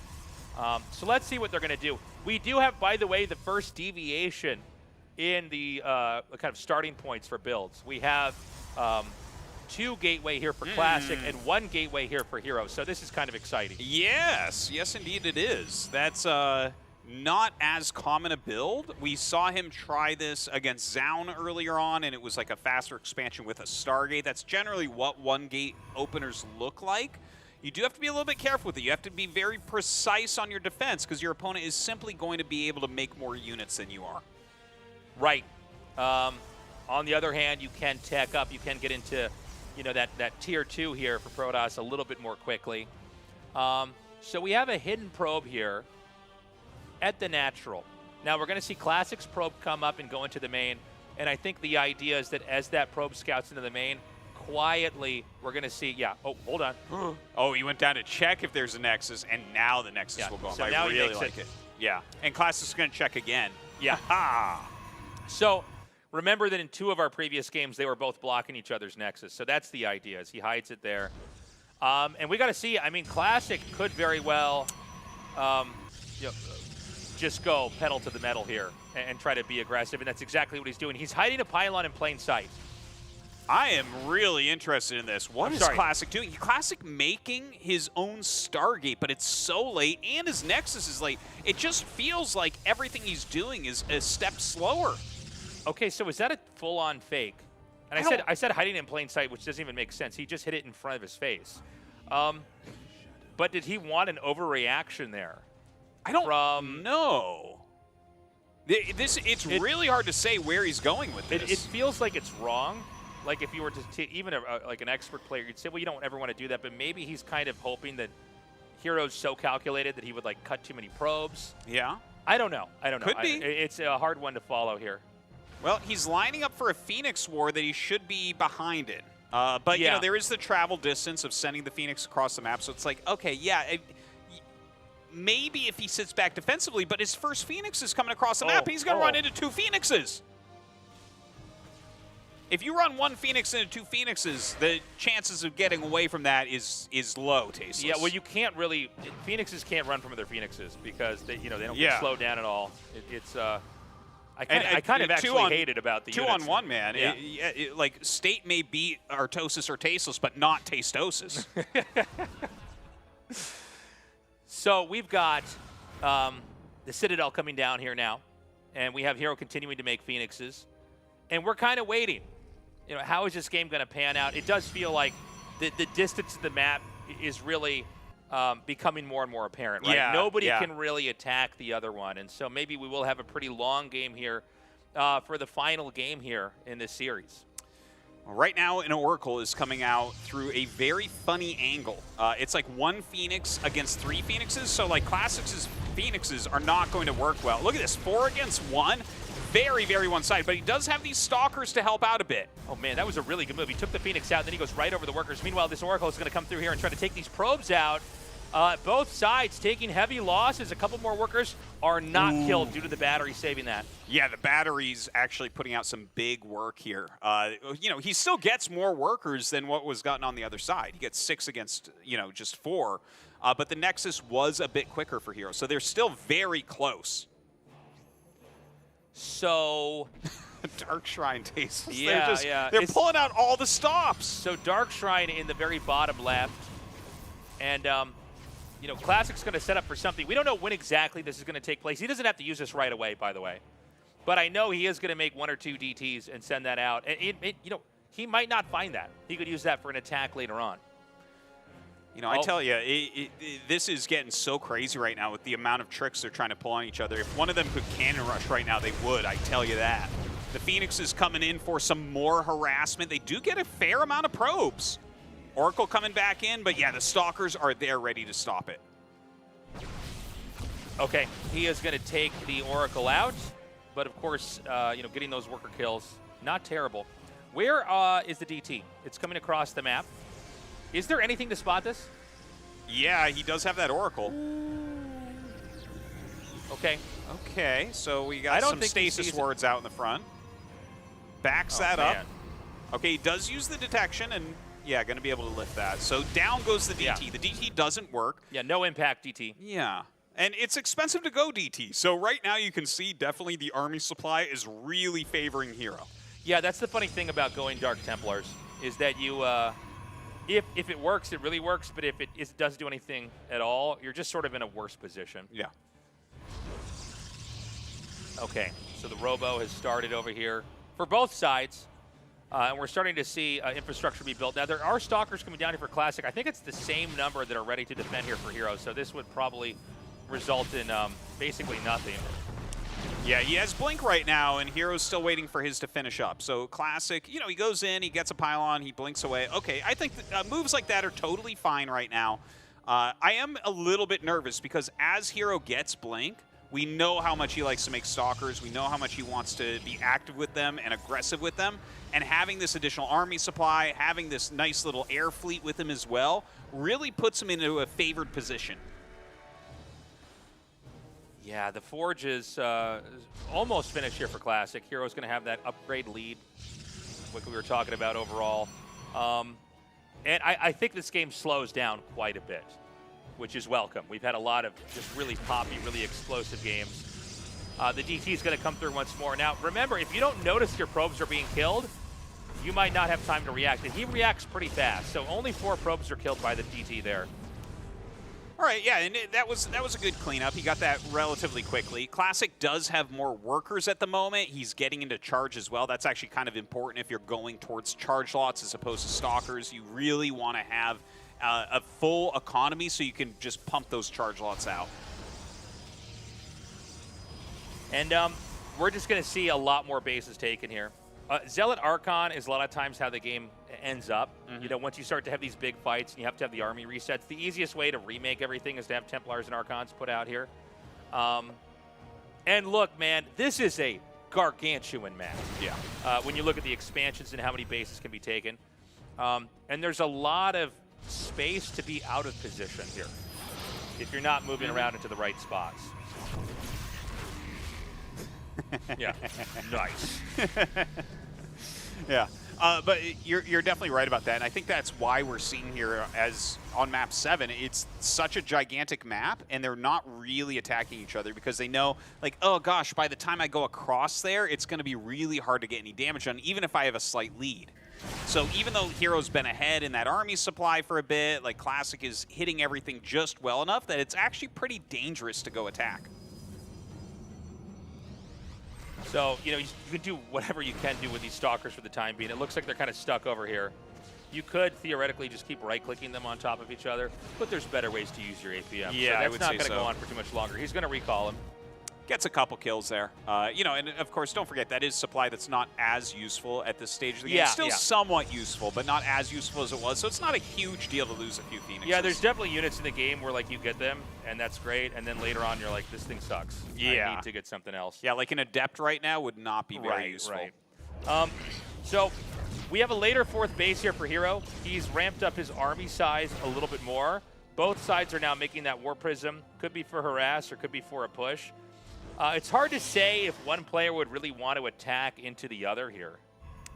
No, I don't feel like anyone does want to attack right now, because if you attack and your opponent's just in like a nice concave, maybe they have a shield battery there, they have closer warping points, the battle might go very poorly for you, and you suddenly have thrown a game that's quite even. Yeah. And look how even this is. 66 to 60 probes, 98 to 100 army supply. Their income is somewhat close. Classic is just a little bit ahead in that, but Hero's about to catch up. Okay. The armies are about to crash into each other here, Artosis. You got to be careful. Once the Zealots rush in, you know, that charge, it's got a cooldown, right? So you can't just do it forever. He tears that down and makes a wall. Hero's going to slide over to beat him here. Do you really want to attack here? I don't think so. I so. feel like this is just a really bad idea to attack. I just look at what Hero's got, and I'm like, no way in hell should you hit that. Yeah, I'm okay with poking like that, but if you do a full engage through the choke, it's not going to work out. And in fact, Hero's coming out. He has a really high-quality army. He pushes forward right now. His Immortal's getting some very strong damage. Yeah, he's looking extremely strong here. There's so many Archons. Hero is beginning to close in on this. He blinks on top and wipes everything out. Classic now on the run, and I don't think Hero's going to stop. Yeah, it looks like a DT does hit here from Classic as well. At the same time, he's going to get a few probe kills, but Well, actually, Hero does turn around, and Classic takes another base during this time. Yeah, the DT is huge. That DT pulled the entire army around. Oh my God, and then Classic runs in here and hits his Nexus. Oh my gosh, if he can get out of here, that's huge. Okay, well, he's going to get some of it out, as many as it can fit in that recall. And I think Hero has to send it now. I think you're right. He can't go back and just rebuild. Classic's too big. Now, Classic has a weaker, smaller army, so he's going to try to set up for another counterattack. Meanwhile, Hero has this truck of an army. It's just moving across the map. He's going to hit so hard when he finally gets there. Yeah, he has got like a 35 army supply advantage, and a lot of the units of Classic are just running around the map like these Zealots right now. So he's definitely not going to be able to take a better engagement right here. Well, if he fights only a little portion of the army, maybe he can. Okay, he's going to be able to chase that away. We've got another attack over here, but it is denied at the base. Hero needs to get in there and actually do the damage, but at the same time, he wants to be careful to not be punished by a counterattack. He's going to send some of his army down here to try to fight this. Meanwhile, the rest of it is hitting the third base. Oh, this attack from Hero is looking so strong right now. Gets into that third Nexus and is going to cause it to die if he just right-clicks it for a moment. Looks like he will. This Archon Immortal army looking so strong, but the counterattack coming up from Classic can deal damage very quickly as well.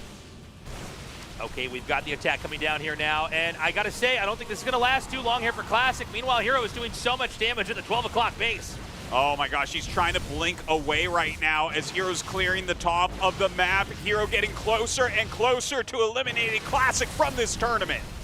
Yeah, you can see the Zealots spilling in over here to tank for the Stalkers, and Classic is going to lose whatever is remaining over here. Meanwhile, those Immortals, the Archons way in the north are all still alive. Classic has one hidden base in the top right, 3 base versus 3 base.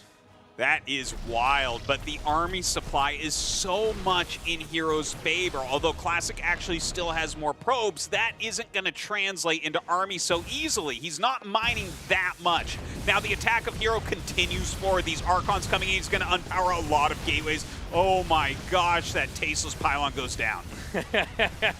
He's going to push this up into the main. And I mean, I just don't know what Classic can do at this point in time. He doesn't have enough, I think, to counterattack and win, so on some level, he's just feeding into the army. Meanwhile, even with the hidden base unfound, I think Hero can just push into the main and close this game out. Now, don't forget, there are some DTs out here. Maybe he can be sneaky and pick off some observers. I see him targeting them. He got 1 out of 5. He's got 4 more to go.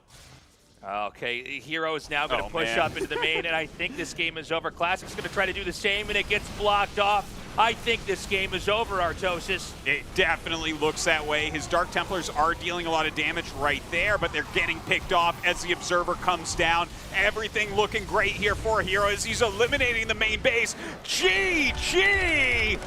And that makes Hero the champion here of the RSL Offline Finals, having won Season 3, coming in great shape.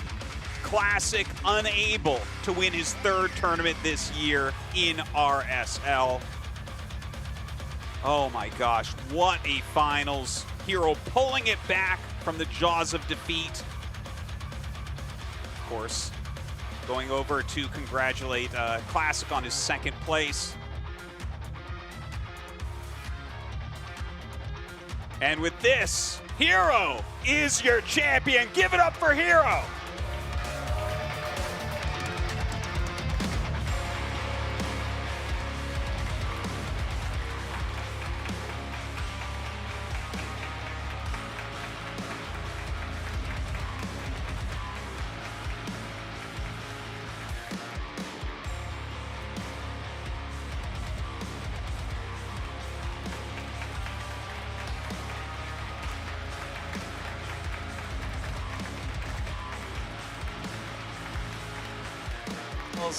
Hero in Game 7 taking victory over Classic. You know, Classic was off to a great start in this series, up 2-1. Off to a great start in RSL in 2025. 1 Season 1, 1 Season 2. But Hero just got stronger as the year went long, as the tournament went long. He wins Season 3. He wins the Offline Finals. He is your champion here at the RSL. Yeah, I mean, I can't believe it, honestly. It looked so bad for him at first as well in the first couple games. I mean, it seemed like he just didn't have an answer to the proxy robo stuff that Classic kept throwing out, wasn't able to get the defenses, and then slowly but surely adapted over the series, able to make it work, just find out the right recipe, really, to deal with this, and then even bringing out some own shenanigans of his own throughout. I mean, just a ridiculous series overall. It's really cool to see him continue that momentum from the last season. The games just kept getting better as the series continued on, and honestly, I was a little bit scared watching backstage as he lost 2 games in a row to a proxy robo play. It kind of felt like Classic was just going to keep doing that forever unless Hero finally figured out how to get that situation under control. In the end, he was able to defend the push. He was able to bring the series back, a 4-3 victory for Hero. And we have the man himself on the couch as well. Welcome, Hero, to the couch. Congratulations on winning. How does it feel to come away with the offline finals victory? 일단 김준호 선수 승리 축하드리고요. 또 오랜만에 이렇게 또 오프라인 대회 와서 오프라인 대회 우승을 하셨는데 지금 소감이 어떠신지 궁금합니다. 일단 우승을 해서 너무 좋기는 한데 제가 연습 과정에서 우려했던 결과가 나온 것 같아서 좀 안타까워요. 그 연습 과정에서 로고 맞춤이 없는 것 같더라고요. 그래가지고 전진 로보가 좀 많이 나올 거라 예상했는데 역시 그래가지고 좀 게임 양상이 좀 아쉬웠던 것 같아요. Yeah, it definitely feels good to win, but that being said, actually in the process of practice, I noticed that there's no proper counter for the proxy robo, so I was afraid that might happen in this series. So yeah, it was. I think the fear is actually happened, but somehow managed to figure it out. So yeah, I'm glad that I did.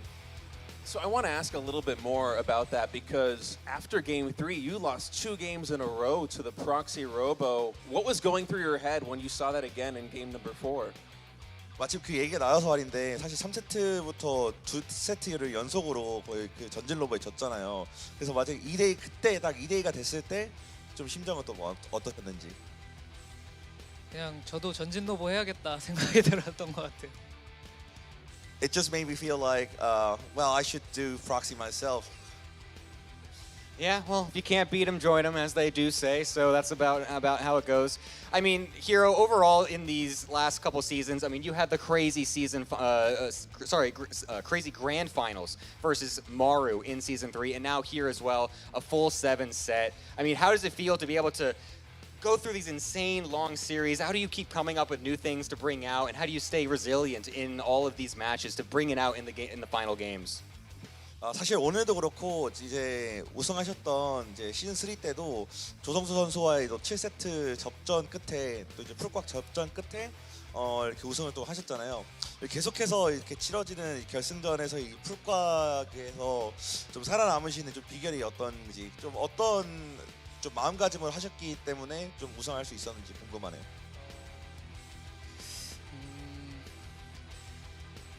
아무래도 그냥 간절함 아닐까 싶어요. 안 좋은 상황에서도 놓지 않고 간절하게 임하는 게 좀 좋은 결과로 이어지는 것 같습니다. To sum up, I think it's desperation. I mean, you know, not giving up until like it's over. I think that's the key. You know, no matter how the situation is like grim for me, so I think the desperation keeps like bringing me the fire in me. So yeah. Well, it's a great way to end the year for you, Hero. It's December. We're about to turn a new page in 2026, and you just won the RSL Offline Finals. What are your ambitions for 2026, and do you have any words you want to say to your fans? 이제 올해 마지막 대회 또 우승을 또 장식하셨기 때문에 이제 또 새로운 이제 내년에 2026년이 기다리고 있는데 내년에 좀 마음가짐과 또 목표 그리고 팬분들께 좀 포부를 좀 말씀해 주신다면 어떤 게 있을지 궁금합니다. 일단 작년 EWC 성적이 제 생각과는 다르게 나와가지고 이번 시즌도 걱정이 많았는데 첫 포문을 그래도 잘 연 것 같고 다음 시즌 잘할 수 있을 것 같고 오늘 늦은 시간까지 아침 일찍부터 점심부터 늦은 시간까지 끝까지 응원해주신 팬분들 정말 감사드리고 이런 좋은 의미로 좋은 대회 열어주셔서 관계자분들에게도 감사한 것 같습니다. Yeah, last season, especially in AWC, I didn't get the result when I wanted. And so I think winning this actually means a good fresh start. So yeah, I mean, it feels good about the next season as well. And that being said, thank you for all the fans who's been watching from noon all the way to like 8 p.m. Yeah, it's been a pleasure. And also thank you RSL for hosting this event. Yeah, so I'm really grateful for it. Well, thank you so much, Hero, and congratulations yet again for winning. Yeah, I was like, I was taking one more. Yeah, no problem. Go ahead. 블리자드에서 보고 있다면 푸푸전 메타 좀 바꿔줬으면 좋겠어. 이게 너무 하면서도 재미가 없어가지고 네, 그렇습니다. Yeah, if Blizzard is watching, I really want you guys to patch and fix the PvP meta right now. It's so boring. I need to, like, you guys please change the PvP meta, please.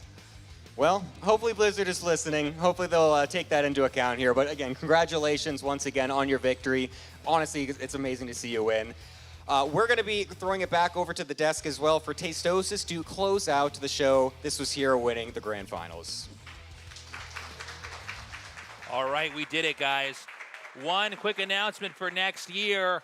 RSL is coming back. When? In spring. Oh, a nice ambiguous time period for us to plan this Oh, that's out. excellent. Yes. We unlocked the good ending, guys. So, guys, thank you so much for your support.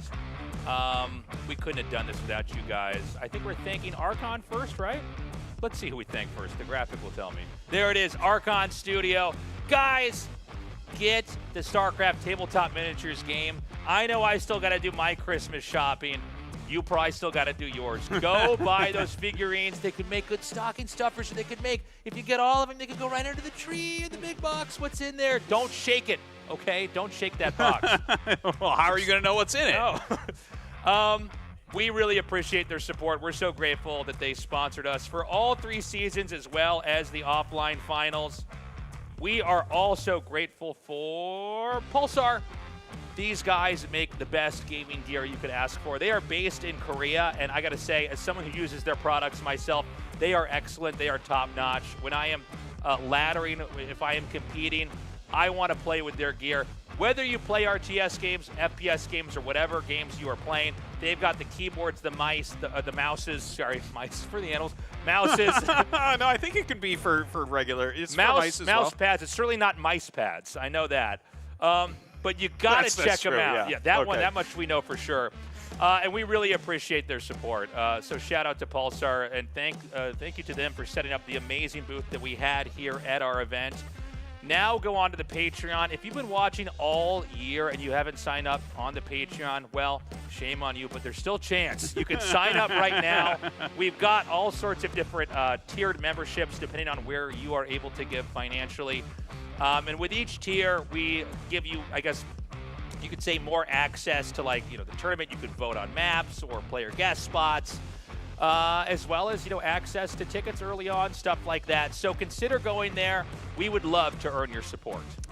Yeah, you guys have done fantastically for RSL so far. I mean, look at this wonderful event. Yeah. 3 great seasons, Tasteless. You and your team have put on just a wonderful show and added a lot to the scene this year. Thank you. And thank you guys for watching and sticking with us. We will be back next year. I hope you have an amazing holidays, and we will see you in spring sometime in 2026. We love you. Bye-bye.